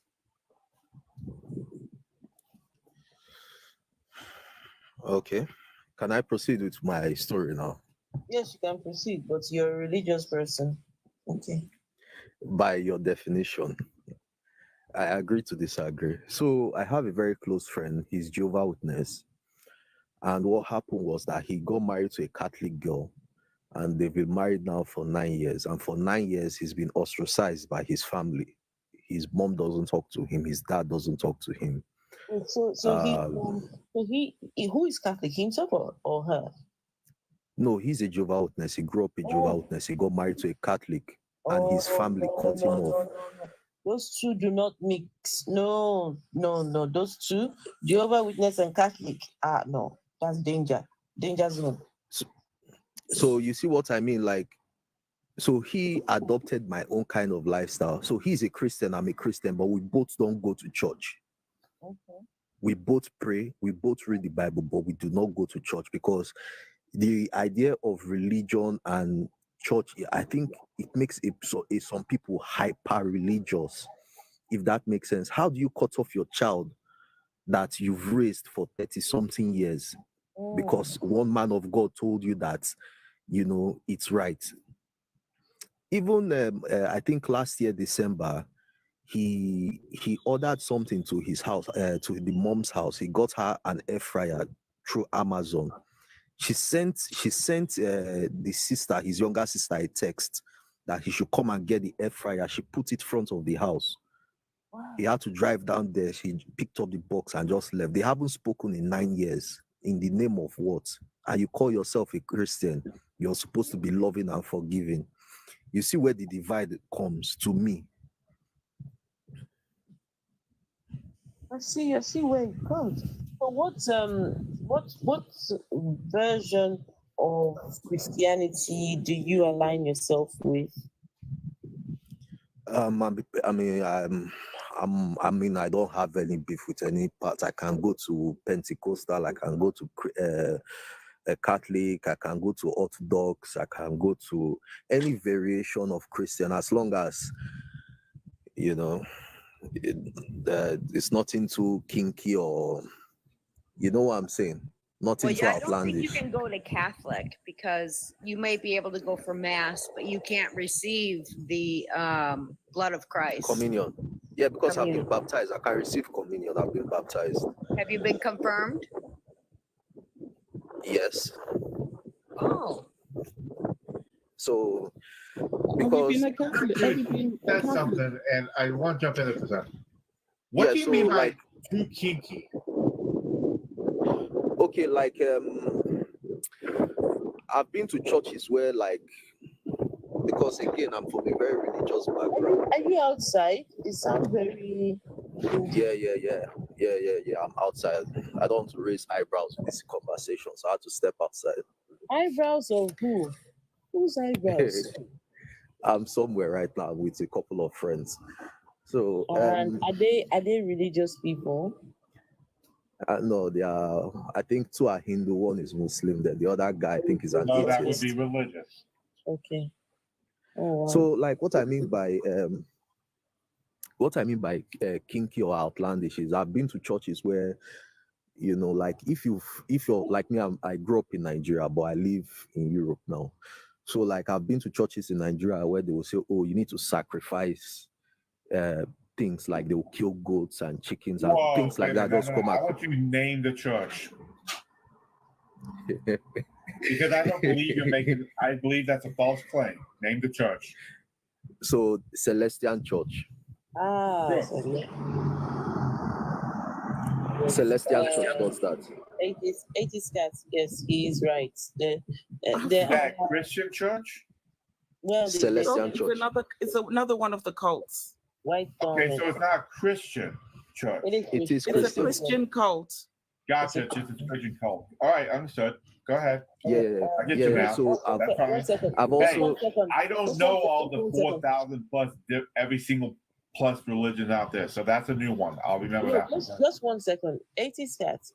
Yes. In Nigeria alone, I'm sure there are over 4,000 denominations of Christianity. I would not be surprised. Yes. Hence why the country is second, or is it the most, with poverty in the whole world? Second at the moment. So, and I didn't attend the church directly, but you know the way African parents are. My dad gave the man out my number, and the man would call me time to time. He would pray with me over the phone because they know I don't really go to church. And then one time he said, "Oh, he had a vision for me. Oh, he thinks my wife is one of his choir choristers and all this." He basically trying to do matchmaking and shit like that, which I don't know. Somebody I've never met in my life. So that's what I mean by outlandish. Okay. And if you attend a lot of Pentecostal church, minus Celestian churches, they do a lot of funny things. Like most times they'll tell you, get a cutlass and whip it on the ground, whip the devil, or take cane and whip anybody who is African here can attest to this. So they'll tell you buy 100 candles and light it. All those things look ritualistic to me. 100 candles. No, but if you're African, you must have experienced this. I hope I'm coming across as legit. No, understand you. If you're African, doesn't mean you have experienced. Means that you might have heard of it, not necessarily experienced it. I'm African and I've never experienced it, but I know these are things that do happen.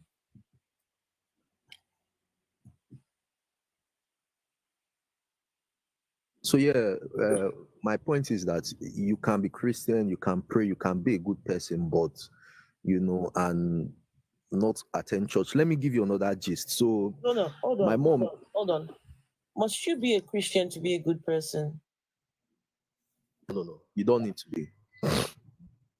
So if you do not need Christianity to be a good person, then why are you a Christian then?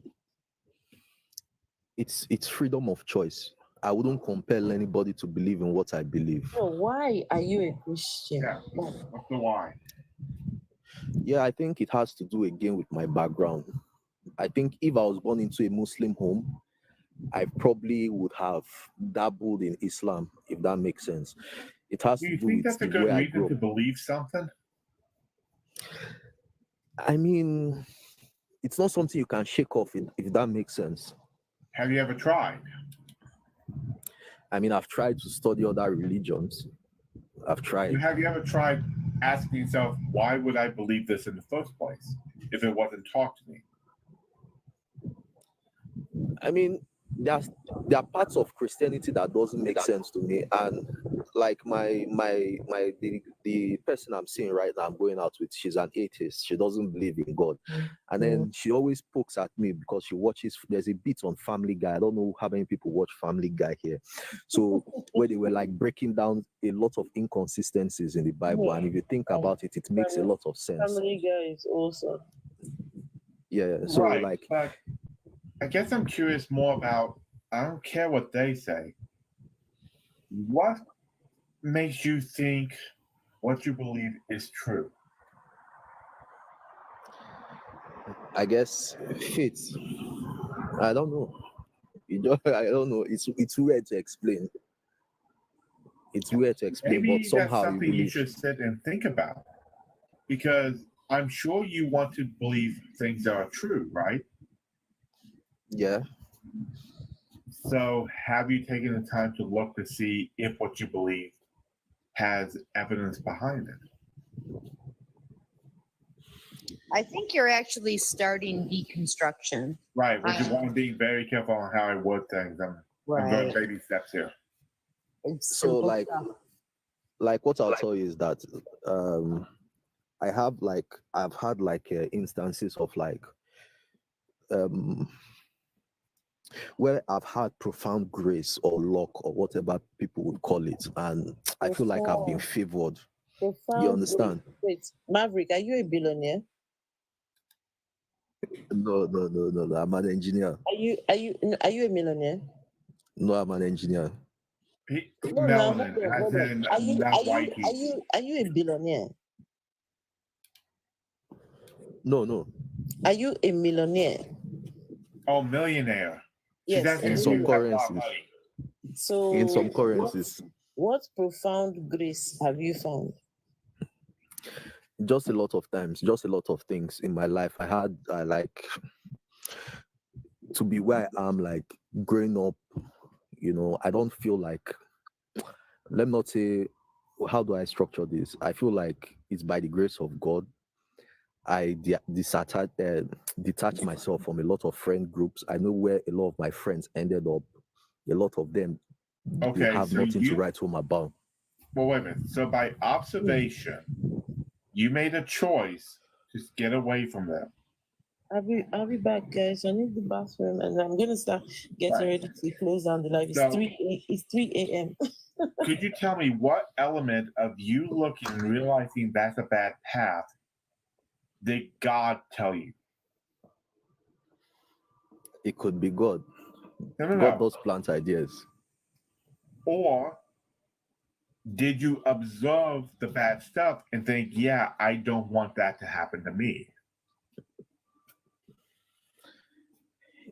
Again, like I tell you, I always tell people, I don't think like I don't warrant to be where I am right now, because I don't think I'm the most hardworking person. I Right. don't think One I'm the most moment. intelligent Why person. didn't you answer the question I asked you? I think it's a mixture of personal choice and grace. Which part can you actually show was grace that wasn't your personal choice? That's a tough cookie.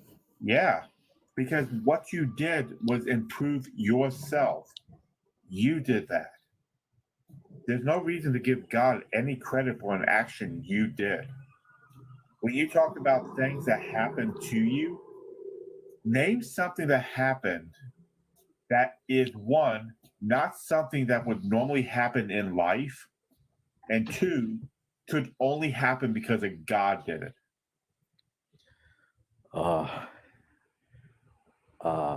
That's a tough one. You want me to start flipping the memory books? It's a Well, tough one. The reason why I'm saying that is we get people who say things like, I would have never gotten that job if it weren't for the grace of God. No, you went out there, you applied for jobs, you have the skills for that job, you interviewed for that job, I would think, usually. You impressed them enough, and the person on the other side, based on the different candidates, decided you was the best fit to help their business. You did that. No I divine agree. intervention did anything other than what you did. And I think that's part of it. When things happen that we can't explain, or you think this is just too good, instead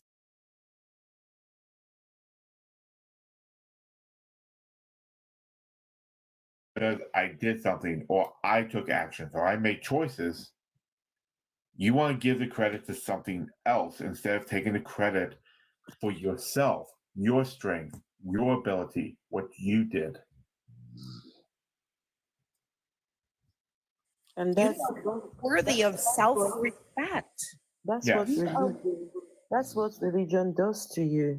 It takes away the power of self. In fact, religion hates the self. Religion tells you that yourself is you are not to trust in the power of your own self, and trust in the Lord with all your heart. Lean not on your own understanding, right? They demonize your own abilities. You're supposed to be looking up to this Sky Daddy, and Yeah, so everything you get, every good thing is attributed to Sky Daddy. If it's a bad thing, oh, it's the devil, the devil, the devil. It's really crazy. And this is why religion has no part in our lives at all going forward. So guys, I can only share my own perspective of life. You understand? And I respect everybody's opinion here, but this is my own perspective. And when I tell people that, oh, I'm a Christian, but I'm not religious, I understand I can come across confusing. And I wanted to tell a second story. So during COVID-19, my mom actually got scammed. And it was with the help of her pastor. She lost $18,000 for a funny Ponzi scheme. And she was really discreet about it until she couldn't get her money back. You know, so those are one of the examples of, yes, somebody can be a Christian and be an awful person. She stopped going to the church, by the way. Yeah, we know that. That doesn't do anything to determine whether the belief is true. And when you say you're not part of a religion, do you pray? I do, time to time. Okay. Do you follow the tenets and commandments of Jesus or the 10 Commandments of the Bible? Those sort of things. Not fully, no. Do you try? I mean, there are times I try, but you know. Congratulations, you're part of a religion. A religion is just simply a belief in a higher power and following through the rites and rituals associated with that. I mean, if we should break it down, God was born from religion. If we should break it down, I would like to. I think what you're trying to do by saying you're not religious is do the same sort of thing we see a lot here, which is because you recognize the bad things that are associated with the religion, what churches do, what people do, and such in the name of that religion. By saying something like, I have a relationship with Jesus, or I'm Christian, but I'm not religious, you're trying to take all the good stuff and say, I'm just not part of all the negative stuff. When you are, you're still part of it. Yeah, so when you talk about following the commandments and all that, I won't lie, you know, I have a partner, I do shag, I know, I won't say I follow it 100%.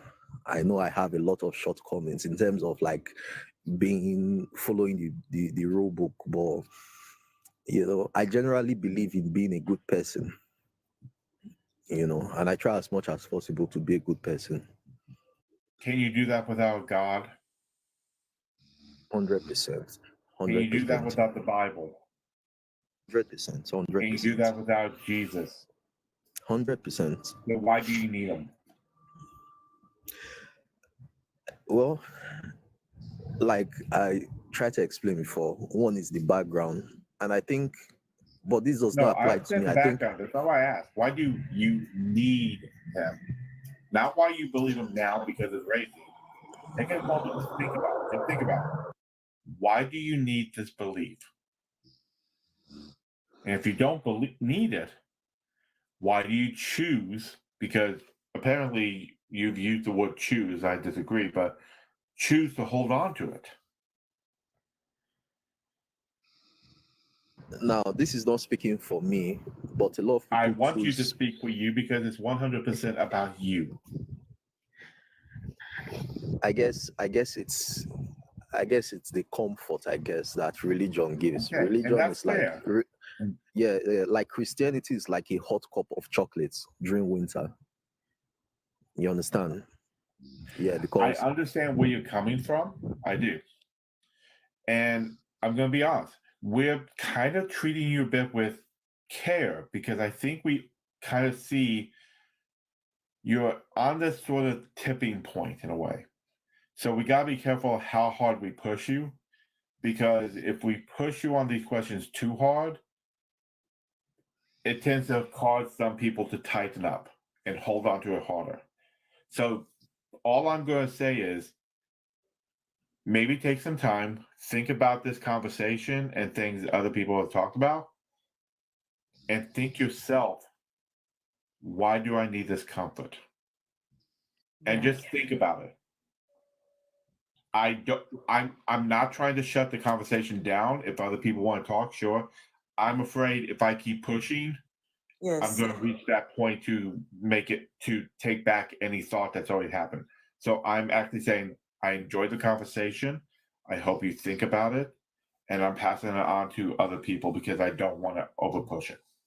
I actually want to say something, and that is, unfortunately, this is not like a cup of hot chocolate. Unfortunately, Jesus spoke more about hell than anyone else in the Bible. Jesus actively threatens you with eternal damnation. Jesus and his daddy created this place of eternal damnation, and daddy sent him down so that at least a few can get into that place, right? And you need to believe in that story. Daddy he sent his son down. First, they had to impregnate the ghost. The ghost had to impregnate the young girl, and then young girl gave birth to God, who was also the son, who was also the spirit, and he lived 33 years unalive, and all these things. Now he then threatens you and tells you, if you do not believe, woe is you. You will burn for all of eternity. Now, how is it that the person who is threatening you is also the same person saving you? That's just illogical. Jesus came to save you from what himself and daddy are going to do to you. So no way. That is not a comfort blanket. That is not a hot cup of chocolate. In fact, that is the worst threat that anyone can give you. If you don't believe in a bullshit story, what is the crime that you have committed? That you're shagging your girlfriend? Nothing wrong with that. I mean, what's the worst that you have done as a human that you deserve to be burned for all of eternity, right? The punishment and the crime, they don't match. The punishment does not fit the crime. How are you getting an eternal punishment? Finite, they say it's a finite crime. Wait, finite punishment of listen, I don't know. Right, infinite punishment for a finite crime. It does not work. That is evil, that is barbaric, and you shouldn't be seeing this as a comfort blanket. And so a lot of us have had to work through this. A lot of us have had to deconstruct this God idea. And so, but it's been a pleasure though speaking to you, and hopefully you'll engage with us. Yeah, guys, I'm I'm going to go in soon, but I just wanted to say something. I don't represent anyone. I don't represent a group of people. I'm just speaking my own truth, and I'm just sharing my own perspective on the issue. And then what I'll also add before I drop is that, to me, religion is like going to the gym. It helps to give people structure. A lot of people that don't have structure, you understand it. That routine, a lot of people find it hard to develop routine. And to me, being in a religious group does help, which is just my own opinion. But you're not. You understand? You say you're not religious, so you're not getting any structure No, from. no, no. I'm just saying from my own observation externally. It doesn't give structure. Well, wait a minute. Do you also look at the way that religion changes people's minds to be distrustful, hateful? 100%, 100%. Okay, so with your observation throughout history, do you believe that religion has done better for humanity or worse? Or have you studied and looked? This is a tough one. I believe Okay, I'm going to stop. I believe more. I And I believe. think I you just believe need to more think about lives. it. I believe more lives. I believe more lives has been lost than saved with religion. Okay, then I want to stop it there. Just think about these things we talked about, because I really don't want to push you too hard and have. I think you're in a good spot. I think so too. I'd like to share something with you because you did Guys, say I'm going to something- meet my mates inside. I came outside just to join this group. Sorry. Just as long as you're listening in, okay, just listen. Okay, you can go, but just listen while. Yeah, just listen, because you mentioned it was a comfort. I can guarantee you that you have comfort without God, because once you realize you are the one doing the good stuff for yourself, the comfort is still there. It's just shifted to where you can control it, because you get your mind back. That comfy thing is still there and it's better. The milk chocolate is still there and it's better. So don't think you lose the comfort that you're sensing, because you gain it twice as much when you realize the self-respect you have for yourself and acknowledge your accomplishments you've done.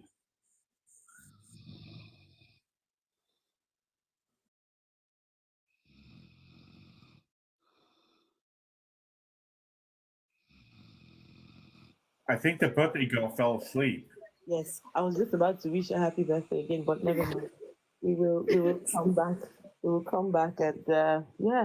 All right, everyone. Thank you all so much for the conversation. Conversation continues. You know, ongoing conversation. It never stops. It never ends. You know, this process of decolonizing people's minds from these religions and deconstructing. So yes, well, thank you and good night. Good night, Yes. everyone. Good night, Atheist Thank Cat. Good you. night, Ambrose. Yeah, don't worry. I will be coming to Ohio soon, hopefully. I knew it. I knew it, baby. No, All right. listen.